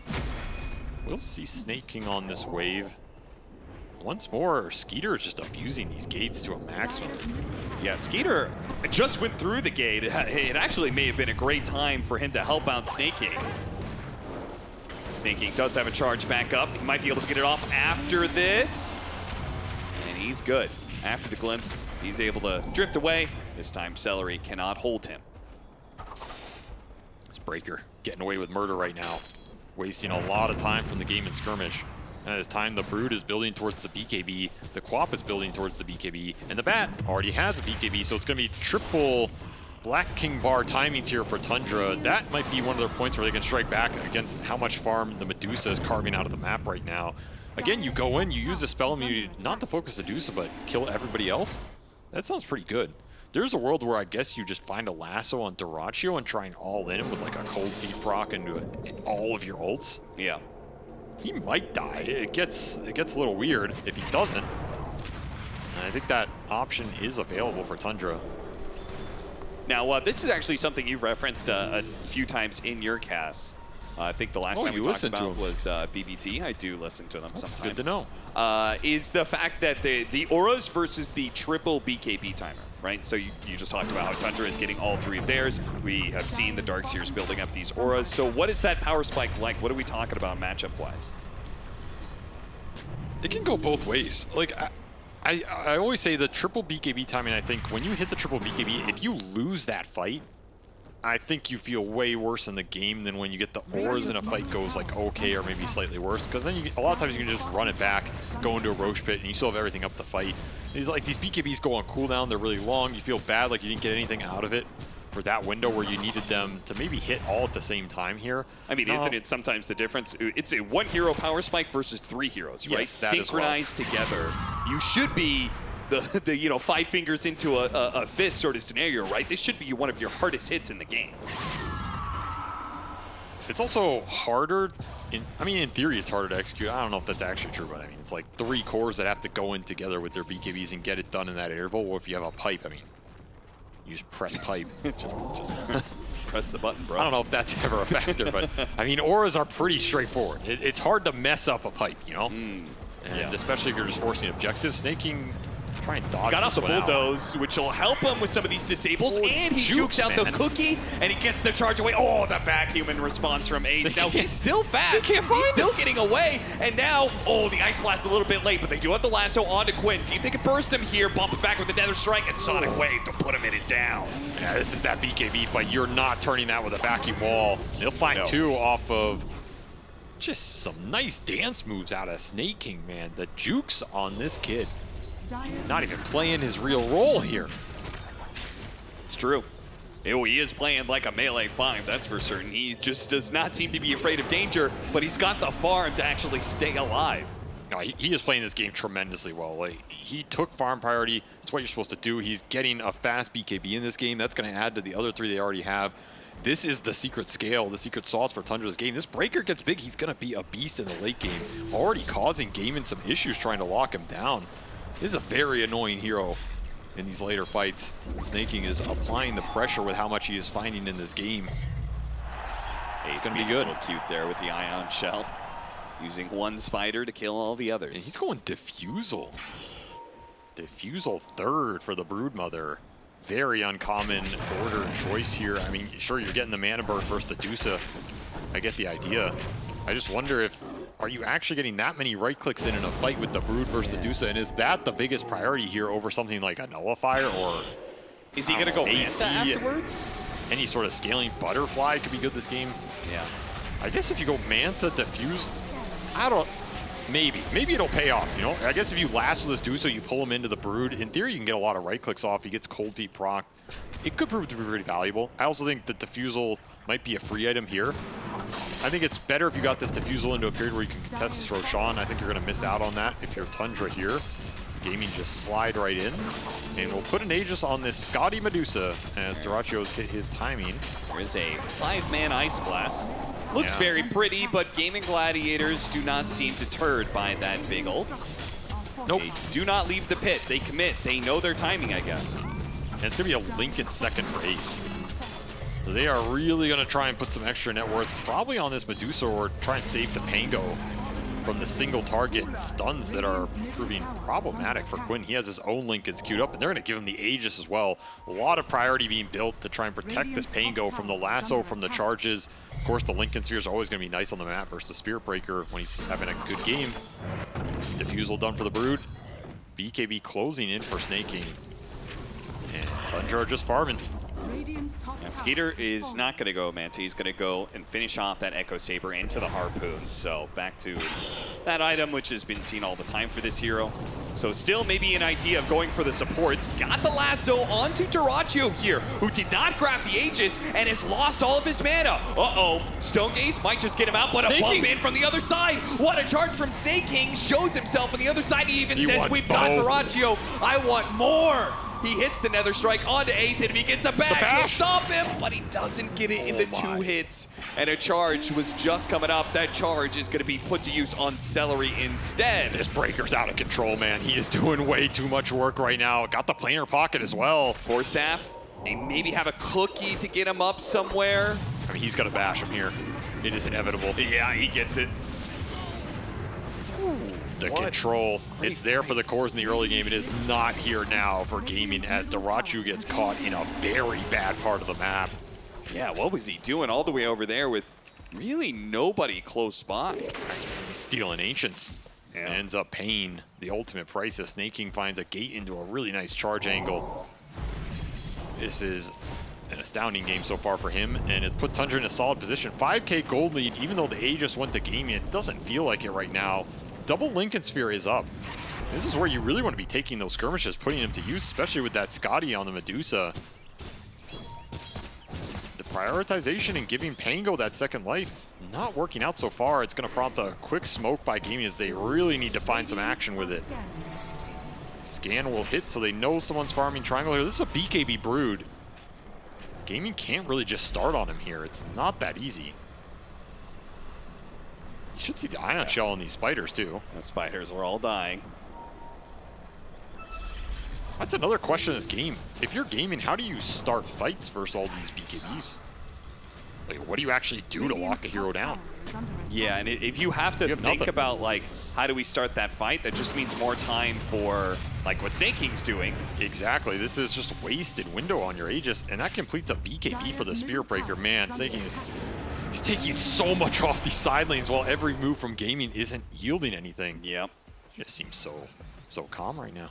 One might say cool, calm and collected. Nonetheless, Gaimin still have the Aegis. They're going to push the base. I think they're getting fed up with what's happening on the map right now and the fact they can't start any of these fights with a true lockdown spell. And they've got their double Lincoln's time. Yep, time to hit the high ground. You wish you had the Butterfly on Medusa here. That might be too much to ask for. Ags finished for the Queen of Pain. Okay, this is a really big item in these fights. It helps you land a lot of these Shadow Strikes and just build the damage over time, kite these heroes out. That high ground will yield half of a tier 3. Tundra. And you're back to dealing with this man. The waves. Okay, they burned out a bunch of his mana, but he had enough. He pops his wand, pops his BKB, and will be able to charge or TP whenever he wants.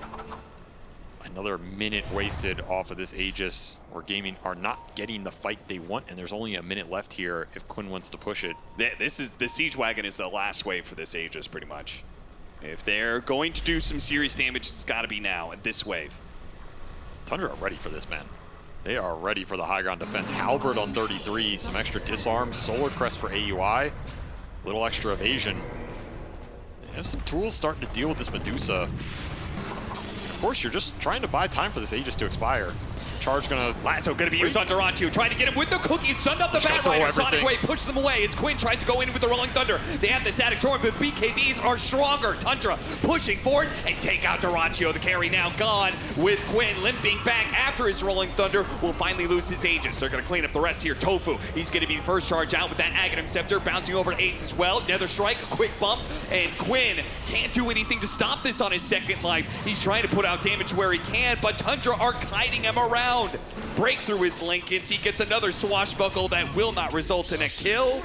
And ultimately, Tundra walk away with killing 4 different heroes because they fought through an Aegis, and they didn't lose anything.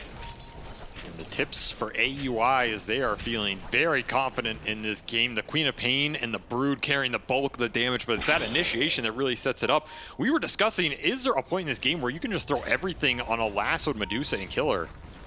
I guess the answer is yes, right? There's not a save mechanism here for Gaimin. You have a pipe and some Lincoln Spheres, but those Lincolns are not doing anything once the initiation has occurred, and the Brood and the Queen of Pain are just laying into you. You just get run down, man. Maybe they should have waited for that butterfly timing. Or maybe if the game, maybe that one death from Durantiu, if he doesn't die on that side part of the map, maybe he has the butterfly for that fight. And that would obviously negate a lot of the damage. Yes, you also ideally want to push higher with an Aegis on the Medusa to prevent the all-in. Right. Like, Tundra can't do that twice. They have to commit all the ults and the BKBs, and they barely kill the Medusa. If he has a second life there, you can rally around that if you're gaming and turn that type of engagement post-BKB duration. They gave it to the Pango. It did not work out in this period at all. And now if you are gaming, you got to get this next Roshan 100%. You need to secure an Aegis for this Medusa because you are in trouble in this game. Okay, the Medusa is going to be scary late game, but so are the 4 cores from Tundra right now as your Pango has fallen behind the Breaker. And honestly, I think this Breaker is doing more in the fight than the Pangolier right now on a Lincoln's Diffusal Blade for Quinn. This is just not a damage output that is scary. They're gonna look for AUI. AUI, he's getting away. No Blink Dagger for Quinn. Couldn't close that distance fast enough. The map play from Tundra has been incredibly efficient. They are dragging Gaimin around. This game has been very frustrating for them. You can feel it, and that is a Shadow Blade for Snaking. Even more initiation power to go along with the aggressive cores as Tundra are looking for anything right now off of this lasso initiation that there are no saves for. Downside of this support duo, it's great when you're leading and you're pressing your advantage against Tundra. It really suffers when you're just getting jumped. All you can do is sit there and watch. Very cheeky little ward here. It's giving vision behind this tier 2 area. The Gaimin Gladiators all huddled around. Tundra, are they going to be able to find an initiation off of that ward? I mean, Skier's just trying to break the smoke here. Yeah. And he's going to spoil that jump from Gaimin Gladiators, potentially with these spiders. Shows himself. Celery, unable to get anything on him. Tundra just farming, man. Every time you make these moves, somebody at some part of the map is clearing through camps. And it's usually snaking. It has usually been snaking. He is just finding so much in this game. It is ridiculous. Brood's going to push in bottom here. Defiant Shells coming out for Tundra as well on 2 of their cores. Yeah, that's pretty scary, especially with the Broodmother who has the shard. So with those levels, with the high amount of damage you're getting off this universal hero, it means that percentage-based damage you're getting off of the shard is even more amped up. Even the extra armor here, pretty nice for Sedusa. And they are controlling both side lanes really well. That's what's been causing Gaimin problems. This 5-man single punch ball lineup is really getting abused on the side lanes as they can't catch a hero and they can't push these lanes out as effectively. The clunkiness being taken advantage of right now. They're struggling to be able to catch any of these heroes, and even if they do manage to get the glimpse off, the BKB is always the answer. The glimpse is not doing much for you right now, and that's what your majority of your catch was in this game. Tundra looking to control the map for this next Roshan. It has spawned at his bottom. They want to do it. They want to just force it. That type of fight can be scary, where you're clumping in this pit, depending on how the positioning goes. You are giving a decent window for Dyrachyo to just run in with Stone Gaze and force the issue. Refresher for Skeeter here pretty early. Double BKB, double Insatiable. That is going to feel good in this fight, because I don't know who's actually killing this Brood. Like, the magic damage is not doing it anymore. It's got to be Dyrachyo just man-fighting him with this crit in the Butterfly. This is a very pivotal window for Gaimin to get a good team fight out of the Medusa right now. It has to be centered around him. Already popping the Manta to try and get some vision around this pit. This charge is just seeing everything. Yep. It has been kept on Dyrachyo throughout this entire time. Snaking very likely to be able to get away without any counter. They send him back where he came from, but it's not very far away. He's just playing with him in this game. Absolutely toying with them. These double Lincoln Spheres have not controlled them. A third is being built by Tofu. Triple Lincolns is going to be the answer here from Gaimin to deal with the lasso, deal with the charges. Do have ways to pop it, though. That is so much utility for a Medusa that is struggling to be able to get the 1v5 really going. Level 20 talent will help out here. Smoke's gonna break on Skeeter. Immediate Stone Gaze. Dyrachyo doesn't get anything for that. This is looking sus for Gaimin right now. Are you going to take this fight without Stone Gaze? That Jump sounds forward, insane. Quinn. They break through Lincoln to manage to get the lasso on him with the Guy's Blast coming in. He's dead. He does not have the gold for buyback either. Dyrachyo, what can he do with this position here? Well, not much. Skeeter is currently just going through hero after hero. His damage is amped up, out of control. He refreshes another round. Another round. He keeps on going for Dyrachyo, sticks on top of him. Dyrachyo just getting kited around by the couple of heroes that were low. But otherwise, it is absolute Tundra domination in this fight. A rampage for Skeeter is a good way to close out this Roshan fight. This Brood had double everything, and it used it to clear through 5 heroes on the backside. Dyrachyo is just sitting there fighting for his life, but there's nothing to help him, man. The Pango is gone immediately off a very nice lasso from 33. Of course, there's no turnaround because your Stone Gaze got wasted.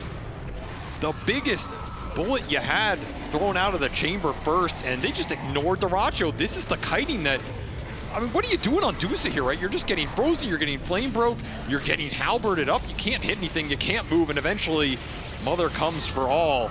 And Skeeter will drain all 5 players here.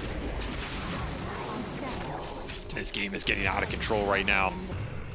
And Gaimin, you're looking at your tournament lives flashing before your eyes. 19,000 net worth lead for Tundra, Aegis, and Cheese on their side now. Gaimin Gladiators have had some incredible comebacks before. Game 1 was a pretty damn good one, but this would surmount any of those, I think. This would be the greatest comeback I've seen from them all year. Because I don't know what the hell you're scaling right now. Like, you've got a bunch of Lincoln Spheres, almost no damage between 4 of your heroes because they're spell immune on everybody. And all of these cores from Tundra are going to be a problem in the late game, man. The Brood and the Bat are doing so much in the fights. The Spirit Breaker has a goddamn Octarine core and level 20 for the extra charge speed. And even the AA is a very terrifying hero in the late game. He has very good talents. These Vortexes are incredibly annoying. It's very hard to deal with Ancient Apparition spells in the late game if you can't get on him first, which what's the backline jump here? Again, what is the initiation for Gaimin to get back in this game? It just doesn't exist. You can pretty much just stand behind your Medusa and hope it's enough to win the fight. Double damage for Skeeter on an Aegis. He's missing a refresher. I don't know if he cares. He definitely doesn't care. Glimmer Cape only gonna prolong that death, I believe, unless somebody can get him a 4-staff down from here. Rolling Thunder, they actually are gonna go for this perhaps. Bounced around, Snake King actually stopping the ball. Now they get the lasso on him as well. They try and vacuum wall, but the illusions really don't do much here. Quinn, one last swashbuckle to get up to the high ground, but he shatters. Oh, that is too dead with Tundra. A pretty simple pick-off when they already have such a big advantage. Now it's their turn to start taking down some buildings. The terrifying part is all of that team fight that you just threw in, there's like no cooldowns here for Tundra. They had an Arcane Rune on the Queen, so his ult's up in 40. This lasso is Octarine. It's up again in 7 seconds already. AE Blast in 15. Spear Breaker, Octarine as well. It's just such low cooldowns here for Tundra, man. You can't even just like bait a fight, use a buyback, and get something out of it here. You're gonna have to win it straight up. And spells for Daze and a Hex for Skeeter. That is a double Hex because Refresher is back up. All he's missing is a level 25 talent on this Brood. Give him a couple more core kills, he'll be there. This is quite literally Dyrachyo versus the world. Put on a hell of a performance in that game 1. But he is running out of options, running out of time, running out of ideas perhaps. Tundra have full control of this map.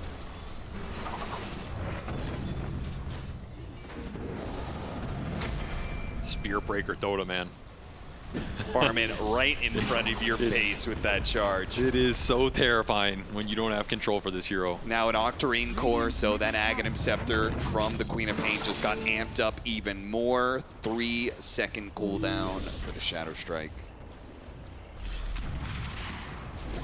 Level 20 as well, so he has the extra scream damage. These Shadow Strikes hurt. You don't really have any Dispel either. Like, nobody is dispelling these. It's basically just your Linken's blocks a couple spells, and then everything Tundra are throwing on you, you just gotta tank it up. Yeah. You don't even have a Greaves here on the Darkseer. Well, there's a little bit more damage. What little you have just got buffed up a bit by that Daedalus pickup on the Medusa. Tundra just have basically one high ground push between them and knocking out the most dominant team of this season in Gaimin Gladiators. And it's looking pretty damn promising here. Right Aegis still up for a minute. To get the lasso, pulling back in Quinn. Vacuum trying to stop what he can, but again, there's nothing to get through these BKBs. Once they have a target in mind, they always are able to follow through. Quinn is dead, and Gaimin Gladiators are going to try and fight without him. Now they're going to buy back after the glimpse, but 9 just blinks away. Once again, a lack of control for Gaimin Gladiators allow Tundra to be able to reset as soon as there's an advantage for Gaimin. Dude, this dagger is 2-second cooldown. It's not fair. It's actually just not fair, the cooldowns on this Queen of Pain right now. I'm almost surprised Tundra didn't commit to that fight off the Arcane Rune alone. Sure. They respect Gaimin Gladiators, though, especially after game 1. So they will give them the chance to hold. After all, they used the buyback on Quinn. Tundra have plenty of more opportunities where that came from. Yeah, I mean, what stops you just waiting and lassoing this Pango again? Or lassoing whoever has to show instead of him. You're continuing to push in bottom with the Spider here, and that level 25 is coming for Skeeter very quickly. Aegis will time out, regen him back up, but this is a pretty damn good ward bottom as well that sees the high ground. So 33 has free jumps. They're going to try and jump first. Rolling Thunder already being used. The blink forward. They caught AUI. That's a pretty decent kill if they can get it. Get to force half over the cliff area, and they manage to get the lasso onto the boulder, so he's not actually finishing off AUI. It's going to be a trade-off there. Dyrachyo now limping back to the base, but look at 9 popping his BKB. Goes straight for the heart of Gaimin Gladiators. Into the base he goes with a Sonic Wave that is just monstrous. Taking down a couple of heroes. Gaimin Gladiators trying to limp back, but now he's been caught without his BKB inside the Sanatorium with a vacuum wall. Maybe an opportunity, but Skeeter's still strong, and he still has his own BKB. He's trying to fight through, but his lifesteal isn't doing anything. Not against the Mana Shield. Tundra have lost 4. Their zealousness, their opportunity slips away as they thought this was the closeout, but Gaimin Gladiators still have a rebuttal. They went for everybody but the Medusa this time, and it does not work out as double buybacks, particularly the Darkseers, gets a wall second there. And Dyrachyo just gets to sit there and pummel everybody the entire time. Brood Illusion actually did some decent work towards the end. And this is a fight where you finally get on that back line. Taking this AA out at the start means all these ice vortexes that we're adding up in the fights are not there over the long run. You're getting daggered, you get a little bit of a dodge, 9 commits in. This charge is pretty damn good. I mean, this fight looks great for Tundra at this point, but you blow everything to clean up these supports. You don't even get Tofu, and then you're stuck in Darkseer territory on the buyback from Ace. But he was just about to blink away too on 9 before the Static Storm landed. Celery, clutch timing there. And Skeeter just couldn't find the lifesteal here. No Insatiable to be able to give him enough. Those are big kills to give away. A lot of gold Tundra, like you said, an opportunity to just end the game there. Instead, you are looking at a Medusa who is suddenly highest net worth and asking for a Divine Rapier with the split shot modifier talent and a Daedalus to boot. The damage is going to be coming a little faster than the previous fight if Dyrachyo decides to buy out here, and I think you kind of have to, right? You don't have buybacks on some of your other heroes. This is a risky call. You save Medusa buyback, you buy out for Divine. Yeah, I mean, where he's playing right now, certainly wouldn't want him to have a Divine Rapier. But I do agree that it is definitely time to buy it. You need something more. They can't be playing off of buybacks forever. And this is where that original question in this game is once more posed to Tundra. Do you try and all in the Medusa, or do you kill everybody else? Because now you're in a situation where, you know, the Pango Darkseer don't have buys. If you take them out, that sounds really great. Divine Medusa might kill you in the meantime. Yeah. It really is going to chunk this Broodmother. The Brood is not that tanky. This build is basically all in on aggression for Skeeter. He doesn't have that much armor. He doesn't have any evasion. There's no survivability here if he can't hit the Medusa, or if the Medusa just has overwhelming damage. I mean, she has the mana shield. You can't get the lifesteal. Exactly. So this is a scenario where once this Divine is out, I think you really want to try and all in Dyrachyo. And it's up to Gaimin to try and prevent that with the Lincoln Spheres, with baiting somebody, set a fight up where this Dusa gets to hit people. Even if it's only for 4 or 5 seconds, it might be enough. Oh man, it's going to be a late Roshan. This gives Dyrachyo the opportunity to maybe buy Divine Rapier and BKB. Buys the BKB now. Not buying the Divine. Playing the more conservative route. Playing to hold on to this game instead of playing to turn it around completely. This might be the right call, depending on what happens in this next fight. He wants BKB for the Roche fight, does not want to lose a Divine before he has the Aegis. You have enough damage without that Divine. Even if you're spell immune, it will get you through some of these disarms and some of the annoying kiting that is happening. Quinn doesn't want to get caught, pops out of the pit, joins his team for a smoke. Tundra holding the right side of the pit, holding their dire side. Radiant side advantage here is spoiled by the fact that they don't have any buybacks on the side of Gaimin Gladiators. These deaths will be final, perhaps final in the game entirely. You have 3 on the side of Tundra. The Breaker can get back there pretty fast. He's going to poke some illusions.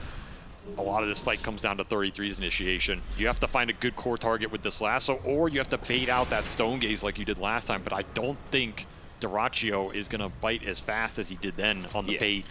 Especially since he has that BKB, right? He knows that he has a little bit more shielding. You have to hold it here. You have to be patient.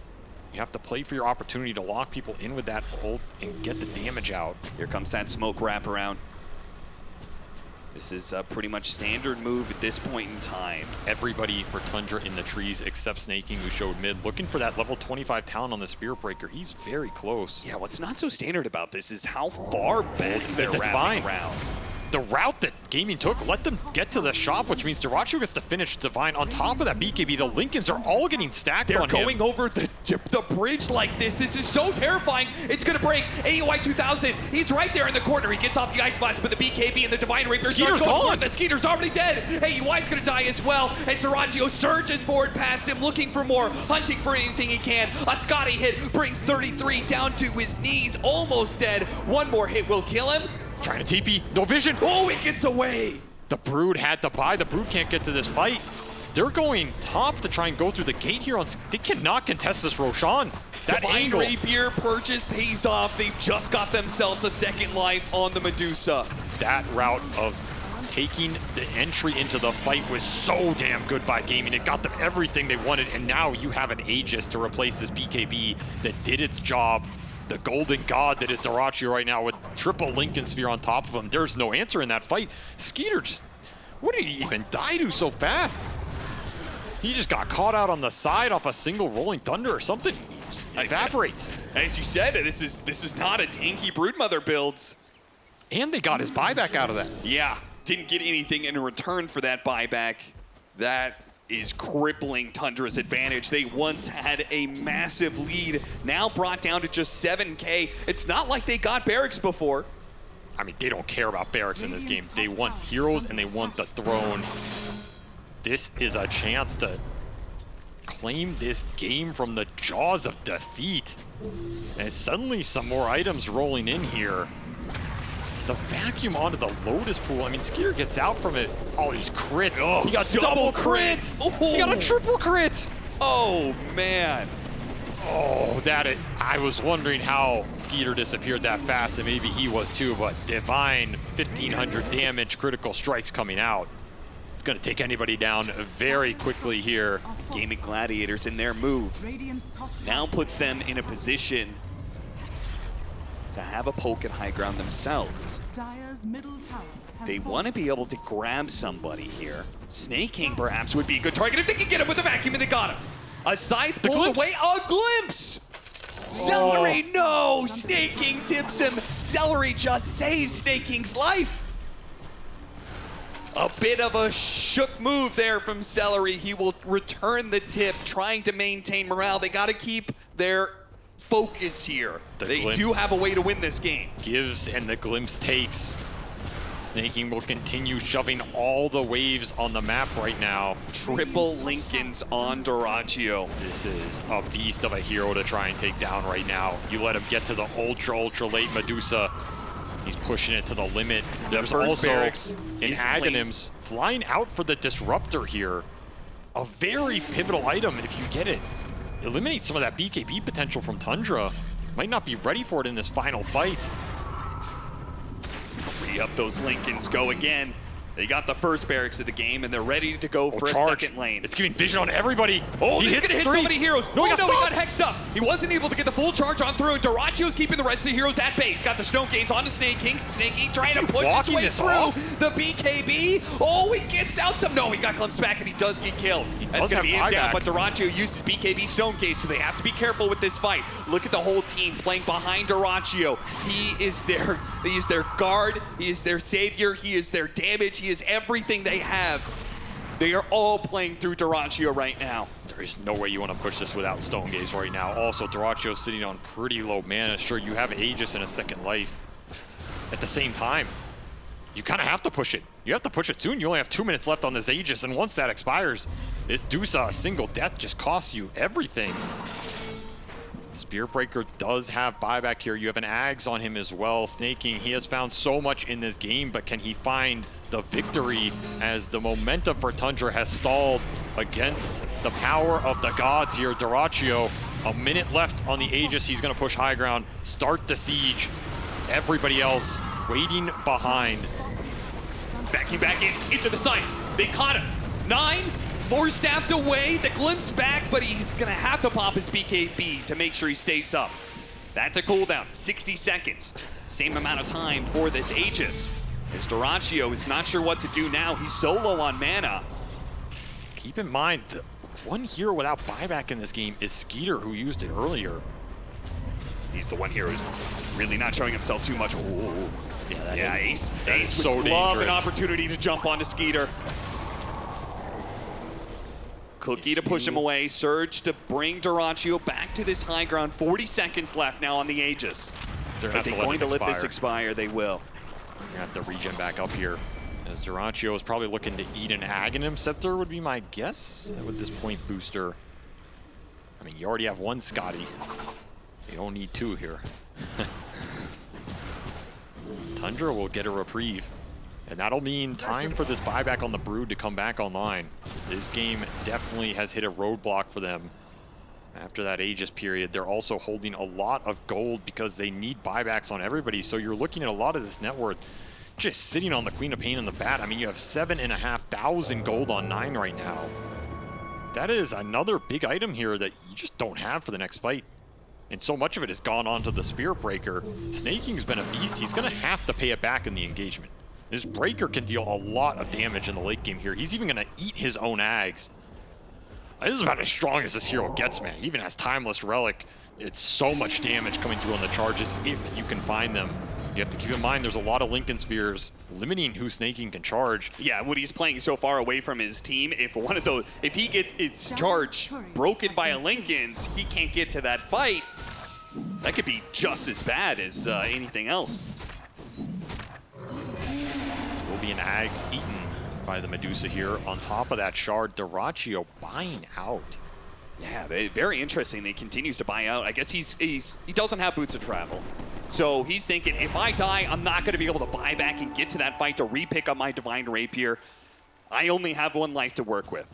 And he's going to play for the most of that.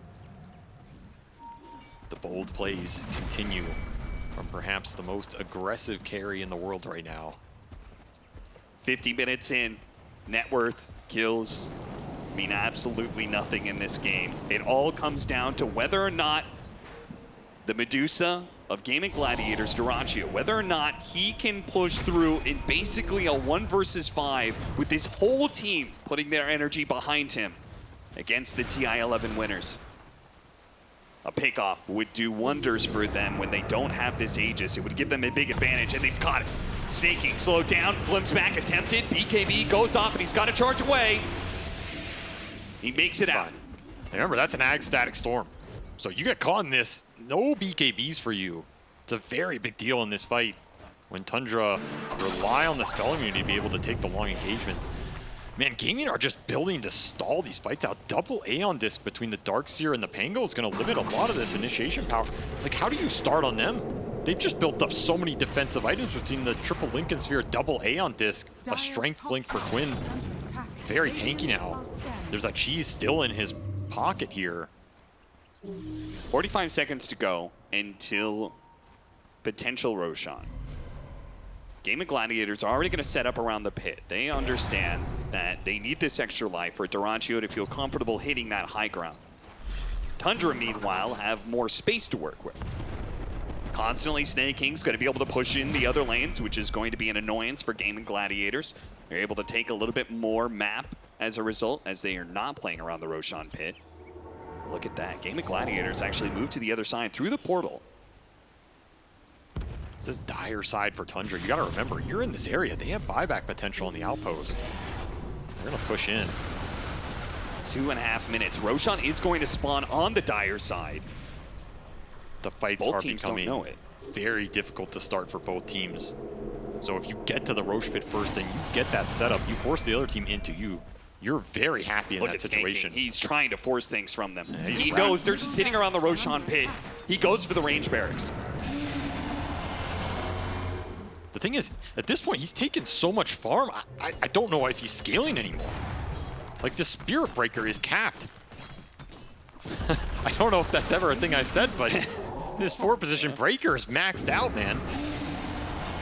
This could be interesting. Aghanim Scepter now done for the Bat Rider, which means he does have a way to be able to grab the Dusa through the Lincolns if there's a hero close by.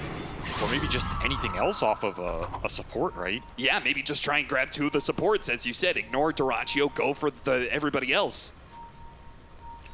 Smoke goes through. All the buybacks are up.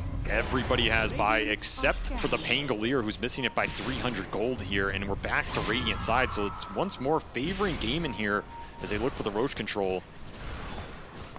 I'm starting to worry about the Brood's damage. Early on in this game, it was significant. At this point, Skeeter has not picked up an item in like 10 minutes. He's just sitting on the same inventory he had. He does have that level 25 BAT talent. That helps. I think he's going to have to play a bit more patient. Wait for the fight to develop off the Breaker, Bat, and Quap, and come in a little later when this Insatiable has worked its way up. They got the word on the high ground. 33, looking for something, not finding it. Dyrachyo's going to be able to get a jump forward. They're getting the stuns onto 9. 9 trying to blink away. He's able to make it out, but Skeeter wasn't. He's dead for 2 minutes, and so is the Bat Rider. Charge through. Snake King looking to get out, will not be caught on his exit. Gaimin Gladiators happy to win that fight, yes, but they will probably not do much with it as they're going to wait for Roshan, which still is not going to spawn for 45 seconds. A fight for something that is going to get delayed significantly, and Snake King will take full advantage of that. Static Storm caused him huge problems. Skeeter just gets nothing off. I think 9 is lucky to get out of there. I don't even know how he got out of that field. Must have been right on the edge. Snaking, ratting with the Breaker is about the best Tundra have gotten in the last few minutes here. They will not use their buybacks, however. And again, 33 just can't lasso anything, man. He's looking and looking. Oh, the Pango roll knocked him out. Yeah, I think it got him out of that kinetic field. That's he was very able to fortunate. get through that area. 33 needs a Lincoln's break or something. Like, he has Halberd, I guess. It's just too many Lincoln Spheres, too many Aeon Discs. You can't get through them all. Snaking doesn't have BKB. He's going to be caught here, glimpsed away to the side. Once again, Snaking's able to get out with an assist from Celery, who is struggling to be able to get the correct positioning on these heroes that are moving around so quickly. A Roshan has now spawned, and Gaimin Gladiators will go back to it. This will give the time for Tundra to hold on to their buybacks, as you said. Aegis for Dyrachyo is going to feel very comfortable. He can replace the BKB, have 2 lives with the Divine, and it's going to be a Refresher Shard for somebody, which, I mean, there's some options here. I think you're giving it to Ace for double Hex, double back wall. Yeah. Double Static Storm's not too shabby either, but it'll be a second cheese as well. Quinn's going to pick up the Refresher Shard. I think you definitely want to end it up with it on Ace here. Let's see what they decide to do, as they're looking bottom through the gate, sending everybody through. Time to play aggressive if you're gaming during this Aegis period. Oh, Ace was so close to being able to hit up Blink Scythe onto 9. Half a second too late. And this is something they're going to have to contend with. Tundra don't want to fight them in a head-on fight. So they're going to be ratting this map out. And they've got great heroes to do it. Gaimin Gladiators, are they going to be able to get a high ground push that isn't a trade-off? I'm not sure how they get enough map control to be able to do that. I think they're going to have to trade something at some point. Or just man up, man. I don't know. It feels like at a certain point you kind of just have to run down a lane with this Dusa and hope it's enough. Right, Tundra, this is an incredibly patient team. Maybe the most patient team in the world right now. They have no problem waiting out Aegis periods, no problem waiting for some 80, 90-minute timing that they fabricated in all of their heads that will somehow work. If you're gaming, the onus is on you to end this game right now with the way the Breaker is controlling the lanes. He breaks the smoke, getting away with his BKB in use. Gaimin Gladiators do have a wave that's approaching the high ground, so they have a way to be able to breach. And Tundra are not back. They are all out on the map right now, so this will be some free buildings for Dyrachyo. Nobody's dealing with the waves that are coming in the mid lane. That was Snaking's job, but he got chased away from it. So all of these heroes onto the map aren't going to stop a Mega's push from Gaimin Gladiators here. I mean, what is Tundra's They still have a answer? tier 2 up at top. A Spear Breaker is not matching a Divine Medusa here. Yeah, that tier 2 saving a lot of time. Back door is also going to kick in as all the waves were cut. I think you can push through this if you're gaming. It will slow it down a bit. As he gets another range barracks, he's going to get a melee barracks, unless somebody comes back now. Backdoor protection is somehow gone, though many of the creeps are dead right now. They got a TP out of Tofu to try and save one of their barracks, so they have a 5-on-4 from Tundra if they want it. Dyrachyo could get got here. They're putting all their Lincolns on him, surging him away. 33, couldn't get the catch. Not through all those Lincolns. Snaking charging out. That Snake will eventually hit him. Illusion. He stops to grab an illusion rune. Decent pickup that he certainly doesn't want to be giving away to the Medusa. He wants to keep this pressure on the top lane if possible. This is an absurd amount of pressure a Spear Breaker is creating on your buildings. And this melee barracks is going to die. Yeah, he will get it here. I don't think Gaimin want to come back. They would just want to trade for the Megas. They are going to push in top wave. Mid is eliminated the back door here. So once again, Tundra, you have to defend this or you're giving up Megas. You cannot trade. They're not going to be able to outdo this Medusa. So Dyrachyo, this push. Tundra will have to respond. How are they going to respond? Oh, One of these buildings is almost dead. That charge in from behind with the last 1 and 2. They're going for the Pango right now. They both got pushed up to the high ground. Dyrachyo pops the Stone Gate, Snaking, trying to slow down that damage. Gets up his leg because he has a buyback. Meanwhile, Tofu, he's slowed down. So the supports are being guarded by Dyrachyo, but 9. Stone he sees an entrance on the side with the BKB. He doesn't get anything. Has to blink away. They do manage to finish off Tofu thanks to Snaking, who once again, they are controlling up the Dyrachyo Medusa. They put the disarm on it. They put the cold feet on him. Skeeter, skittering away to the side. Oh, he got frozen up. He has to pop his refresher, pop his BKB to stay alive, but how does he get the HP back against the Medusa, who stands in their way? Snaking charges forward once again, but a charge back from Quinn with the Rolling Thunder. Snaking pops the refresher, pops BKB, a double lasso, controlling up these heroes. Yes, Dyrachyo's losing some of his mana. They're going for Ace right now. Snaking's trying to get away, but the kisses are raining in. Snaking trying to get back. The shots aren't enough. They kill the Bat Rider, who has a buyback. The Megas are now going to be in pain. Dyrachyo starts backing himself away. trying to pull back, but they pull him back in. But Dyrachyo doesn't care. He fights him against Skeeter, but maybe he does care. He's losing his life. A disarm comes out, and that's enough. But Ace, he's low. He needs life steal. He's disarmed. He's healing up. He's healing up. He's trying to just keeping his life alive. Dyrachyo against Snake King. The Spirit Breaker trying to do everything he can. A charge going out. They don't have their Broodmother. They're lacking in damage. Who's going to put it out for Tundra? Who's going to keep themselves alive? He dies. Snake King's dead. 2 dead with no buyback on the side of Tundra. 33 is going to be next up. He's stuck inside the status storm. He can't get out. Oh no, Tundra. He stands tall through it all. A king will fall. And perhaps his throne here, as you have a Queen of Pain and an Ancient Apparition. 9, you better make some magic happen right now. He's fighting for it. He's fighting just to kill a simple 5 position right now. But it's not enough. A glimpse pulls him back. Dyrachyo will knock him down. Another buyback.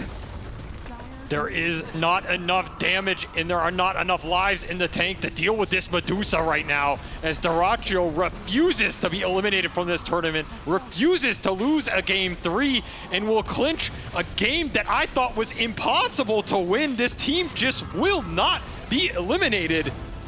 3 majors, and here it will not go out quietly, as Tundra did everything in this series to claim a victory, and it was still not enough.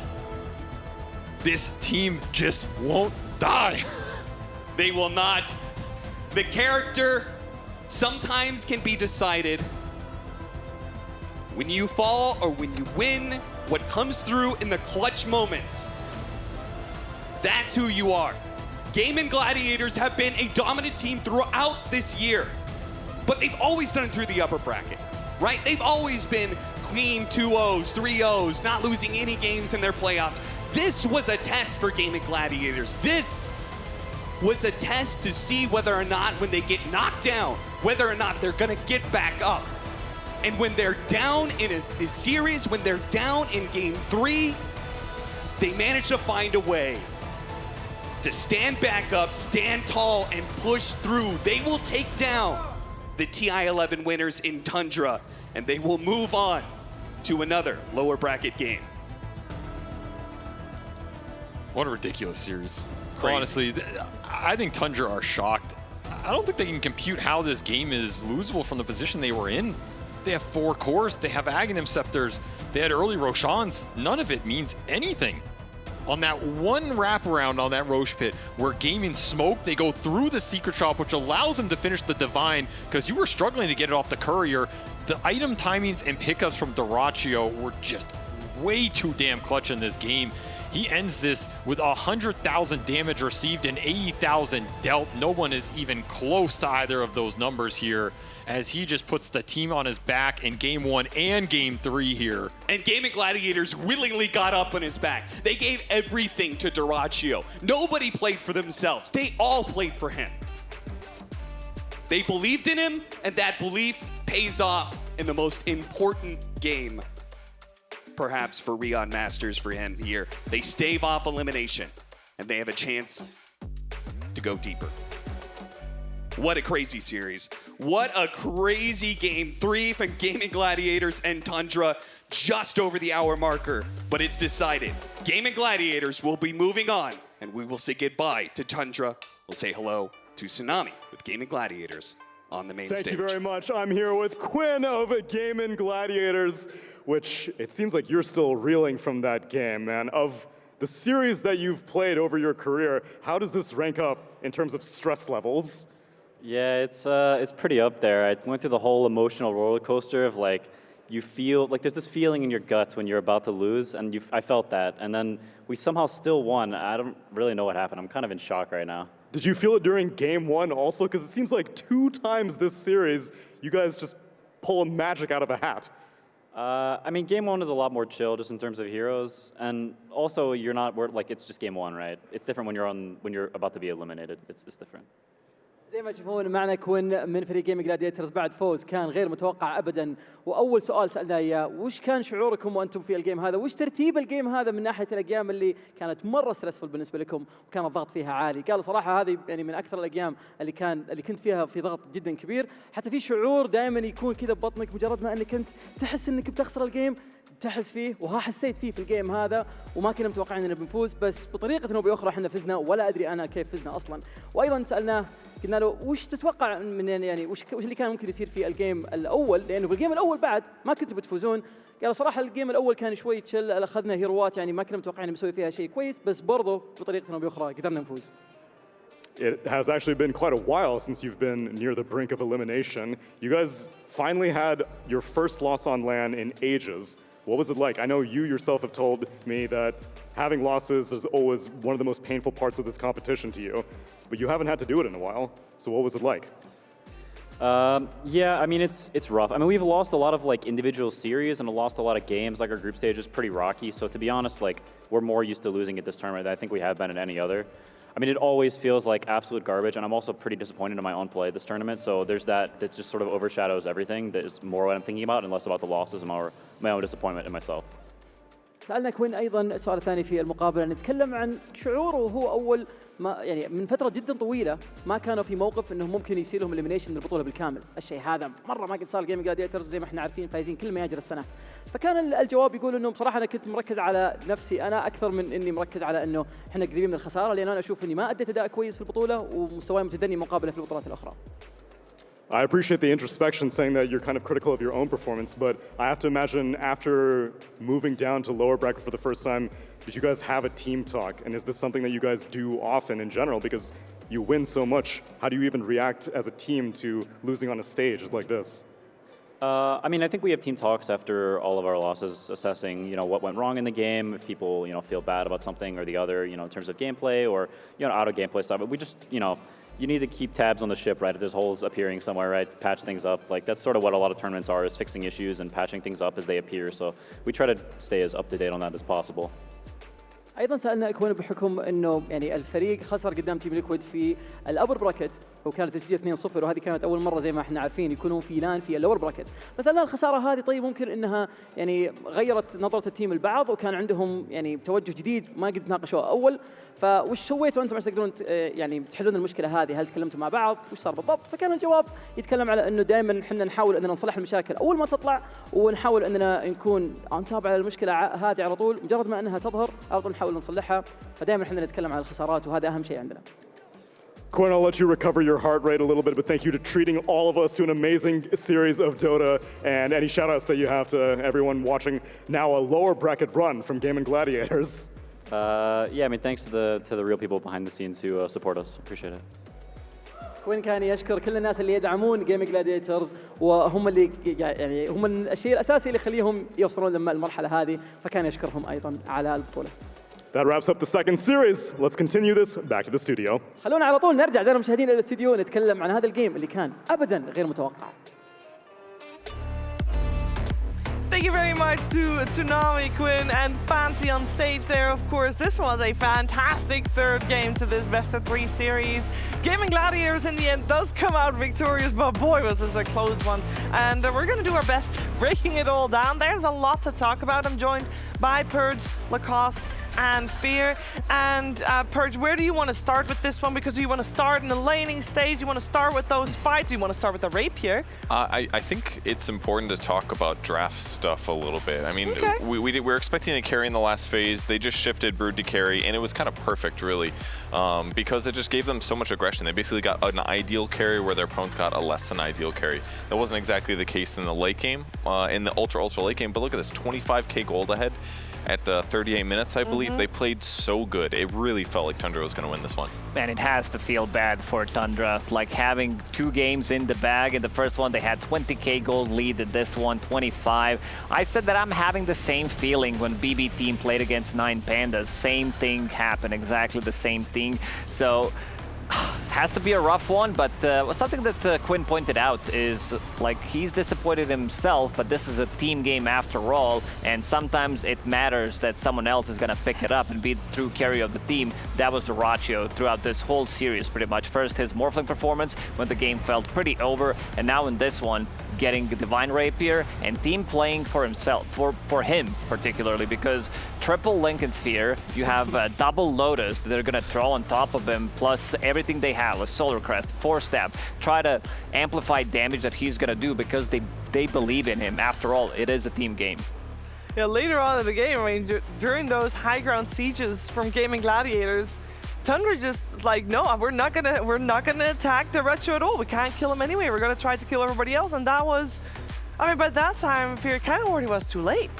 It was indeed, and I think Gaimin Gladiators here like proved something pretty important here, because I watched a lot of Duracio's games in the past, and they would kind of win without him. I'll put it that way. Like a lot of games where they could prove where he could just do whatever he wants, he'll show up whenever, but now they're in a situation where they're not doing well, and he has to be the one to like take the game by himself. So they have two styles now, which is very scary. If Duraccio is that type of carry where you can rely on him in these ultra late games, he will carry you if all four players are having a bad game. But then again, if they're having a good game, Duraccio can sit back as well and have a nice game. That's a very scary team to play into. Yeah, you need to have that balance. You need to have that trust. And if maybe Quinn said he's critical of his own gameplay in this tournament so far, he needs to have that trust that his team's there to back him up, Lacoste, and that's just what happens. They were there for, like, they just itemized for him. They played around him, understood like who the true carry of the game is. And we mentioned, you know, if this game goes late, that Tundra, they're gonna have a lot of issues, because it was something unusual when it comes down to like itemization as well, because they tried to drag the drag Medusa into Broodmother, Cold Feet, plus Diffusal Blade pickup, Refresher to have like another BKB, another Insatiable Hunger on Broodmother to deal as much damage as possible. But in the end, it didn't work out. I think we gotta give credit for Tundra, because this probably has to be the best series from my point of view, and that 9 Pandas against BB, that was also up there. Yeah, I think a lot of it comes down to mechanics stuff. The obvious one is that you do so little raw damage to Medusa, you can't lifesteal. So even though Brood did a lot of damage, he couldn't actually just fight Dusa to the death. It wasn't really going to be a winning equation. Caster's pointed out many times he didn't have that much armor.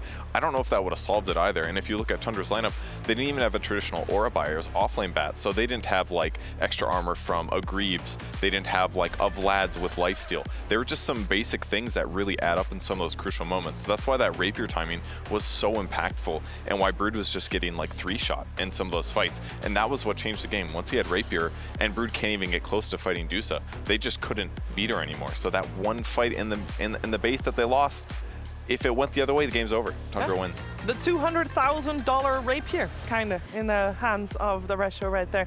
We have, of course, also got an STC play to analyze, and there were a couple great comeback fights coming out from Gaimin Gladiators, but this is the one that really, truly started it all. As we saw earlier, Tundra here was ahead by 25K, and it looked like this was going to be the deciding fight where Tundra was going to take GG out. Yeah, this is the one where like Duraccio started to make the comeback. Like all the other fights, they focused Medusa, but if you watch in this fight, they go for other heroes. They buy back. Duraccio, he's not getting focused. The damage is slowly coming out. He does have items at this point. And you'll see about this point when this halberd runs off, Duraccio can right-click now. They're grouping up. The split shot is going off here. These two heroes are like, oh, we're just dying now. We haven't dealt with Duraccio yet. And now all of a sudden, you got a 4-man wipe in the enemy base there, and Duraccio, this is like, you know, the catalyst for him to start becoming this monstrous carry that he became. If they lose this fight, they probably lose the game, but this has been like Eastern European classic for a very long time, having Disruptor plus a Vacuum, especially once Disruptor gets the Ags. Like this combo is just game winning. Maybe throw in Nagasari on top of that, but the execution in the base, it was there. When they needed, it was there. It was 100% there. I don't think it comes as a surprise to anyone that the MVP is Duraccio. Of course he is. It's the series MVP, so it wasn't just his Medusa performance. And you know, you do get lucky with 3 crits in a row taking out Skeeter, by the way. That is crazy good. Obviously a little bit luck involved then, but his Medusa was top tier. His Morphling earlier didn't die for the longest time, and Gaimin Gladiators could really rely on him to carry them through what was also a very difficult game. Game 2 fell a little bit short, but the Drow Ranger was a gamble in that game. At the end of the series, though, he is the one that made sure that this team lives to see another day. By the way, do you remember me saying $200,000 Rapier? Well, it might actually be a little bit more than that, because we have to, some people might have missed this, but there's a club awards going on at the same time over Gamers 8, which counts all top 8 finishes per organization. Gaimin Gladiators doing very well. Gaimin Gladiators just got another guaranteed top 8, and the winner of that competition, as in the organization, in this case Gaimin Gladiators, stands a chance to win $5 million on top of anything else they win. It was 5 million for first place. 5 million for first place. Gaimin Gladiators has got another top 8. That's a lot of money. I thought it was 1.5. Are you sure? I am now starting to doubt myself. I'm gonna. It was a lot of money. Like, I'm that's gonna Google it, guys. The org is gonna be happy no matter what. They're like, hey, extra money. I'm gonna Google it. Talk about the Bracho, because he was definitely the man of the match. That'll fund like 2 teams for at least like a year in terms of salary. That's pretty sick. That's a big prize money, bright prize pool there. But yeah, they had to win like 2. They had to place top 8 in like 2 tournaments, and then within those, if they get first in Dota, they get 50 points. They're currently in the lead at about 50 points. So yeah, if they can go far here and get a bunch of points, yeah, I'm sure their CEOs will be very happy about that one. And Quinn talked about how he feels pretty bad about this tournament, his performance. I think Durachio's the polar opposite on this one. I bet he's riding a high right now, carrying his team through his, a rough patch, and they can just like rely on him. He's like, oh, I just carried 2 games that we probably should have lost, so he deserved the MVP. He played really well, and he's probably feeling really well as well. I think it's 5 million total prize pool, 1.5 first place, if I remember correctly. Either way, right, a lot of money. You're right. It's still a lot of money on the line. There's not really other tournaments. So I got a little bit enthusiastic, a little bit ahead of myself. It happens sometimes. It's okay. It's still a lot of money, by the way. So yeah, Gaimin Gladiators doing very well here.